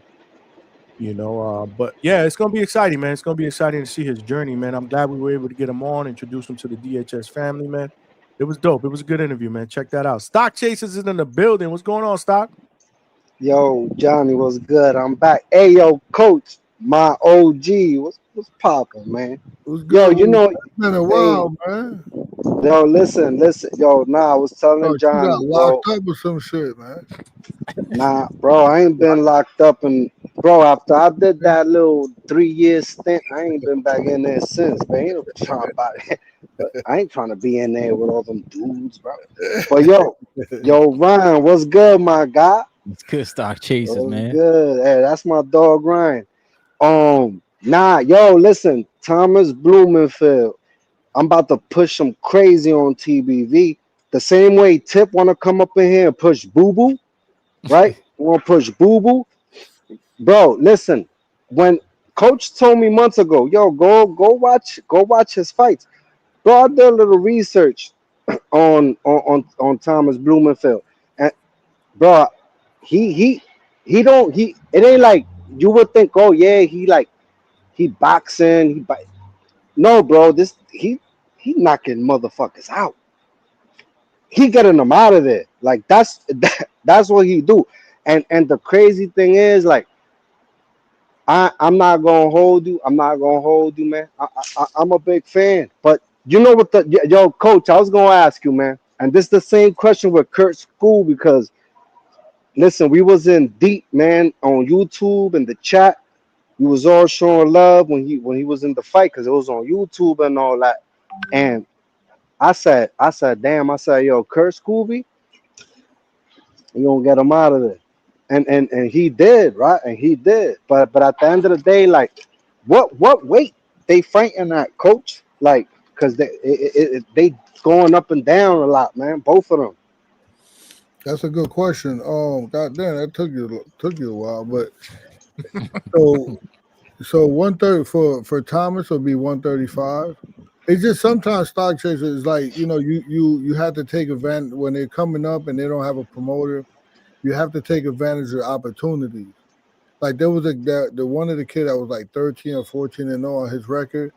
The dude was like, yo, I'll fight him, but I can't, I'll fight him at 147.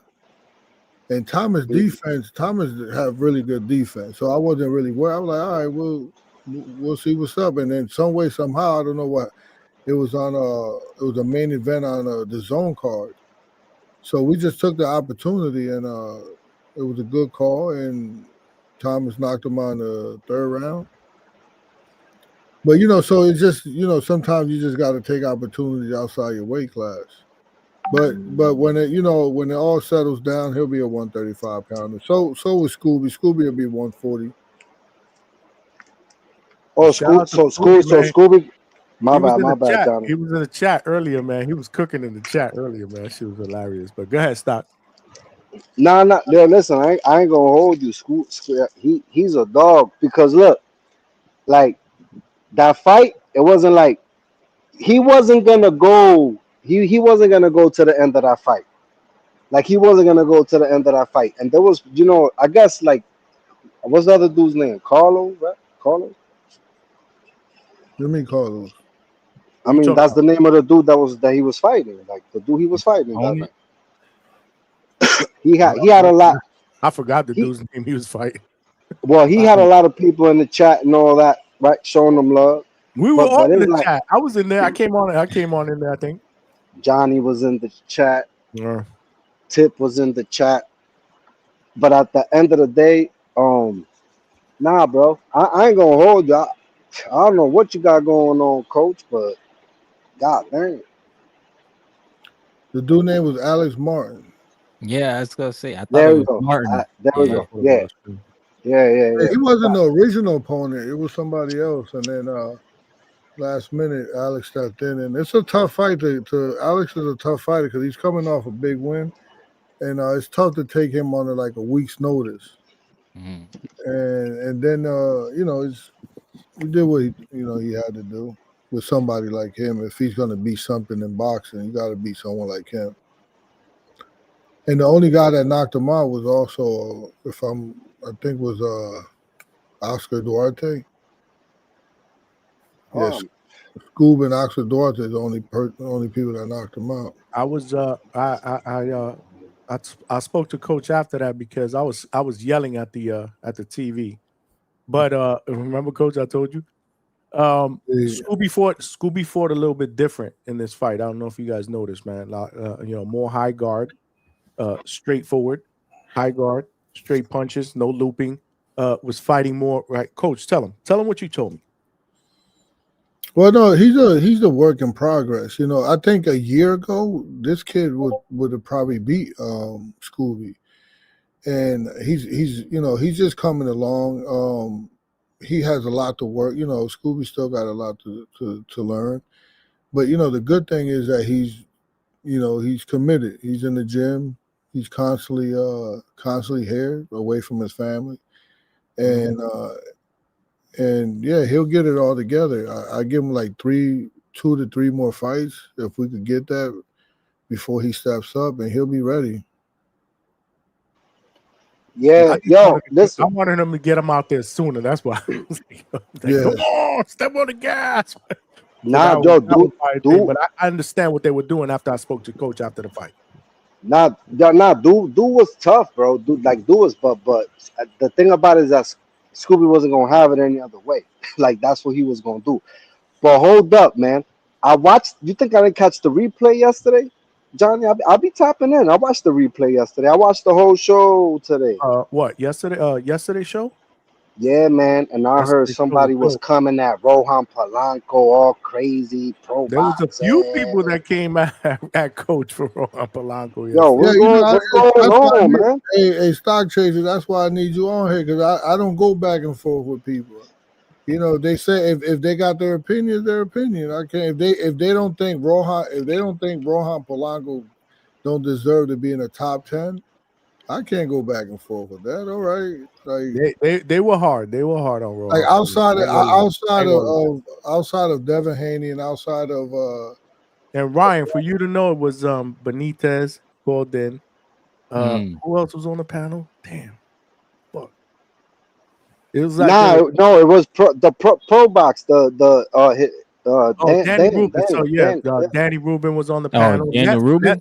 Ness jumped on here too. Ness was up here too. Oh yeah, I see Ness was on here. There was somebody from also ATL. Is that was Benitez? That was James Benitez. He called in after Rubin. Yeah, but that was after Rubin and but after because knowledge, KRS, man, knowledge reigns supreme. After they get to talking to me, they change their mind. I mean, look, I'm not gonna hold you, Coach. I mean, listen, with all due respect, man, we might have to line up a Mexican next, man, because they talking crazy. They talking spicy, talking about like that's the tough fight, a Mexican. Like Alex Rocha or Coriel. Oh, that's what y'all want? No, that's what they were saying. Oh. Yeah, you gotta watch that little clip. Those guys are positioned already. What you mean? Rohan's position? I mean, bro, we're like number 4 in the ring, and like lined up in the ring standards. Like, what are we talking about? Like 1 or 2, isn't he, in the BO? No, I'm talking about in the ring. Turkey Island Sheik. Rohan's number 4, right? Oh, the ring. I'm not talking about the ring. Yo, hold up. We got Giovanni Santillán up there. Like, bro, just like weird names. Like, and top rank need to do the right thing because, like, they got Rohan fucked up. They got a lot of people got Rohan fucked up. I'm not gonna hold. We got to cool out. There's shit in the works. Let's just leave it at that. I mean, yeah, no, I see Flies and Tiger Woods about to scrap. I see Flies and Tiger Woods about to scrap. Like, yo, Rohan, eat both of them dudes up. Probably at the same time if you put them in the ring, honestly. Like, 1 against 2. I mean, I don't know. You know, it's Tiger Johnson, right? I don't know if you knew that. Bro, I'm saying Tiger Woods because oh, so you know, I just thought you slipped up. But you, not, I was trying to hold it together. Yeah. Coach, Tiger Johnson ain't no tiger. Like he more like a. That's what he do. He ain't no lion. He ain't no lion. The real lion's on this side, man. Rohan Polanco. That's the real lion. You know, I hate to say this, but how you not like Rohan Polanco? How people hate on Rohan Polanco is amazing. Coach, they gonna hate on Rohan Polanco. One, because he's like Dominican. If you like boxing, how you hate on that come forward counter puncher trying to take you out? Like enjoy what you see. You know, people always like, oh, he don't use his jab, oh, he don't do this. He trying to take your motherfucking life out, man. Coach, you know what they don't understand? They don't understand that I'm Dominican. So I understand what type of time Rohan is on, but they don't get it. And that's okay. But y'all gonna find out. Like straight dogs, bro. Like Rohan Polanco's a straight dog. Like, and you know what? I can't wait for the next fight. I can't wait for the next fight. Oh, Quinn Randall. Oh, wait. Like, listen, I'm not gonna hold you. Like, you right, Coach? Yeah, he did it better than Brian Oman Jr. They ain't no denying that. They ain't no. But Brian Senior gonna say, oh, nah, he lost. He tried to say Rohan Polanco lost that fight. That's crazy. That's my guy. That's crazy. He's a fan. They best that's friends. Crazy. They best buddies, man. BFFs. But now, look, yo, Coach. Now, listen, I'm dead ass. Cause I know I don't know what role you play in the pick'em when they give you a list. I already hit up Rohan. And yo, listen, we might have to eat some, some chilaquiles, man. We might have to do what we need to do because they talking crazy. Come forward, Mexicans a problem. So the guy, my guy, he's a fan too. Jaffe in the chat. He said, "Take Polanco out the bubble wrap. Let him swim with the great white." What does that mean? Like, what does that actually mean? Is crazy to me. Like all these guys, Polanco will fight. I would not say no to anyone that make any type of sense as in the top 15, top 10 for a title eliminator. Not we like me, but Top Rank was giving Karen 150 grand to fight Polanco for the title eliminator. And we don't have a dance partner to fight for the title eliminator because Karen said no. So, what can he do? He's saying yes to everybody. And it's on record. The matchmaker said, and the thing is, a lot of people hate when I say this, and the management team, but we don't care about the money. Like, we're the cheapest fighter. We'll fight for. He just need a couple dollars to keep investing, but every dollar he gets, he invests. So, the money's not an issue. Like, if they want all the money, they can have it. Just give him a couple dollars and we straight. And that's on record by the matchmaker. Like Brad Goodman said that on the podcast. He was like, yo, he did. Rohan's the toughest one to match because one, he'll fight anybody and he'll fight him for cheap. But no one wants to fight him. I mean, no, hold on. Like they'll sit up here and talk about Rohan, like Blair the cop fled that he didn't duck. He ducked, bro. Like we didn't say it. The matchmaker did. And if y'all didn't watch that interview, go watch it. Broadway Joel. He literally said Rohan Polanco fights anybody. But I'm gonna tell you this though. Like there's a lot of talk like he like the skills, like he ain't got skills. Like that's basically what Danny. Listen, man. I wish I would have called it live, man, because I would have called in, right? I would have called in because Pro Box, that's the type of fighter you want is Rohan Polanco. What are we talking about here? Like, also, what are we talking about? Nicholas Floss said no. They offered it to Tiger Johnson. They said no. We know that. Tiger Johnson says. Then Tiger Johnson said you got to get your stock up, or you got to get like something like No ridiculous. way, he said that. Yeah, like no one knows him. It's like But Ryan, now you're fighting Nicholas Floss. yeah, Ryan. The crazy thing is, they're potentially gonna beat you. now they fighting each other. It's the two Right. ducks. Quack quack. So the two ducks. But hold on, coach. I'm telling you. No, listen. What needs to be next, whatever input you have, and we need to eat tacos with all due respect, because there's gonna be a come forward Mexican. He wants a Mexican fight on the resume. We got it. Hold on, but I'm gonna I'm gonna keep Hugo, where you at, man? Hugo was out here wilding last night. Where you at? I had to cut him off. Because Hugo come up here 100 miles per hour talking about Rohan Palan. Cool. Bro, line up Raul Curiel. Line them all up. Yo, bro, Rohan Polanco, you know what he does that a lot of fighters don't do? He fights, and then he spends 2 hours with us in the stands. I know Tiger Johnson ain't doing that. I know Flots ain't doing that. Ain't none of these dudes doing that. Rohan Polanco chilling with us for 2 hours. A vibe. He watched the fight with what's his name, man? The champion at 154 now. Xander. Zayas. Yeah. Oh yeah. Like Xander Zayas. Like he was right behind me and Coach. Me and Coach was sitting together. Like outside. That's Rohan Polanco, man. So these dudes talking.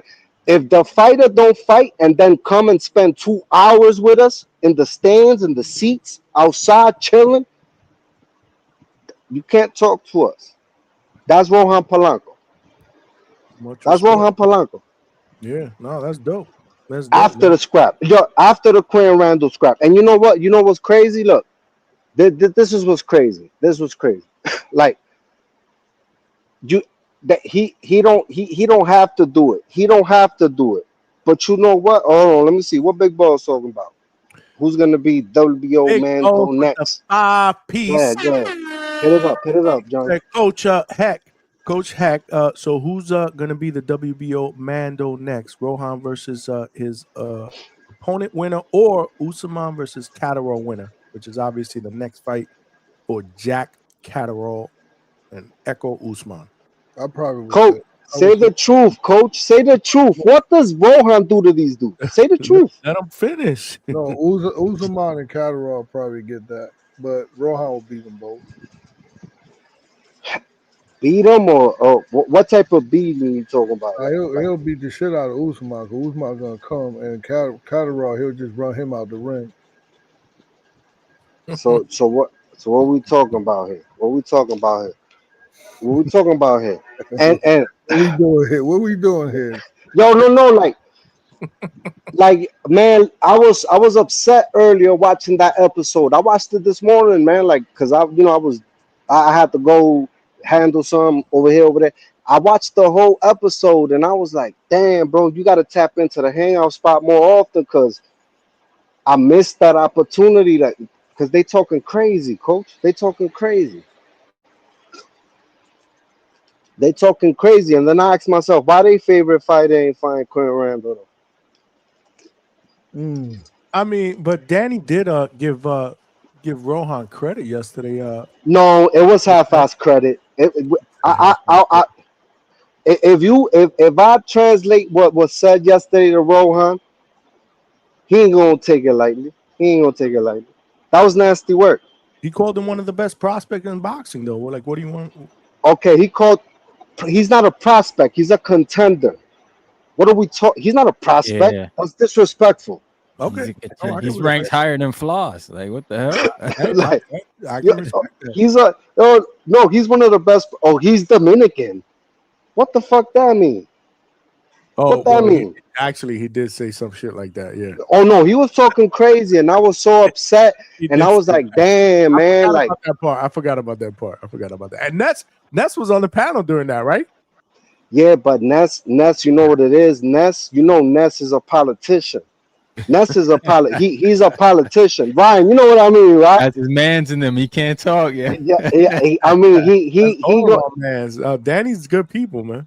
But yeah, I fuck with Danny like that. I mean, I don't know him personally, but he disrespected Rohan Polanco, and but it's okay because that's all that's been happening. We're not gonna get it easy. We gonna get it the hard way. We gonna get it the hard way. And it's okay. But I'm gonna tell you something right now. If Rohan Polanco ain't the Dominican champion, bro, let me tell you something. When he becomes a champion and he gets that belt, Dominicans don't sell, bro. He could run New York. I mean, he could fuck around and sell the Garden. You know how many Dominicans are out here, bro? But it's about getting the belt, though. It's about getting the belt. And I'm not Dominicans in New York and Dominican. Nah, bro, it's real. It's real. But I'm not gonna hold you, man. Nah, man. He's not a prospect. He's a contender. He's a contender. You hear the police siren in the background? This is why I mean, look, I'm in the city. Look, there's the boys right here. You see, look, out of New York City. But they ain't chasing me though. Look, what they doing? They ain't chasing stock chasers. Nah, hell nah, not bro. Listen, let me tell you something, right? So, cause I got caught up. This sometimes after being in and out, but I changed my life. I have a daughter. It's okay. Fuck you. You know what it's like waking up every day, man? Around niggas. Just niggas. I ain't trying to figure that out. No. Yo, Ryan, man. Yeah, we don't, yeah. Nah, exactly. So it's like, what? I'm off that shit. Stay out of trouble, bro. We need you to stay out of trouble, man. I'm out of trouble. Trust me, I'm out of trouble. Yeah, but let me. I'm gonna be honest with you. It's 1:00 in the morning. Where you Talk at, to right? me, man. I'm out here. I'm right in front of my building. Is that my girl gets upset when I'm upstairs? Nothing. I'm gonna tell you what my mother used to tell me when I was younger. Well, not my girl, my fiance. Nothing good happens 1, 2, 3 o'clock in the morning when you out in the street, bro. Get your ass home, bro. And I say that shit from the heart. Get your ass home, bro. Bro, I'm literally right outside my building. Because you never know exactly, bro. You don't need to be outside, man. Get your ass upstairs and get your ass with your family and your daughter and get your ass home, bro. Oh, nah, I don't live with my daughter. You see, you get hold on, man. Listen. What? And that's why, nah. Look, when Devin Haney, but when Devin Haney sued his baby moms, everybody talking, and I'm like, y'all must not have a baby moms or like a crazy baby moms, because we all know what a crazy baby moms is, and I have that, but I'm all right.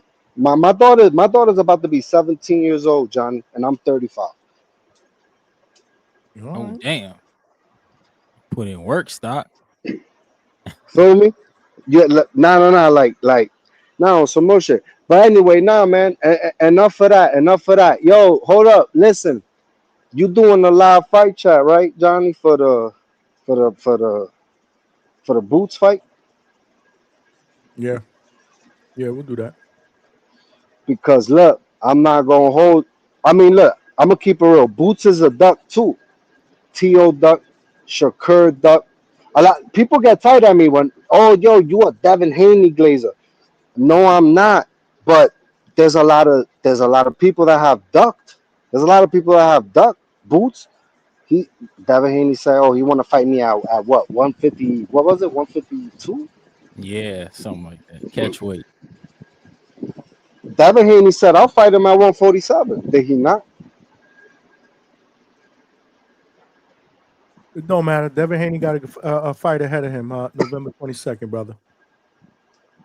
A big fight ahead of him, November 22nd. And yes, we will be doing a live fight chat for that here at the Norman spot. Oh, not yo. You want to know what's crazy? You want to know what's crazy? Like at the end of the day, I'm gonna keep it 100. I'm gonna keep it 100, man. I'm gonna keep it 100. Like, okay, cause you know I worry about my boy Rohan. I worry about him. But bro, we gotta like maneuver. No, I'm not gonna hold you. Albert Bell yesterday, what he said, yo, Albert Bell is really ranked across the board, which is crazy. Like with nothing, he don't got no backing. Like, and I was asking myself yesterday, I was like, how the fuck is Albert Bell doing this shit? No, Johnny, that's a question. Like, like, No, I don't know. like I'm asking you, like, damn, like But he he turned sells down, tickets. deals and all that shit. That's crazy. Yeah. Yeah. I mean, there's been a lot going on from a business perspective. But you know, he feels like if you watch the interview, he feels like I watched the interview. I watched the whole episode there's a yesterday.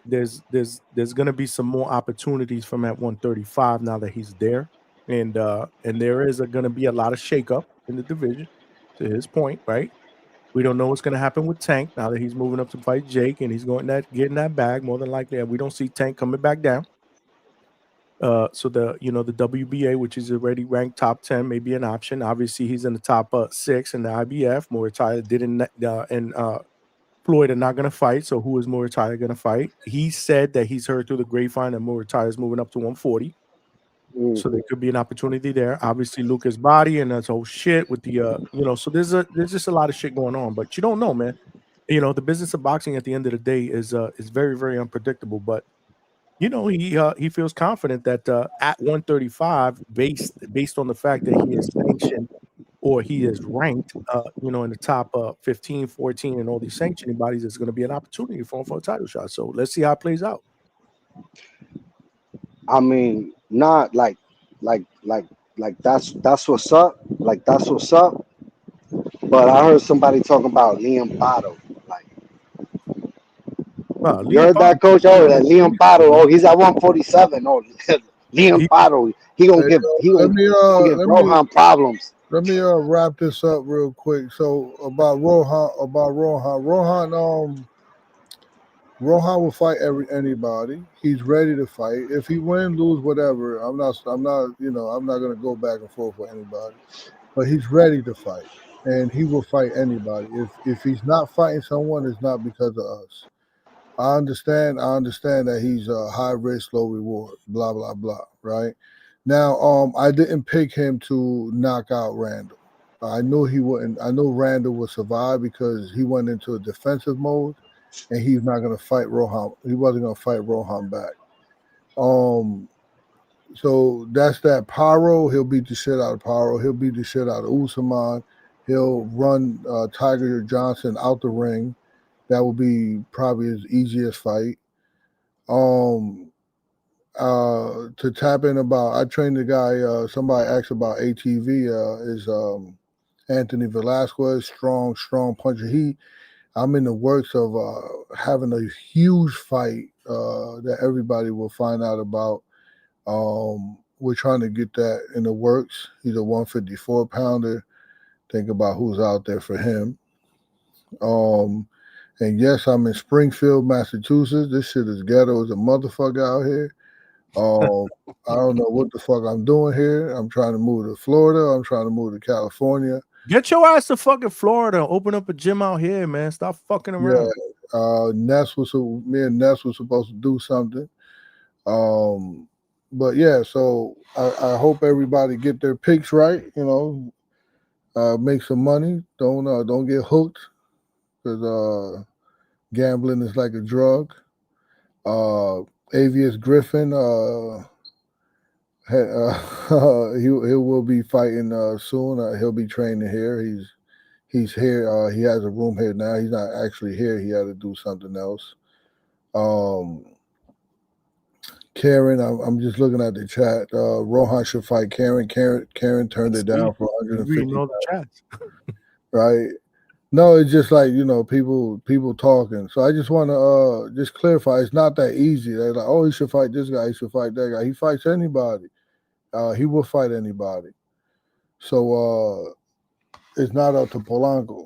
Polanco's he's a bad motherfucker, man. He's got to a point where, you know, he's able. He know his defense. He know hand placement. He know his range, and that's it.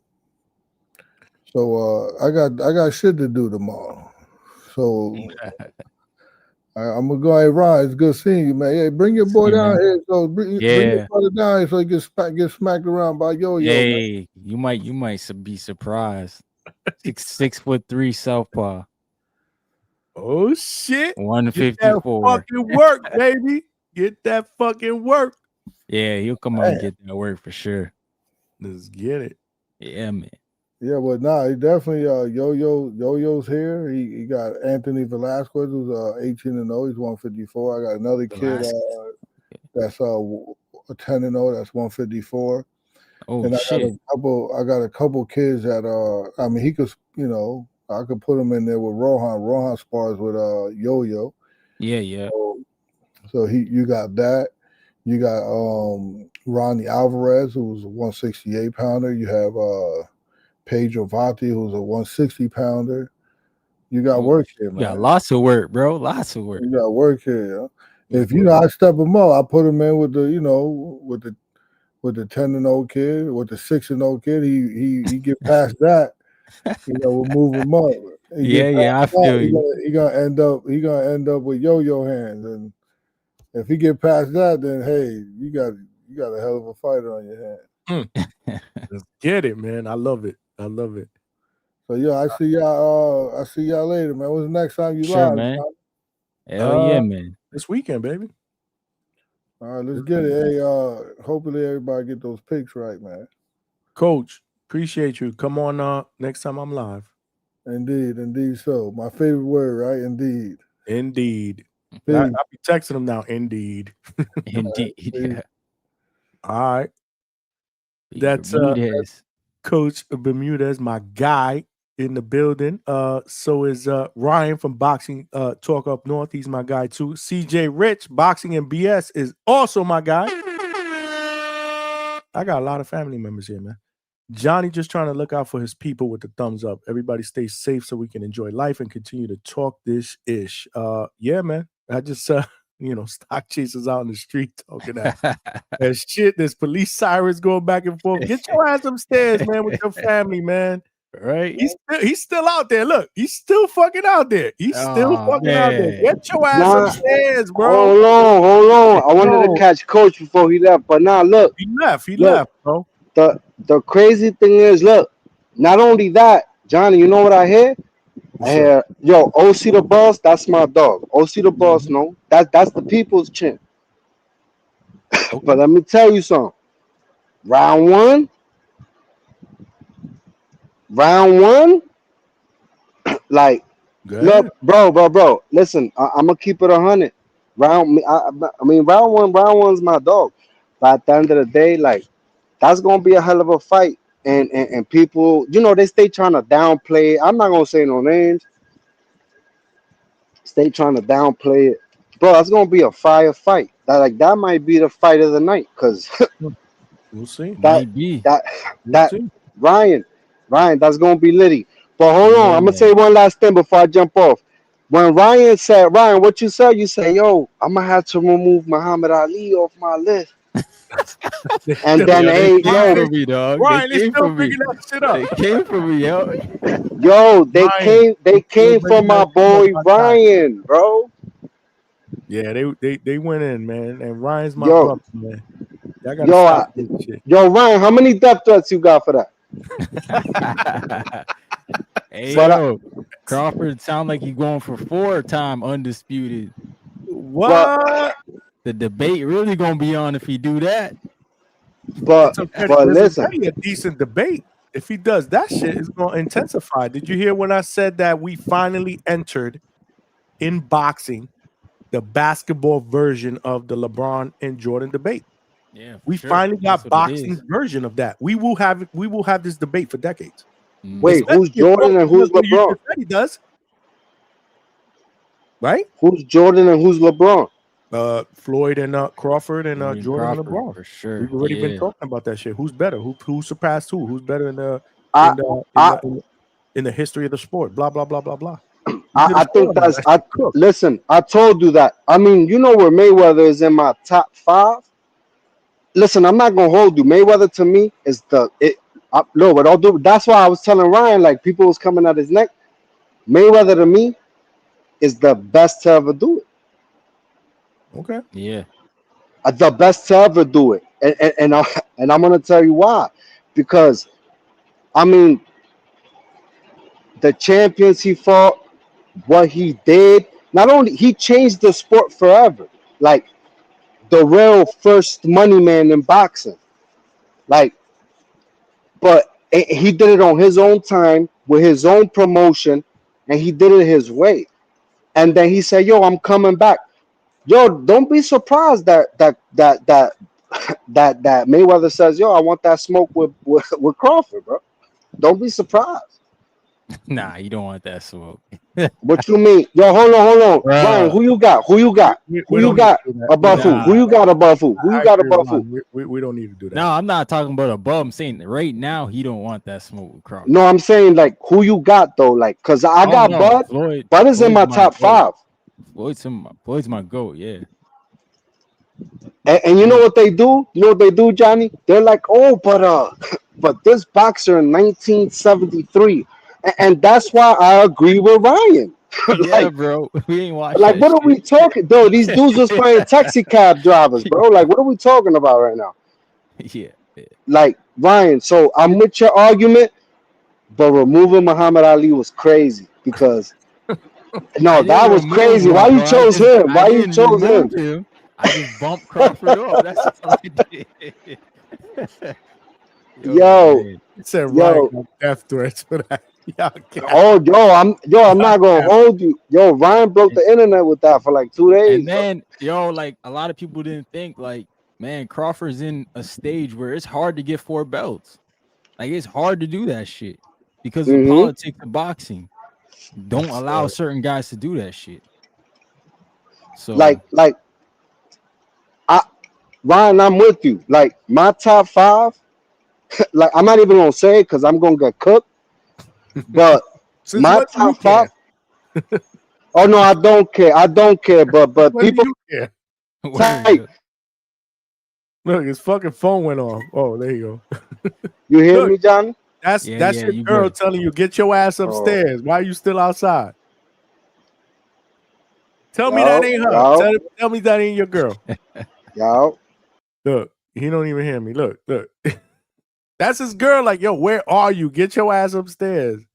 Calling him.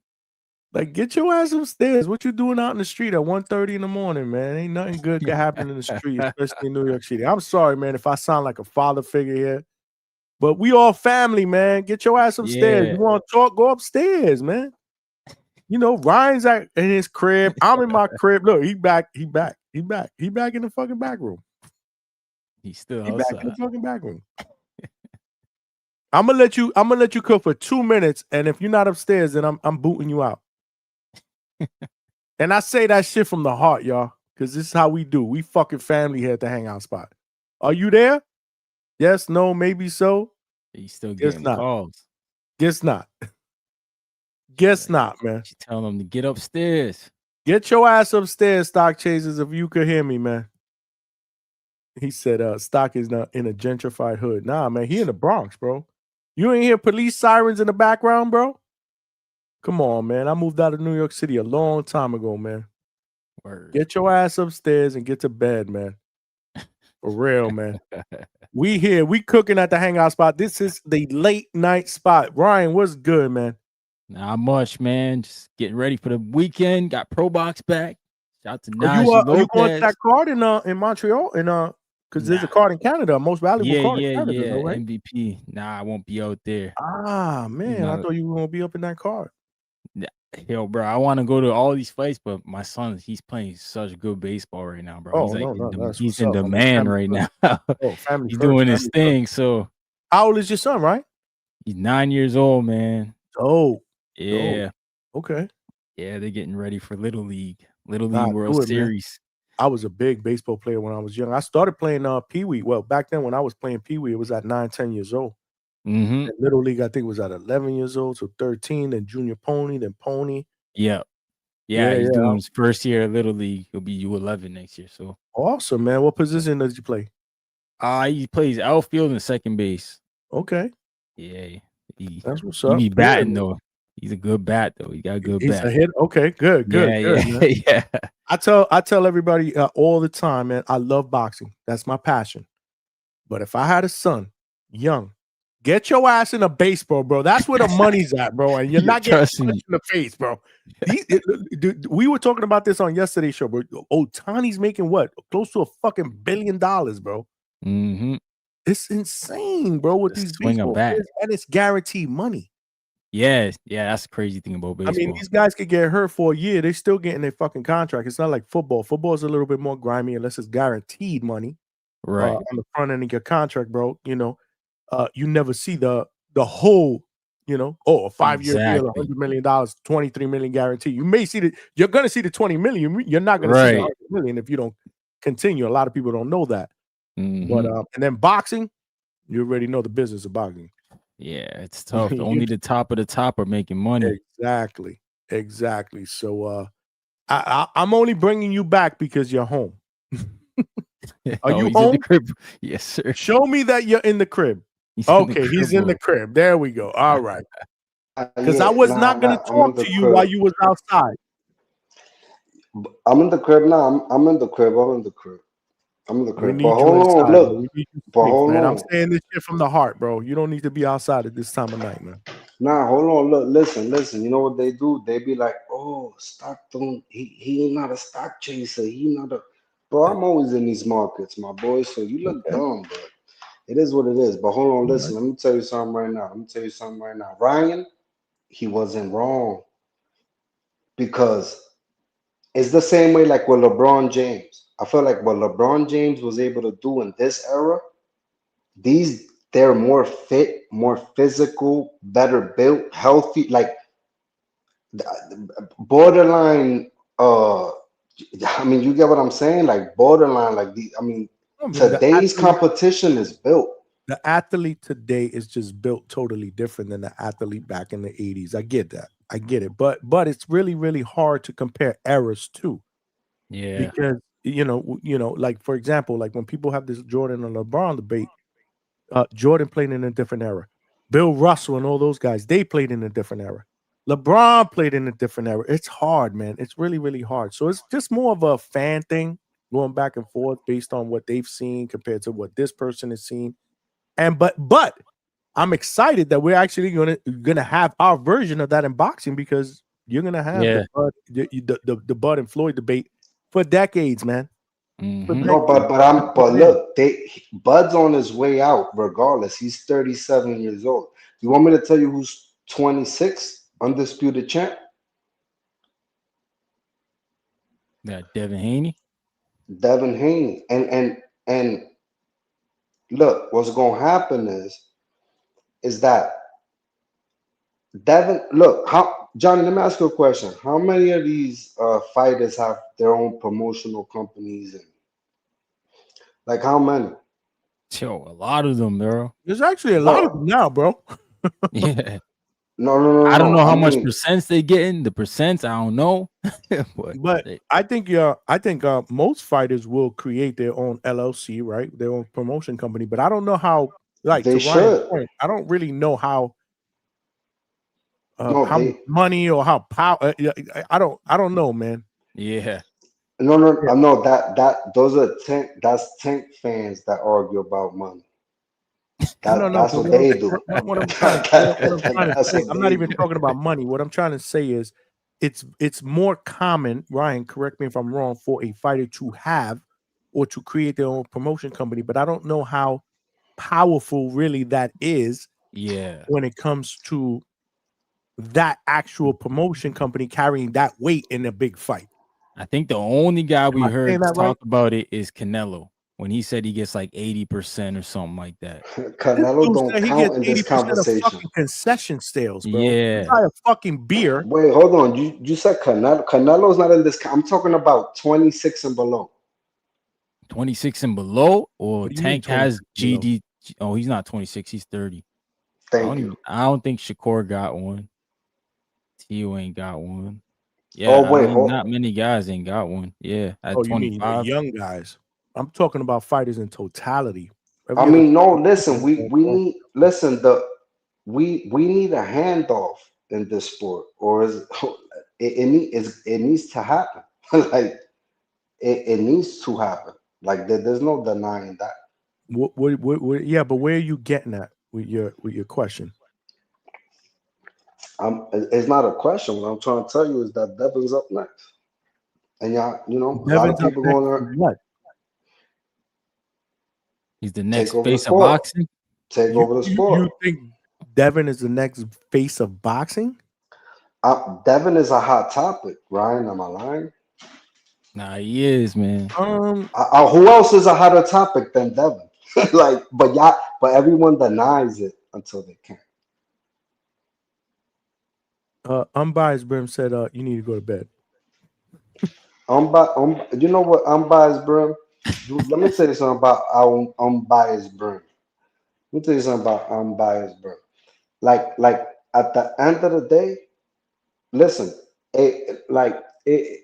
We're talking about faces of boxing. Let's say Canelo's, but these dudes are almost 40. So who's up next? I'm asking y'all, who's up next? Not Tank. Nah, not Tank. I mean, accomplish wise, bro, it might even be Bam Rodriguez. That motherfucker's fun to watch. Cause like you talk about Dev, bro, I don't think Dev can get to 54 and beat anybody up there. Who you gonna be up there? And then 47, I mean Brian Norman Jr., Rohan.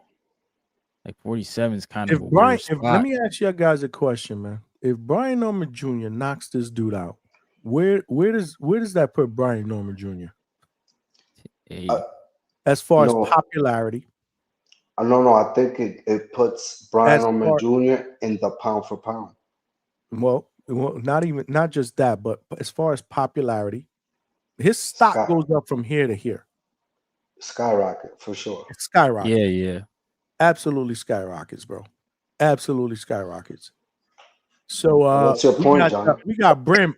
Brim said he had to come in here. Brimlander, there can only be one. My dog. Brim, my only question. Gentlemen? What's up, Brian? What's up, Stock Chasers? My first question. Hold on, before I let you cook, man, because you know you my bro. You got them D-Tex alarms fixed? Oh yeah, that's no more buzzing. Matter of fact, if I leave the door open for 10 seconds, it'll start going off. So I'm like, yeah, they put the battery in there. Let's do it, man. What you got? Because I know you coming on for one reason and one reason. Look, he turned his camera off. Why you turning your camera off? No, ain't no shit hiding your face. I need to see your grill piece. You heard? But you got you muted, Stock Chasers. He's talking. He don't even know he's muted. Coming right back. Nah, don't go nowhere. I actually had to add and shave his beard to the bet. I should have did that. Hold on, you guys. What's the bet? We got a hundo on that fight. And Norman and Jr. No. I should have added that to it. I should add have that shit. Add that shit.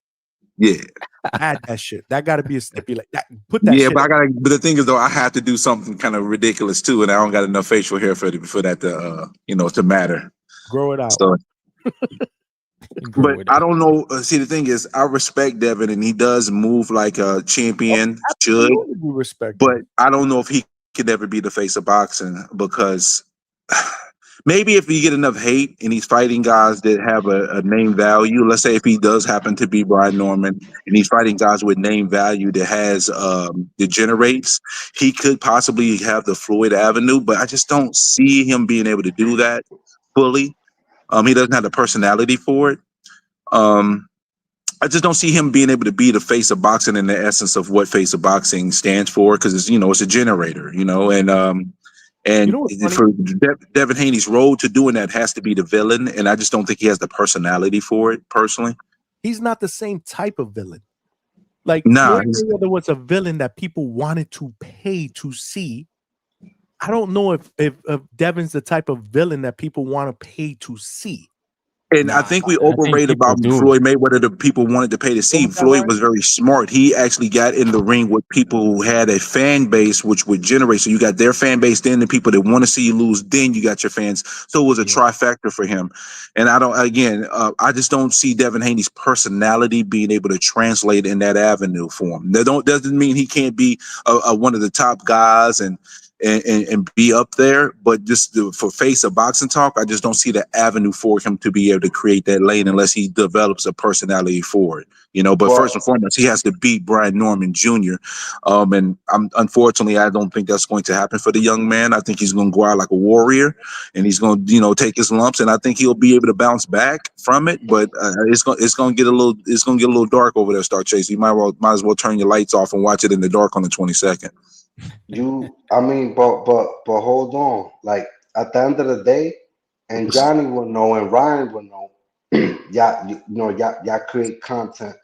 Like, is Devin not a hot? I mean, Devin is probably top 3 hot commodities in boxing.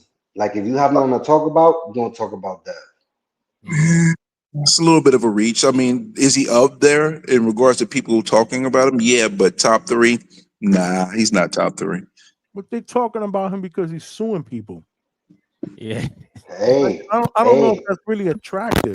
It's not sexy. It's not sexy, right? You know what I mean? But hold on. But let me ask you a question. Tank not a talker either. So like, I mean, it's the knockouts, right? But Tank had a machine behind him from the start, and that machine was good and active at the time. That machine ain't the same machine today that he had to start his career. You know what I mean? So he had the Floyd backing when Floyd's name had the value and cachet that it doesn't have today. And it was a perfect storm for Tank to be. And Tank was a knockout merchant against the guys that he did face. Devin Haney's not a knockout merchant. He doesn't have that same, and he's a freelancer to some degree. So he doesn't have that backing to do those things. They have established themselves, and they have a really solid brand in regards to the totality of what we're looking at. But it's just not the same elements. It's not. No, I mean, I hear that. Villains, man. They're two different type of villains, man. Floyd was a villain. Like, you know what I mean? Like, Devin Haney he's just not that level of villain. Like Floyd Mayweather could come on a press conference, talk his shit, throw his money around. He could come out before a fight, wear the Mexican, colors, whatever. It just, I don't know, man. That Devin Haney is just not that type of a villain, man. If Devin Haney had his father's personality, maybe. Right. He doesn't have a Father is more of that personality. villain. He's not that guy. Floyd didn't need that. Like, Floyd just did it. To me, there's no comparison, man, when it comes to marketability. Who was more hated, but people wanted to see more. I don't see it, man. I mean, face of boxing, like Stock says, and I'm not hating on Haney. I'm not. I don't see that. I don't either. I just think it's for the taking. Like, who else? There you go. It's going to be for the taking. Problem. And the problem for Bam, like Bam has all the qualities, but he's at a weight class where, American boxing fans find a way to shade who you fought, and they don't even know who is from top to bottom in the weight classes. So I think he has an uphill battle to be a face of boxing as himself. But Bam is that dude, though. Bam is that dude. Period. Oh, yeah. Bam is a special. But it's for the taking. Shakur could possibly take it. But again, he has some deficiencies as well. It's gonna listen, Brian Norman Jr., bro. You got to knock out Devin Haney. Oh wait! You saying Brian Norman Jr. is the face of boxing after he? I'm not saying that, but I'm saying though the way he fights, his personality. If he can string a series of great victories together, there could be an avenue for him to try to do that. But we're a long way from that, brother. A long way from that. We're gonna keep it a bean over here. I agree. Yeah. So, but who's the top 3? I mean, let's take Tank, Canelo, Bud out this conversation. Who's top 3? Like, face of boxing? Nobody. There's no face. David Benavidez, maybe. There's no face. Because of his fighting style and the Mexicans might migrate to him. Yeah. To be honest with you, take those names off, man. There's no face. You might have the feet of boxing, but there ain't no face of boxing. And we may not see a face of boxing for a long time, and that's okay. Yeah, and that's Okay. fine. That's I don't fine know for if that's me. okay. You need that. You need that generator. Nah, You you need don't, because we're entering an age where it's streaming, man, and the sport should be available everywhere. This pay-per-view shit is dead. Like it's dead in the water. I don't know what the hell PBC is doing. Netflix, You said you don't know what Amazon. PBC doing. It ain't just PBC. Look at Queensberry. They get to the zone and their first 2 cards, they're charging American boxing fans $60 and $50 for pay-per-views. It should Yeah, be they free for the visibility for foolish too. most of the Tama and the Parker. Those fights should not be costing any money, you know, and they're off to a blazing pay-per-view start. The zone is having a legendary pay-per-view run this year. Yeah, and they all gonna lose money. And then the ring card's free. The best card of the year is free.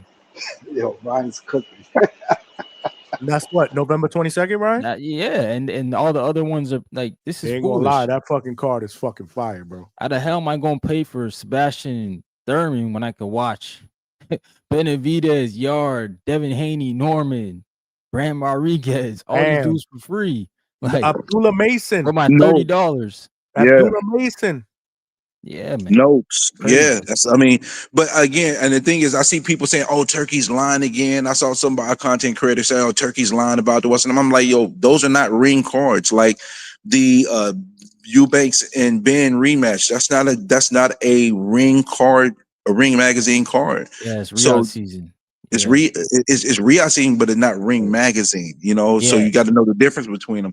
But again, that's pay-per-view as well. It's just too many pay-per-views. The zone is outdoing PBC and Showtime for pay-per-views. They outdid them. 2023 was the most expensive year for a boxing fan to watch boxing from home. It was almost $1,500. It was like $1,400. I spent like a little over $1,000 because I didn't buy every pay-per-view, but I spent a little over $1,000 to enjoy boxing in 2023. 2025 is going to be more. If I sit down, and I'm going to have to do it at some point to make the arguments that I've been making, I'm gonna go through all of the zone pay-per-views, the PBC pay-per-views, the time that we did have ESPN app with Top Rank. And when I add those numbers up, it's gonna be more than what it was in 2023. Because I mean, there's been so many pay-per-views on the zone this year. It's just ridiculous. Yeah. Hold on, before y'all cook, CJ Rich, Boxing MBS, $2. He said we got stock domesticated, bro. All praises due. We finally got this motherfucker in his crib. They say you was a wild, untamed animal stock. And I say that affectionately, respectfully. We love you, bro. We just want to get your ass back home so you're not outside, bro. But nah, I digress. Appreciate I think you, CJ Rich. I think Devin Haney, you know, when he beats Brian Norman Jr., I think we'll have to revisit this conversation, because if he beats Brian Norman Jr., it also depends on how, Stock. It also depends on how. If he goes out there and fucking knocks Brian Norman Jr. out, then maybe we can entertain, a little bit of that conversation. But if he does what he does to fucking Jose Ramirez, blah blah blah, I mean, I don't know how much that really does, man. You guys agree, or do you guys think I'm off base here?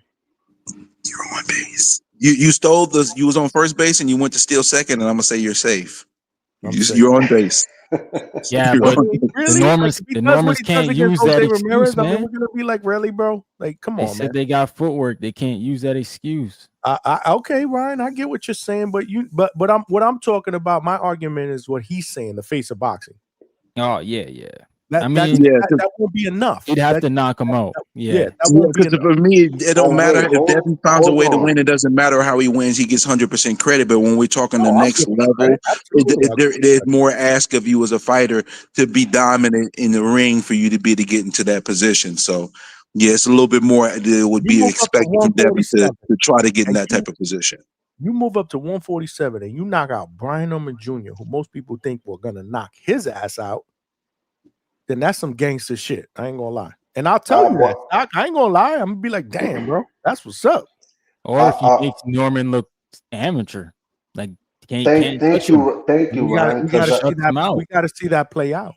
I mean, that's crazy. Like, if he does that, we gotta see that play out. What's crazy is, Stock, I don't know. I just got a feeling you ain't as confident as you portraying, because the thing is, when it's a fight, I know you when you listen. If it's a boxing match, all 12 rounds, I'm sure you might feel a little more confident. But if there's a moment where it's going to be a fight and you got to get a little fisticuffs, I know that you won't feel as confident as somebody like me. Like I'm not worried if Norman gets hit by Haney, but I'm sure you're a little more worried about Haney getting hit by Norman. I think our confidence levels in that aspect are going to be a pretty wide disparity. This is a gap. I mean, this is gonna sound crazy, but if Devin go in there and fight his fight, Norman Jr. stands no chance. What about if Norman fights his fight? Which fight? You want to know what the fight is? I can tell you, Stock. I already know what's going to happen. Which fight I'm talking about? Because you know what Canelo did not do with Terrence Crawford? Terrence Crawford was comfortable in there. He was able to dictate the terms of engagement. That's the determinant of the fight to me. If Devin's able to dictate the terms of engagement, then he has a great chance of winning because you're fighting on his playing field. There are still some elements that can still cost him to fight within that, but he would have the upper hand. I'm telling you right now, Brian Norman Jr. ain't gonna give a flying F what Devin Haney's trying to do. His goal is to make him uncomfortable, never let him be settled, and then if it turns into a fight where he can't be able to gauge anything. And if you make him Devin uncomfortable for the fight, and knowing the fact that Devin has not really got his jaw tested since that last fight, where he ended up hitting the canvas a few times, we're looking at possibly a diabolical situation. We might be looking at a diabolical situation, bro. I'm just saying. If I felt it was a diabolical situation, I wouldn't like, bro. You're the only person that I have a bet with, and that's how it's gonna stay. Because this is a bet with my dog, and at the end of the day, I wouldn't do that. No, at the end of the day, Devin is going to surprise a lot of y'all. Well, the thing is, you say he's going to surprise, but see, I know what to expect from Devin. The thing is, you don't know what to expect from Brian Norman. You think Brian Norman is this, and I know that he's not just that. Like, I really hope that Devin Haney in his camp is thinking that he's one-dimensional, because that's what Bill Haney said to me. He told me he thinks Brian Norman's one-dimensional. I'm like, okay, good. I'm glad you think that way. Good luck. Good like just like Marco for Chapoyo. Good luck. You know what I'm saying? But I'm gonna keep it real. Like, a lot of people got mad at me when I said Devin cooked Santi John easily. They got mad at me because I said that. But I'm dead I wouldn't ass. get mad at you about that. I wouldn't get mad about you about that. I think there's a high possibility he could cook him. Yeah, it's because he can outbox him. But Brian Norman Jr. was in a firefight with Santi John. How? Yeah, he fought. But the thing is, though, he fought. The one thing that I've been hearing from people saying, "Oh, Brian Norman don't have no defense," and that. One of the things I think that a lot of people are forgetting is when you're in the ring with somebody, if you're going to test to see how hard he can punch, and if you can take his shot, you're going to be willing to take some punches so you can land yours. You're willing to engage to let them open up so they can throw their shots, so you can turn around and counter their shots. And that's what he's done in his last few fights. Now, in this fight, I don't think the same dynamics play, but when I look at totality of some of those fights, that's what I see. I see a guy that knows that they can't really hurt him. So I'm going to let you get in a little bit so I can rock you with mine because you can't take mine. You know what I mean? I think Devin can hurt Brian Norman Jr. if he catch him clean. I think he can, literally. At 147, I think it's gonna be hard because I've seen Brian Norman take some clean flush shots from guys that can throw punches harder than Devin Haney, and I don't know if Devin. I mean, listen, you can't rule anything out. You can't rule anything out because in the ring, anything goes. We've seen guys who had pillow fists knock people to fuck out before. You know what I mean? But it's a longer shot. You know, the odds are not in Devin Haney's favor of doing that type of activity, knowing that Brian Norman has been fighting at this weight and has taken punches from guys who got more thump in their fists. Devin's the underdog, so I mean, you're not lying. But I feel like 147 Dev might be a problem. You know like, what? I'm dead ass. Like, might be. Stock Chasers, I a was on your severe same problem. wavelength. I was on the exact same wavelength you're on when he was going from 135 to 140. I was telling people, I think Devin Haney's power is going to increase as he moves up. And that's one of the things I said. And when he did what he did to Regis, I was like, see, look, he dropped Regis. And I was talking that cash shit saying that Devin Haney his power is going to increase as he moves up. But I think after the Ryan fight, something's changed in Devin. Something has changed, and that type of taking that type of punch, and those punches will change you as a fighter to some degree. So the confidence level that I would have had, 2.5 years ago, where I felt like Devin would, be a little bit more of a thumper at that weight. I think mentally, I think it's going to take away from him being able to embody that. You know what I mean? Don't mean he can't do it, but I just think mentally, as much as everybody they say, oh, they fought that way, that was their game plan, whatever have you, that's fine and dandy. But again, he didn't do himself no favors fighting that way, going into a fight like this. No matter who he was fighting next, the way he fought Jose Ramirez was not beneficial for him in his next fight, because he didn't put himself through no tough waters to gauge himself, taking the punch, being able how to deal with being in the trenches and engaging. Those things he didn't allow himself to have, and I don't think he's going to be able to avoid it the whole fight versus Brian Norman. Well, I think we got to look at like the optics of that ring card. That was set up for those guys to fight on to different fights. So they were all looking ahead, all of them. That's why the card was a freaking dud. That's why it sucked. Everybody was playing it safe. Nobody wanted to get hurt. Good point. And we saw that. And literally, Ryan Garcia dropped the ball, lost to Rolly. And yeah, you're right. He shouldn't have performed like that, but they all had the next fight in their mind. Like, there's no way none of them didn't have the next fight in their mind going in that ring. I think the only person that didn't was Tio. Oh, I'm not a T.O. fan, but T.O. boxed pretty well. But he didn't finish the job either. He could have finished the job, but he still had a performance that was respectable. It was better. Man, he did all right. I agree. Yeah, he stepped on the gas pedal. Absolutely. I was saying that. I was like, what the fuck was going on? Yeah, it was the best one of the night for sure. And that ain't saying a whole lot. It was good, but Barbosa looked like it was good. Yeah, it was good. It wasn't great. It was good. It was a good performance. Barbosa looked C- class, and I thought, but I never was really sold on Barbosa. I thought he lost a couple fights that they gave to him. You know what I mean? But I think he's a respectable fighter. He's solid, but there's no special effects. There's nothing to be like that pops out. It's just like he eyed it. He eyed. He cool. I agree with that. I actually agree with that. I think he's a good fighter. That's a fact. That's a fact. I mean, to me, Tio had the best performance that night, but at the same time, it's like Ryan said. Like, I think a lot of people got to misconstrue that Devin was trying to lock in that win, and now they think that. I don't understand why people think Devin don't want this fight when he's in this fight. It dropped whatever, but I don't think people. What people? Because I know what Stock Chasers getting at though, Johnny. Huh?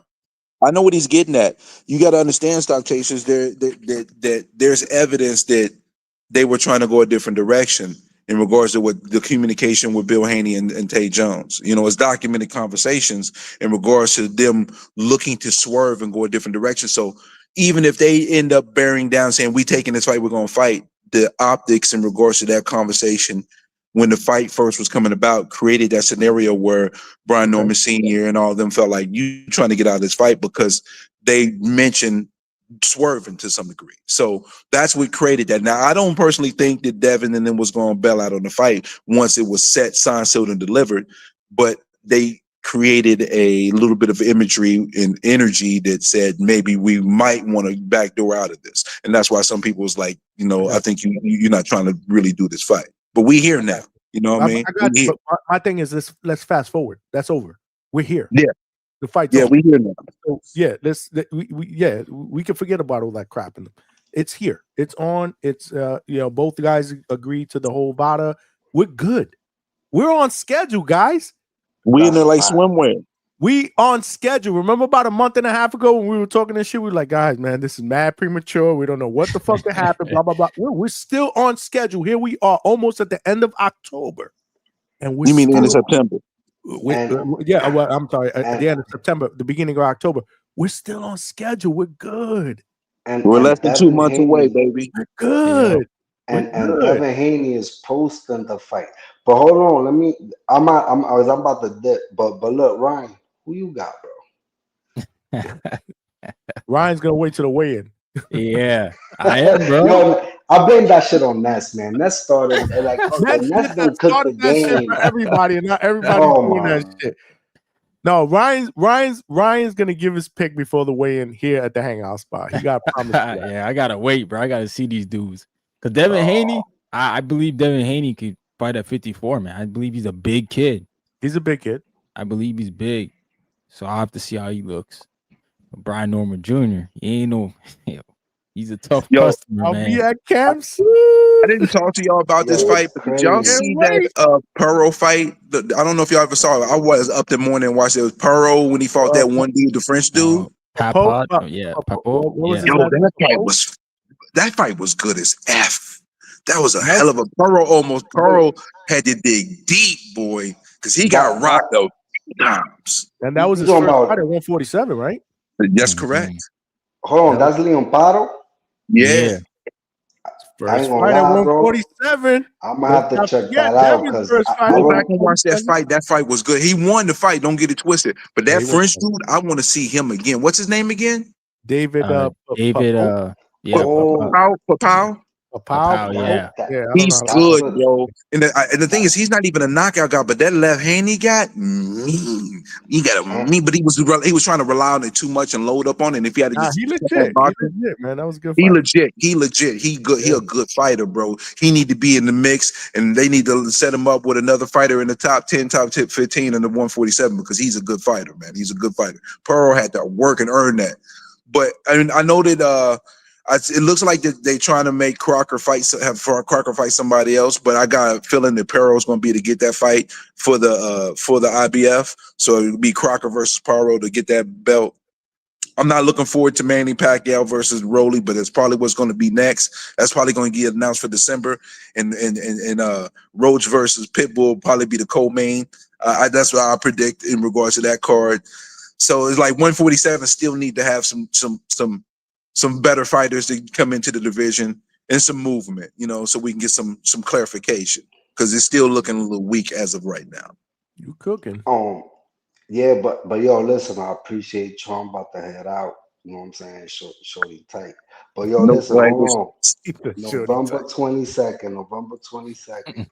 Get your pillows. I got mine from Amazon already. Unbiased brand, you my dog. We got you, brother. Ryan, yes, my sir. dog. Stock Johnny. Chasers.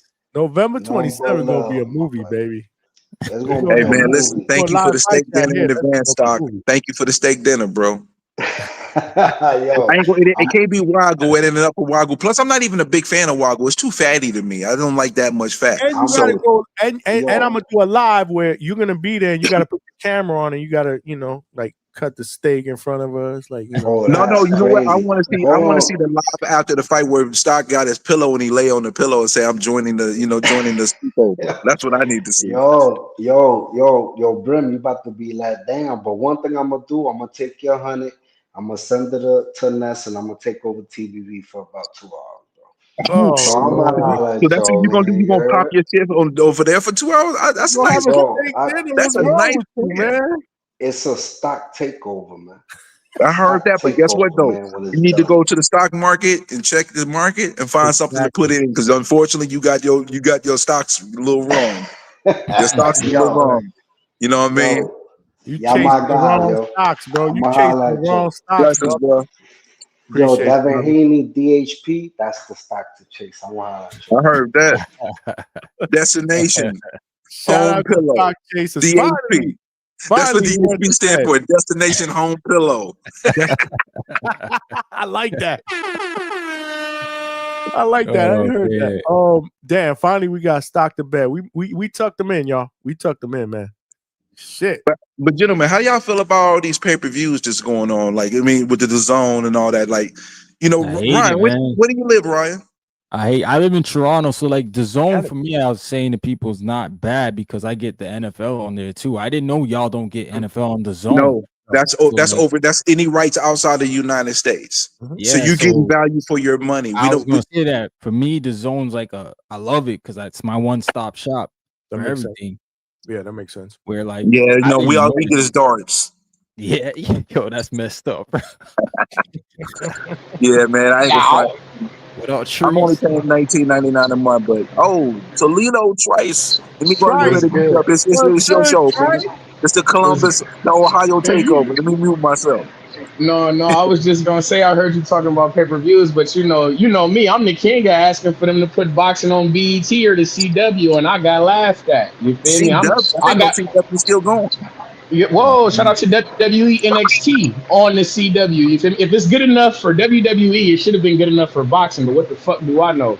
You feel me? Because it's like Brem, because I'm telling these guys, I'm like, oh, the CW, they're investing in live sports. They just acquired a college basketball package with the ACC. They just acquired a NASCAR package. You feel me? They doing the WWE. I'm like, damn, boxing. If you got any sense, follow the trends, my nigga. Go Top ahead and Rank, slide with the CW. hey, you never know. Top Rank may be talking to him because listen, Top I Rank, we will be, looking at man. Top Rank with a magnifying glass. Like, what's going on, bro? We about to be in October, and y'all. We expected y'all to announce something. Y'all just sitting on the sidelines and with no dates, man. Eventually, it's gonna get a little dicey, bro. It's gonna get a little shaky, baby, if they don't do something soon.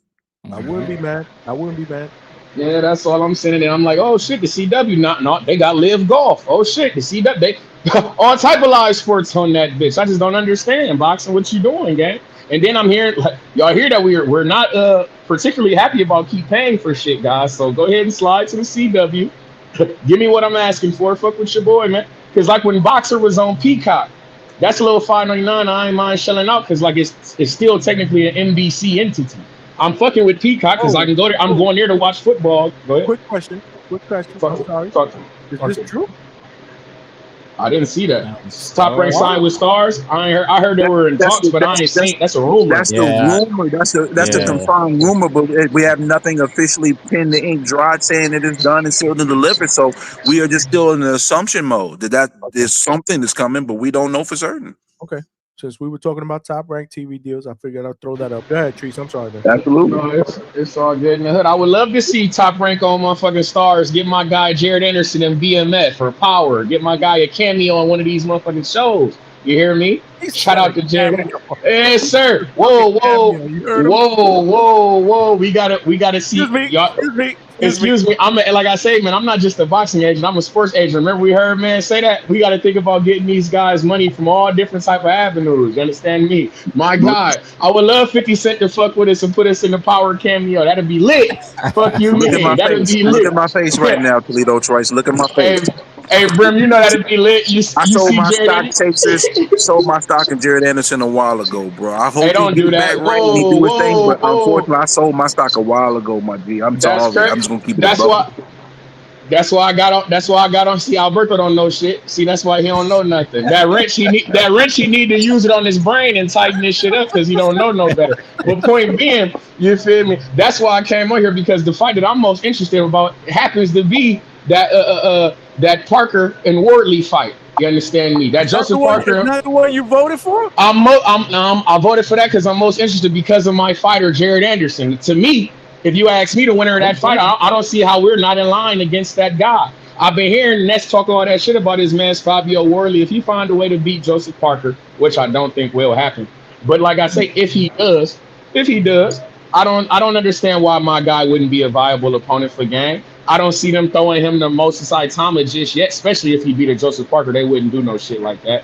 I don't see why Jared Anderson, Fabio Worley in the UK. You feel me?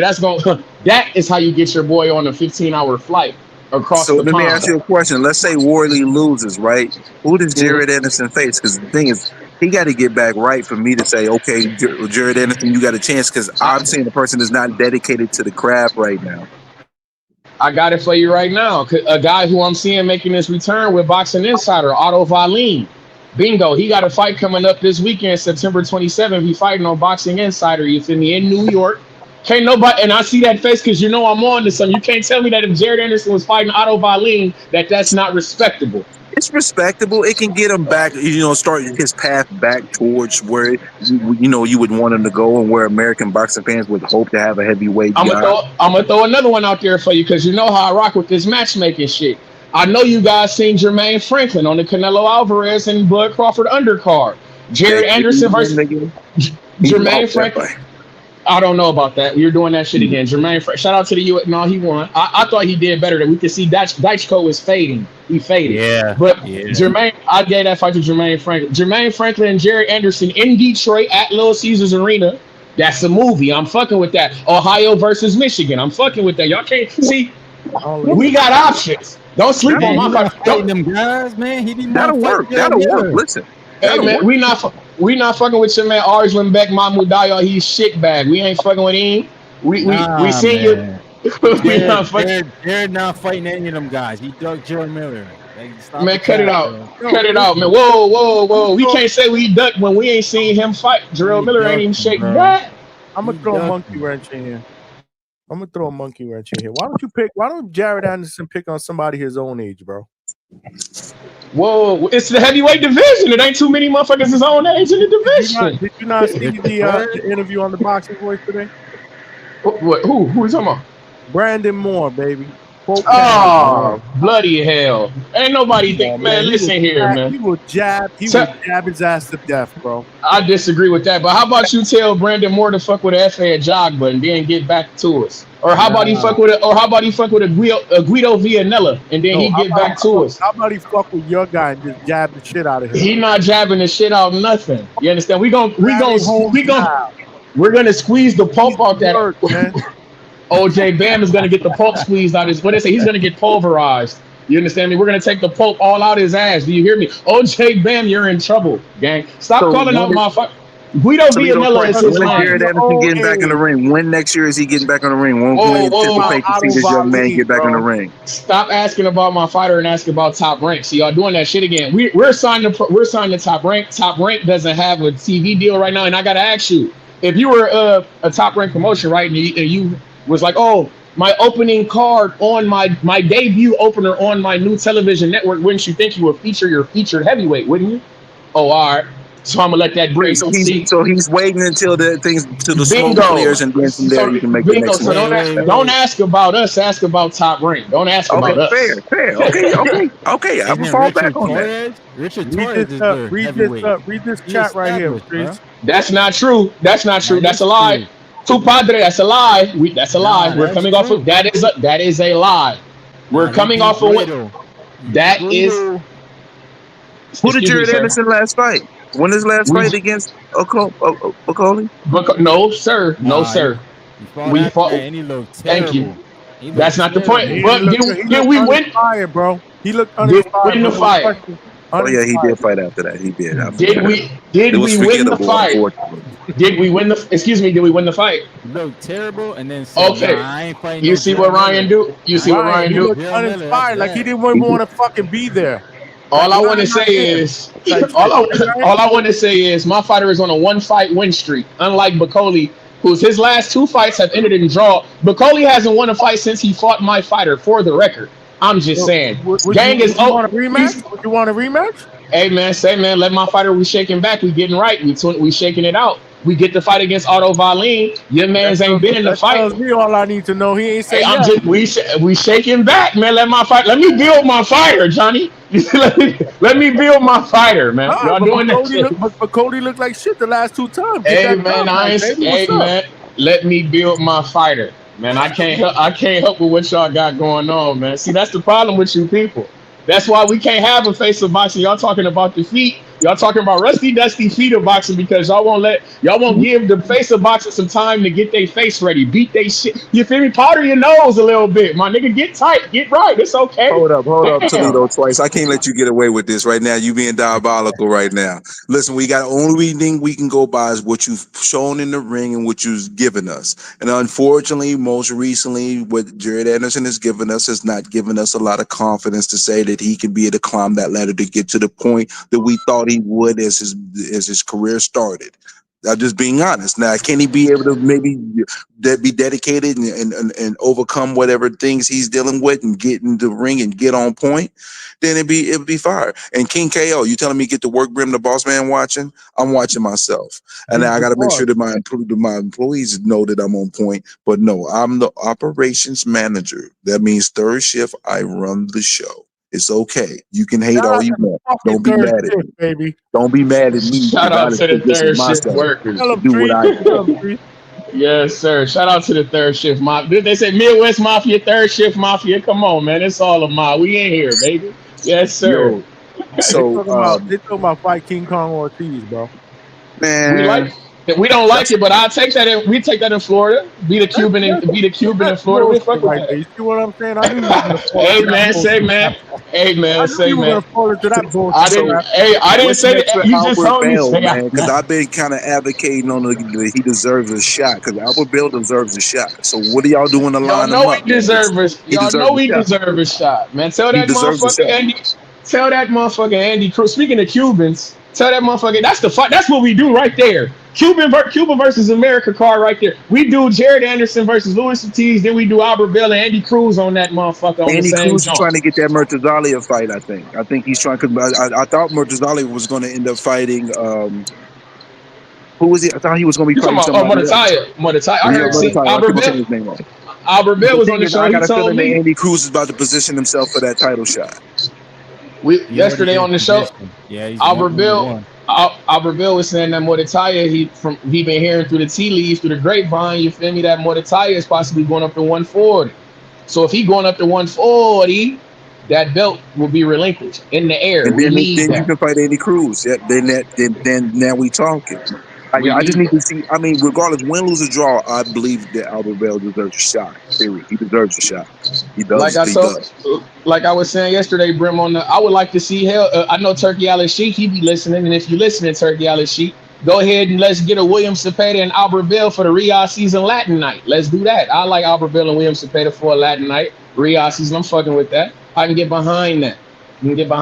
See, but I'm sorry I missed Coach Bermudez because real quick, Johnny, before I slide, I just had to get in here and talk my little matchmaking shit. You know how I rock. I've been hearing these motherfuckers talking about a Mexican for that man Polanco, and I was hearing Rocha and Cordial and all this.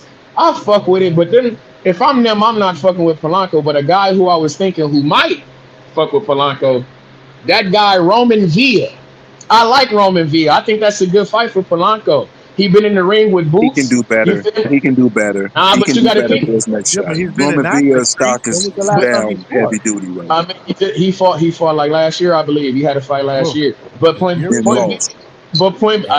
that ain't but the thing. God damn you guys. Hold on. Point being, you got it. The second round, man. Trees, man. Wasn't that was at 54 though? But ho. Y'all gotta let me build my fighter, man. When y'all talking these guys, these Curiels and these Roaches, man, don't nobody know who the fuck these guys is. We know who Villa is, man. We seen Villa beat Ellis, man. We seen Villa get he was in the mix with Boots, man. We seen him he was getting pummeled and shit like this, but he was in the mix, man. Come on, man. Y'all guys got to stop this. If I'm building Villa got a more notable name than fucking Alexis Rocha. What the fuck has Alexis Rocha done? If you don't mind me asking, bro. Does Alexis Rocha have a better win on his record than my man Villa? Who's Villa's best win? Blair the Flair. Speedy Ellis. I'm gonna tell you this much, Toledo. Speedy Ellis is a better win. Speedy Ellis is a better win than Blair Cobbs to me. You're right in a sense, but let me tell you something. You talking about they know this person more than what's named. The difference between them is millimeters. You wasting the energy trying to tell me how much more known Roman Villa is than Alex Rocha. Like, but we can't. Whoa. But they're not. They on the same plane. But you got it. But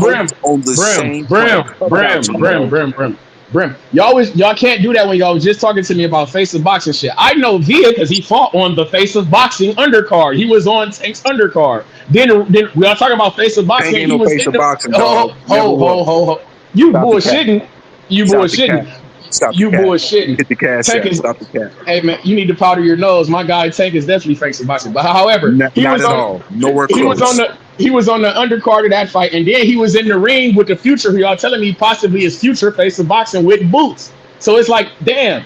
Oh, we know that guy's been in the ring with boots. It's like we watching guys like Frank Martin and motherfucking Isak Cruz and these guys just because they was in the ring with a motherfucker and they got beat on.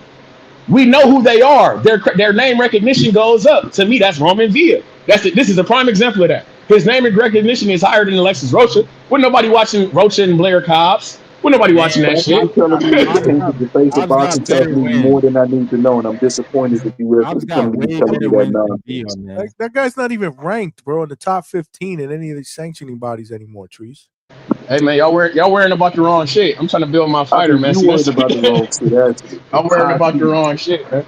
That's the problem with these guys. See, but I like you're telling me these lies. No, man, the Roman Villa fight is what Coach Bermudez. You do that Roman Villa fight for Polanco. I'm telling you, that's a fight. That's a good fight for him. And then for Kurt Scobie, I think, man, you should go out and fuck with a Montana Love, man. For Kurt Scobie, man, I like Montana Love for that guy. At what? 140? 140, hell yeah. Montana Love and Kurt Scobie at 140. I think that's a good fight, man. They both got you feel me? They both got that type of personality. Montana Love, he can promote and shit. I think that'd be a good fight for Gang. I like that. But it's like because it's a bit of a step up for Kurt Scobie, but not really type shit. And it's like they on the same. I like that fight. I don't hate it's a decent scrap. Yeah, even though Montana Love is more like Idaho hate these days, unfortunately. Hey man, you doing that shit again, bro. Shout out to Ohio, man. Y'all doing that shit again. See, here in Ohio, we like to drink whiskey, man. Shout out to AB, my guy. Shake back, you feel me? Get right, get tight, you feel me? Hopefully, my guy still got that fight going on in November, because I'm locked in. I don't give a fuck. We still gonna watch him beat on somebody November 8th. You fuck with you. If you bring the Coke, who brings the whiskey? No. We more of a ginger ale guy, but depending on what type of depending on what kind of Coke you into, Johnny. I don't know how you rock. Whoa, you ain't a ginger ale guy. You was an MD 2020 guy, Trice, because you were talking about take the face of boxing. You talking that Mad Dog 2020 talk to me. Man, come on, man. You know Tank is the face of boxing, man. No, Now that I got you, fuck it. I got that. Ryan, this goes for you as well in comparison. With this Jake Paul and Tank Davis shit, and with the Logan Paul and the Floyd Mayweather shit, in comparison, how do you think that the Tank and Jake is getting more buzz than Floyd and Logan, or how would you say that the promotion and the buzz is in comparison? How would you say that they feel? And shout out to the Midwest Mafia. I'm about to slide and steal some more money, man. Y'all be cool. He said steal some more money. You hear him? Ryan, I'm gonna let you answer that first. I can't wait to answer, but I gotta let you go first. Yeah, it's bigger. Tank is bigger, but I mean that's because Jake's put a lot of work in. Logan Paul didn't put a lot of work into boxing when he fought Floyd Mayweather, and Tank. They love Tank, man. Tank's fans, like I said, he'll fight a cab driver. They come out. So you got the mixture of Jake putting in work in boxing already, and Tank's already in boxing. Where Logan Paul, he was never in boxing. Let's just call it what it was. He just came and just fought Floyd. He wasn't as big as Jake. He wasn't as big. Truth be told, I don't think it's bigger. I agree with Ryan. What? I don't think it's bigger, in my opinion. I'm gonna tell you something right now. Listen, just hear me out. There's a lot, because the thing is, we understood where Floyd Mayweather was in his career when he made that fight.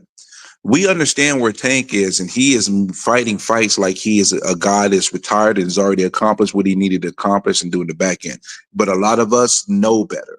So my issue here, because I'm going to tell you right now, I wish that boxing fans would be like me and we make a stand. I'm watching the undercard. Don't get it twisted. I'm looking forward to the Hiroka and Russell. Absolutely. I'm looking forward to that. But when the Stain event comes on, because it ain't the main event, it's the Stain event. When the Stain event comes on, I'm cutting it off, bro. I am not watching the main fight. You watching the main fight, Brim. Stop. Bro, listen. I'm gonna take my glasses off and I'm gonna look you in your eyes, sir. Johnny, I am not watching the Stain event. I have not tweeted about the fight. Why? I'm not going to talk about the fight if I can help it. Only when I have to. I am not watching that fight, brother. Temper your expectations. I don't have any. I don't even care. I don't want to see the fight. I'm not going to watch it. So it ain't about tempering expectations. I expect not to watch it. Already, you said something wrong. I'm not watching the fight. It's not a fight. It's not a Even fight. more of a reason why I'm not watching. Thank you for me Temper your reflecting my expectations words. and go into that event knowing what you're going to supposedly expect. Johnny, hear And me you'll out. be fine, and you won't even be No, upset. you know why I'll be fine? Because I want to make sure that Canelo Crawford's numbers are higher than those. So I'm not going to contribute to those numbers having a chance being higher than the real fight of two guys that was the best of this So generation. you're not I'm going going to to do. contribute. I get what you're saying. Okay. I'm not No, contributing even to the if you don't- same event. But unfortunately, you do know even if you don't contribute, they're going to be better. I hope you're wrong. How about that? I hope it turned out to be. And I'm not saying short. it because I want to be right. Because honestly, I'm on your side here. But I'm just being real. But Canelo got more pull than both of them combined, bro. The thing is, Canelo got more name recognition than both of them combined. Nah, Jake Paul got hella view. Like No. Jake Let me tell you Paul something about Ryan. Let me tell you something about Jake Paul. Jake Paul's name had value. Don't get it twisted. But last time I checked, he fought Chavez. That didn't do shit, right? So the thing is, when he did big numbers, it was with big number people, and Tank's numbers are overrated. Outside of a Ryan fight, he don't do over 200K. All them inflated ass pay-per-views with Pitbull and Rolly. Them shits didn't do 200K. I'm willing to bet the farm on that shit. Excuse my French. I'm telling you right now that the recognition, the reason why Jake Paul did so much big numbers is because of Mike Tyson. He's a cultural icon that transcends the sport. Outside of those big name people, Jake Paul does decent numbers, but he don't do out of this world numbers. Canelo does better numbers than them two combined. But Jake Canelo not fights a Berlanga boxer, and do bro. 600K pay-per-view. For like Jake 14 fights. I'm sorry, Like, say that again. Jake's been here for 14 fights. Who do you know in the 14 fights been on Netflix twice? Yeah, but you're talking about. But you got to understand the dynamics of a Jake Paul career. See, that's why I never really got on Jake Paul's case about his career, because if you wouldn't as popular and as known as Jake Paul, you would be fighting nondescripts and building your resume as a fighter. Jake Paul could not do that because he has too much name value. So you got to make money off your name values. The best way to do that is fight people that don't have the skill set with name value. So I understood that dynamic with Jake Paul, but I'm not going to sit here and automatically associate his brand recognition being bigger than Canelo's. No, it never has. You can't sit here and get mad at him because freaking Canelo did the same thing with Berlanga. He did the same thing with Munguia. Them dudes not beating him. We all knew that. But the thing is, though, those were actual ranked fighters. Even though I wasn't really keen to neither one of those fights, those were ranked fighters. So comparing ranked fighters, him fighting ranked, Jake Paul's literally like. He's not even a prospect. Yeah, but the thing is, though, Jake Paul could be, but because his popularity, he has to travel a different course and a different road. And I don't bash Jake Paul for that. I don't. But I'm not going to sit here and pretend that Jake Paul got more name recognition and value than Canelo Alvarez. No, he don't. Around the world, yes, he does, bro. Around the world, the numbers don't reflect what you're saying, Ryan. The numbers don't reflect. What do you mean? The man did 71 mil with Mike. With Mike. You take away Mike and it ain't no 71 million. All right. Then what are you going to say when he do more than Canelo and Crawford with Tank? If he do, then kudos. I don't care, but kudos. But again, what did he do with Chavez Jr.? What did he do with Chavez Jr.? Did we even get an announcement of what the pay-per-view buys was for that fight? That was a joint promotion with Golden Boy 1. So they made that. What did it do, Ryan? What did it do, though? Did it do anything of significant value that we're talking about today? If that was Jake Paul, that would have been on Netflix, bro. Bro, it was Jake Paul versus Chavez Jr. And we ain't talking about those numbers, bro. You know why we ain't talking about those numbers? Because them numbers was nothing. They wasn't popping.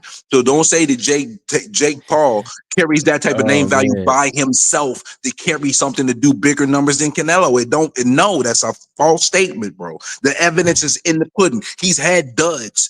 He's had fights where there was no viewership or to the level that you're stating.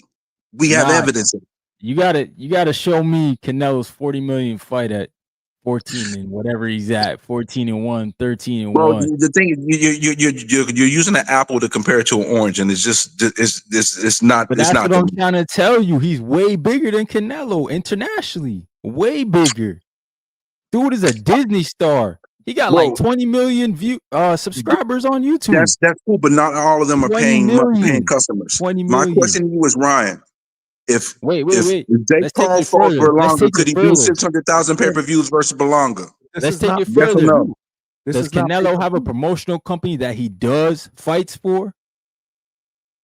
Does he host shows? Is he doing shit in the Caribbean? Now you're talking about his promoter hat. Now you're taking a pair comparing it to an apple. But I'm gonna simplify. Canelo can't do that though. Would Jake Paul fighting Berlanga do 600,000 pay-per-views? Yes or no? What do you mean fighting Berlanga, man? He don't need to If fight Jake Paul Berlanga. fought Berlanga on pay-per-view, would it do 600,000 pay-per-views? Yes or no? Simple that's question. The thing, Brim. He don't need to fight Berlanga. He could take whoever he want to fight. Because who's gonna say no to the money? You deflecting right now, not answering the question. Say no? I'm gonna try one more time, Ryan. If Jake Paul fought Berlanga, would they do 600,000 pay-per-views if it was on pay-per-view? Yes or no? Well, no, it's not gonna do 600,000 on pay-per-view. So how you got the audacity to tell me his name recognition is more than Canelo Alvarez when Canelo can do 600,000 pay-per-views with a Berlanga? So then why can't Canelo do 71 million on Netflix and he don't gotta pay for it? They got Because he didn't fight Mike Tyson. Because he didn't fight Mike Tyson. He didn't fight a cultural icon. Okay, so Mike Tyson versus Roy Jones did 1.2 million view, 1.2 million pay-per-view buys. These guys were in their 50s. Come on, Ryan. Let's not do this. Mike Tyson and Floyd don't do more than 71. You need to come back here and apologize to me. First of all, I don't even think that fight happens. They announced the fight with no broadcaster, no nothing. No, there is a broadcaster.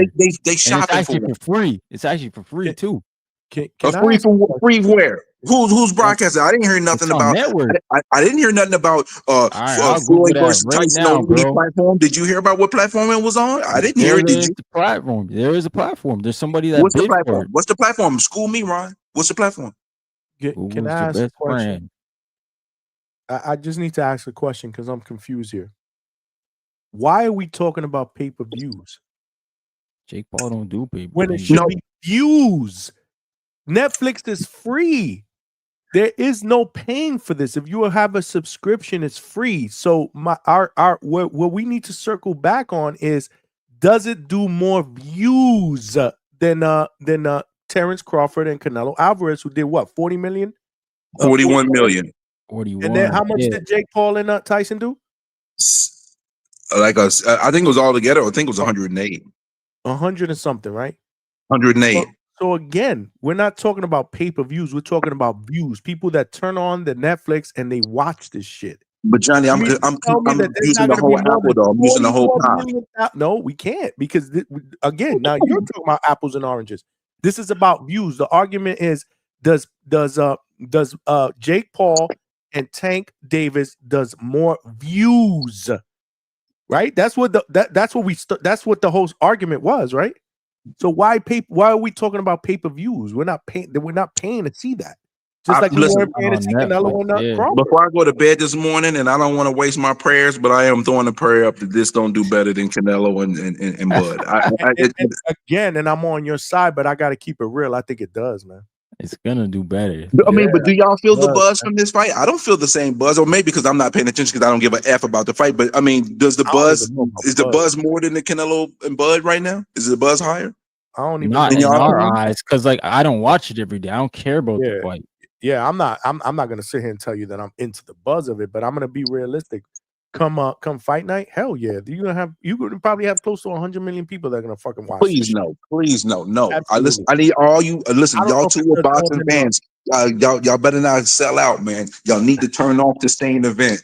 Turn off the stain event, because it's not a main event. It's a stain event. With that noted, I got nothing but love for you, gentlemen. I got to get back to work, because King KO said my boss is watching me. So let me get back to work. They said the camera's watching you too. King KO said the camera's watching.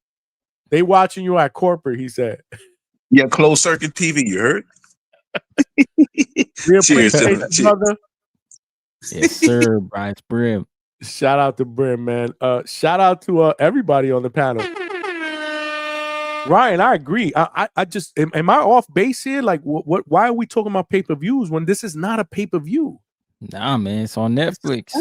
So we're comparing apples to apples, right? Canelo and Crawford was free on Netflix. On Netflix, if you have a subscription. Jake Paul and Mike Tyson was free on Netflix if you have a subscription. So this fight is on a level playing field. It's free on Netflix if you have a subscription. So the question that I have for everybody is, does it do more views? Tyson, not Tyson. Who cares about that? Jake Paul and Tank, does it do more views than Canelo and Crawford? Crawford and Canelo did about 41 million views.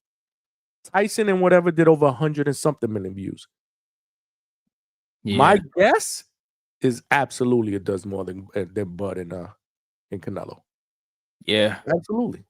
I don't want to say it, but man, it's just I don't know if it surpasses Jake and Mike. I don't know I don't that. think so. Yeah, I don't think it gets that high. I don't know about that. I'm not gonna go as far as to say that, but I will tell you, I think it surpasses Canelo and Crawford. Absolutely.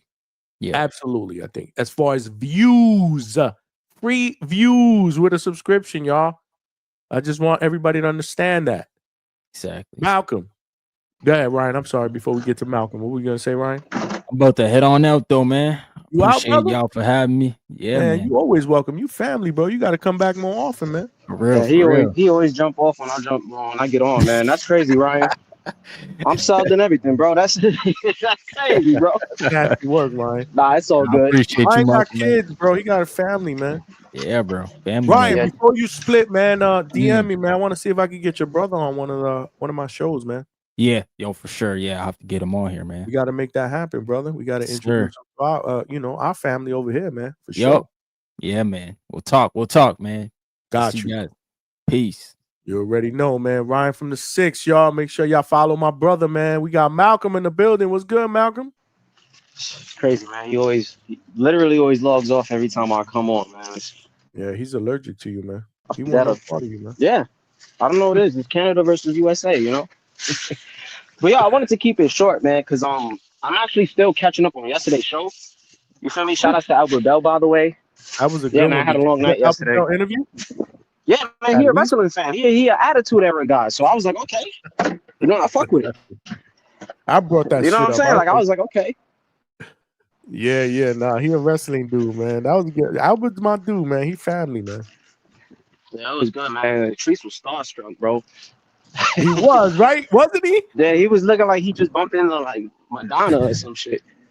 He was wilding. But yo, I'm gonna just keep it. Though. I had to get him on though.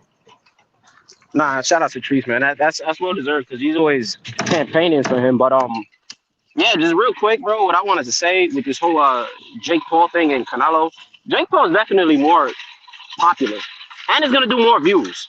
By far, it's gonna do more views, bro. Because it's tanking Jake Paul. Like, what are we talking about? You know what I'm saying? It's gonna do more views. I hate to say it. Yeah, I don't really like it, but it's gonna do more views. Jake is more popular. He got more followers, and the motherfucker broke Netflix. Like, the nigga broke Netflix. So I don't know how it is that much of a debate. I don't like it, and I'm probably not gonna watch the fight. I'm gonna be real. I'm not gonna probably watch it. So you ain't gonna watch it either? Nah, unless you tell me to just jump on the panel, then sure, I guess, and I'll deal with it. I was about to say, so if I say, damn, Malcolm, you can't jump on a panel with me, you gonna play me like that? Nah, then I got you, man. I'll do it. But other than that, I don't really give a fuck about it. Got space for this? What's up? But yeah, man. That's really it. I'm gonna get off because I'm about to make mad noise. But I just wanted, to just call in real quick. Thanks Shout out to you. You're doing another show what, Saturday? Saturday. Sunday. We're back Sunday night. Sunday? All right, yeah, for sure. I'll tune back in Sunday, man. But yeah, back shout Sunday out to night. the Hangout spot. Shout out to you, brother. Appreciate Malcolm checking in. Malcolm is the captain of the playback crew. Although, again, he wakes up, his hours are, kind of crazy, and he works evenings and nights and all that stuff, and he's sleeping. But whatever he misses, bro, he comes back and he watches on the playback. Shout out to everybody on the playback crew. I know who you are. Y'all be sending me messages, man. We cooking. Y'all can still smash that like button on the playback. This show has been absolutely phenomenal. We had Coach early on, and now we got Alberto. What's good, Alberto? Hey, what's up, Johnny? Chilling, man. What's going on, man? I've been watching right here, man. What's up? Yes, sir. No, I've been hearing the show, and I was, playing it cool today, hearing other opinions and stuff. But I had to call in real quick, Johnny. I know it's late, but Give me your I gotta opinion, man. disagree with Brim. I gotta disagree with Brim. He got me worked up. Talk to me. What you Uh, disagree with? I respect the stance, Johnny. Like he doesn't want to support the viewership, so he's not gonna watch because then it's less people that watch the Jake Tank fight. But at the end of the day, that's noble on his part because as a consumer, he's making his stance, right? He's telling Netflix, I don't want to see circus And that's his fights. Give right. me Absolutely, that's his right. Yeah, and I commend him for that. But like for him to deny logic, that's where he's going too far. Like, why is he discussing pay-per-views when it's free? Okay, it's That's what about I the was trying to say. exactly, and he just seems non-receptive to wanting to knowledge. I don't know. I don't get it. Like the kids love Jake, the kids love Tank. I think they're gonna smoke the Canelo Bud numbers because you got to realize Canelo carried that whole promotion. I'm sorry, nobody knows who Bud is. So the 40 million that was off the strength of Canelo, but with Jake, he has his own fan base. Tank has his own devout fan base. So when those two collide, we're gonna see astronomical numbers, Johnny. You could put me down. I think they do easily over 70 million, 70 to 100. I don't think they'll do Jake Mike Tyson numbers, but they'll get to that 70 to 100 million range. I can't disagree, man. I mean, I think they get close to the 100, man. Yeah, man. And that's good for boxing because the undercard is loaded with real fighters. We got the Bomb in Miami. Shout out to Two Tone. We got Hirioka. Yeah, Bombami. My guy Tone, man. Shout out to my guy Tone. Shout out Tone. Shout out AZ. Big AZ. And the fight I'm looking forward to is the Hirioka and the Gary Russell card, man. That's a banger. That's a tremendous fight, man. Absolutely, man. Avius Griffin is on the card. Oh shit, yeah. Shout out to Coach Bermudez, shout out to Avius Griffin. We will be supporting John, you gotta go live for him when he goes on. We gotta support. It's only right. Yeah. I may be there though. Oh, you're gonna be in Miami, Johnny? Yeah, we're contemplating whether we're gonna work that card or not. Yeah. I may put in for a credential. We'll see. I'll let y'all know. If not, we'll do something. Absolutely. Nah, the shout out, that would be a great look for the Hangouts, but I hope you do it, Johnny. But if you stay home, we'll rock out here. But yeah, those are just my quick thoughts, Johnny. Like I think Brim should embrace it. Don't shun it away. Don't downplay. Like I just feel like his energy about it is wrong because at the end of the day, Jake Paul is bringing boxing to Netflix. Without Jake Paul, Netflix isn't invested in boxing. So I just think Brim should, reflect on that and be more open. Like don't be like a boomer. Don't hate on the new things. Like embrace it. Like just go with the flow. Because I know he's gonna enjoy the undercard. So, but that's just my quick 2 cents, Johnny. Appreciate you, Johnny. It's been a great show. Appreciate you, Johnny. Appreciate you, brother. You're always welcome, man. To jump on, man. Shout out to Alberto. Listen, man, at the end of the day, man, everybody is entitled to their own opinion, man. We can't tell everybody what what they should buy. We're all consumers at the end of the day. So it's what we want, right? But and I get it, man. I get it, man. Listen, I'm a diehard boxing fan, man. I'm a hardcore. We all are. But at the end of the day, this is what we're being dealt, right? And I'm just looking forward to the undercard, to be honest with you. But like I tell everybody, Jake Paul is who he is, man. I temper my expectations. This is why I don't get mad at shit like this. I'm more mad at Tank, for taking a fight like this rather than taking a fight against one of his contemporaries at 135, like Shakur, Tio, or one of these other dudes. But this is who Tank is as well. He has said that on numerous occasions, and we've chosen myself to ignore the fact that he's really not a guy that's interested in legacy. He's interested about feeding his family, right? Generational wealth. And one thing that I will say that Coach Prentice Brewer told me during the interview that I had with him, shout out to Coach Prentice Brewer, when I asked him a question about, my biggest thing with Jared Anderson is, does he want to be great? Right? Because, some of the things that he says doesn't really come across that he wants to be the next great heavyweight champion.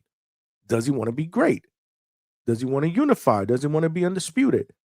And let's not forget what Coach told me, man. And again, it resonated with me. I'll never forget it. We here to educate. Shout out to all of y'all. This is the hangout spot. What you consider being great may not be what another person considers being great. Maybe he considers being great, trying to make as much money as he could possibly can to feed his family and to have that generational wealth so that his kids and his grandkids don't have to work anymore and they just get the hell out of the sport. Maybe that's what he considers being great, and that's what he wants to be great. Not what you consider great, which is go out there, unify with multiple titles, go undisputed. And it makes sense, right? Because we're all different. So if that's what Tank wants to do to be great, who are we to hate on it? Now, as consumers, as people that are that have the choice whether to watch or not, that's our choice. If you don't like it, don't watch. There are plenty of movies that come out that don't pique my interest. You know what I do? If they don't pique my interest, I don't go and watch them. I'm not going to spend money. I'm not going to go to the theater. I'm not going to waste my time. I'd rather do something else that's worth my time.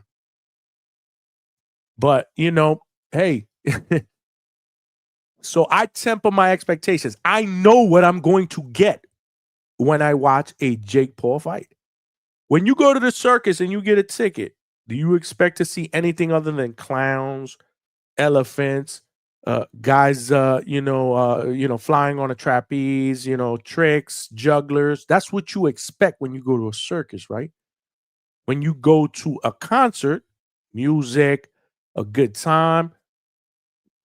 So I know what to expect out of a Jake Paul event. So it don't piss me off. I'm not looking to go to a Jake Paul fight looking for, a fight of the year candidate. It's not going to happen, guys. This is an exhibition fight. Treat it as what it is. If you don't want to watch, that's fine. It's free. It's not like you got to pay for it. But at the end of the day, I'm going to support the fighting part of it. We will be watching the undercards, and I'll watch the main event because, again, it don't bother me.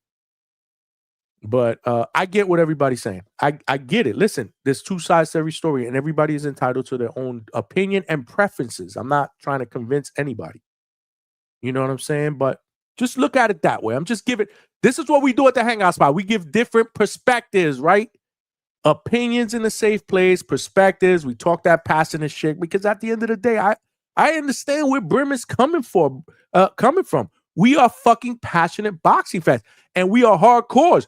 Shout out to the Hangout Spot family. Y'all are hardcores. We want to see real fucking fights. We want to see Tank in there against Shakur, Tio, whatever. But bro, he doesn't want to do that. We got to move the fuck on. We still got plenty of other fucking fights. Look at the poll. Look at the poll that I put out there. There's plenty of other good fights, not counting what we're going to see November 22nd. That shit going to be epic. We're going to be doing a live fight chat for that. Let's not forget, y'all, next Friday, we're going live from the gym. Yours truly, the Hangout Spot, will be live and direct at the gym in Atlanta with the WBO welterweight champion, Brian Norman Jr., giving y'all that boots to ground shit. We're going to be there, man. We cooking, man. We motherfucking cooking, man. Y'all watching this live on YouTube, make sure y'all smash that like button. Please, man, help us get this channel out. We got to grow. You hit the like, we get into the algorithm, we get into the homepage. Other boxing fans, check us out. We've heard it. We've heard it the last couple months. New callers, new people in the chat. Damn, I saw you on my homepage. I decided to rock out and check you out. I love what you're doing. Boom, subscribers, family members. We got to continue to grow, man. We got to continue to grow. Not to mention that we are the late night hangout spot, man. This is the spot for the third shift. You heard me?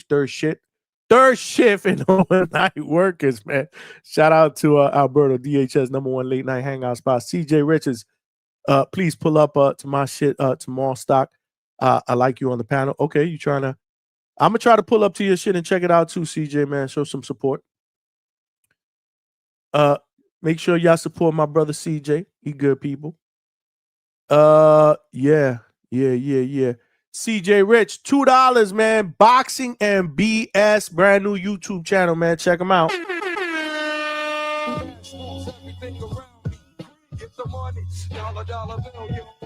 He put Dumbo in capital letters versus A Feather.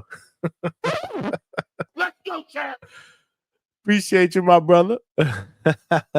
And I appreciate everybody that has sent super chats today, man. We cooking, man. We absolutely cooking. This was an excellent show. Excellent show, man. You never know who's gonna show up at the Hangout spot, man. Malcolm, you missed it, man. We had Thomas Bloomingfeld on, undefeated, from Coach Hector Bermudez's stable over there at the Firehouse. And then Thomas Cornflake Amana jumped on the panel as well. After that, Coach Bermudez and Cornflake, we were on the panel talking that boxing shit, man. We had a good time. We were joking around. The Hangout spot is where it's at, man. I'm sorry, man. I'm not trying to be biased, man, but we doing it up here, man. This is where it's motherfucking at, man. This is where it's motherfucking at, man. I ain't gonna lie. Unbiased Brim said, I'm flying to ATL to see Junior next month at the Hangout spot. That's what's up, man. You know, I got to go spend some time with my brother. Shout out to Brian Norman Jr., my brother. The Hangout spot will be in the motherfucking building putting that work in, man. We taking the Hangout spot to the road, on the road, man. We going back to Atlanta, man. Stock Chasers was doing his thing. Thank God Stock Chasers you home. That's good, man. I ain't like the Stock Chasers that was talking that shit in the street, man, with all the police sirens in the background, man. Fuck that. It's New York City, man. Nothing good happens at 1, 2 o'clock in the morning, man. Get your ass upstairs, man, with your family, man. Word. Johnny work ethic is unmatched. Appreciate you, Alberto. We putting in that work. We got to get up early for the day job, though, unfortunately. But this is where the heart lies, man. This is where the heart lies. And I wouldn't even say this is the night gig because it doesn't even feel like work, man. I love the Hangout spot because I love hanging out with y'all, man. Make sure you guys spread the word. We need some more subscribers. We got to get to that next goal of 3K before that big fight card. So make sure you guys continue to spread the word. Tell a friend and subscribe to the channel. Smash the like. We on X. Share. Follow. Come on over here and subscribe. Same thing on Facebook. Tomorrow night is Friday. Well, actually, tonight is Friday. So, you know, I got to show wifey, Mrs. Hangout Spot some love. So we going out Saturday. There are some fights that are going on. However, again, I got family time. My daughter, my wife, we actually going to Halloween Horror Nights. We're going to check that out at Universal. I'm looking forward to that, spending some time with my wife and my daughter. And then Sunday night, we are back at it with the epic Sunday night show. So we could recap all of the fights from over the weekend. Remember, Coach Hector Bermudez was on, gave us all his picks. If you guys did not get the picks, I did put them in the chat. I will put them in the chat one more time. He actually gave a potential upset and an upset special, as well as a 4-pick parlay for you guys that are better. So I'll put that in the chat one more time. Appreciate you, Alberto. We're going to have a good time, man. We're going to have a good time, man. Spend some time with my daughter, her boyfriend, my wife. It's going to be dope. It's going to be dope. Sunday show's going to be epic again because there's a lot of fights going on. Again, not big name fights. We got Pro Box. We got the shit on Most Valuable Promotions.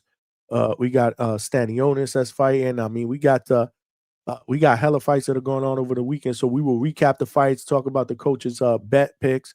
Not sure if I'm going to have a guest, but if we don't, who cares? I'm here with y'all. We cooking it up. The Sunday night shows be epic. We'll probably talk a little bit about Border Wars. You know, Sunday usually becomes a Border Wars show. So we're going to do it up, man. Sunday night, we're going to do it up. We definitely going to do it up. Definitely going to do it up. Because we ain't do a show last week because I was at the Jet game watching them get destroyed. That ain't happening this week, bro. My shows on Sundays got to continue to pop, man. Got to continue to pop, man. But yeah, guys, we going to wrap it up, man. Great show. Appreciate all the love and support, all the callers. We are on to the next one. Enjoy the fights this weekend. Make sure you guys follow me on IG. Make sure you guys subscribe because I'm going to be throwing some shorts out on the YouTube channel. There's hella interviews that I've done in the past couple weeks. So I'm going to try to cut up some shorts tomorrow during the day in between work hours so that we could put some great content out there, short content, you know. Shout out to millions.co because they're also putting out short content for me as well. Make sure you check it out. If you want a t-shirt or a hoodie, make sure y'all check that out as well and support. Appreciate you, Roger, that. Appreciate you. Appreciate you, Javon. Javon in the building. Stock Chasers in the building. Berto in the building. Rafael 32 in the building. There we go, baby. The AI underdog pick in the building. I had to see that because this screen is can get type small here on me. Shout out to everybody, man. Unbiased Brim, who was moonlighting. Shout out to CJ Rich, my brother. Appreciate you, my brother. Have a good show tomorrow. I'll try to tune in for a little bit, show some support. Shout out to Ryan from Boxing Talk Up North that was on the panel. My brother Malcolm, who's going to be checking out the playback. Yeah, man. Y'all cooking, man. Love y'all. Appreciate the love and support. We back on Sunday, man. He said, Jet fan is as sad as me being a Bears fan. Bro, being a Jet ain't nothing like being a Jet fan, bro. At least you got a quarterback, bro. We assed out, bro. The Jets, yo, we assed out, bro. That shit is a 2-pack of ass. Now go home and smoke some more crack. You ain't missed the show, man. You came on here late, but catch the playback, bro. The interview with Thomas Bloomingfeld was dope. Cornflake Lamana jumped on because you never know who's going to jump on in the hangout spot. Catch the playback and smash the like, share, subscribe, like. Love y'all. We back at it Sunday. Appreciate the love and support. Support the channel, and I'll see y'all soon. Peace.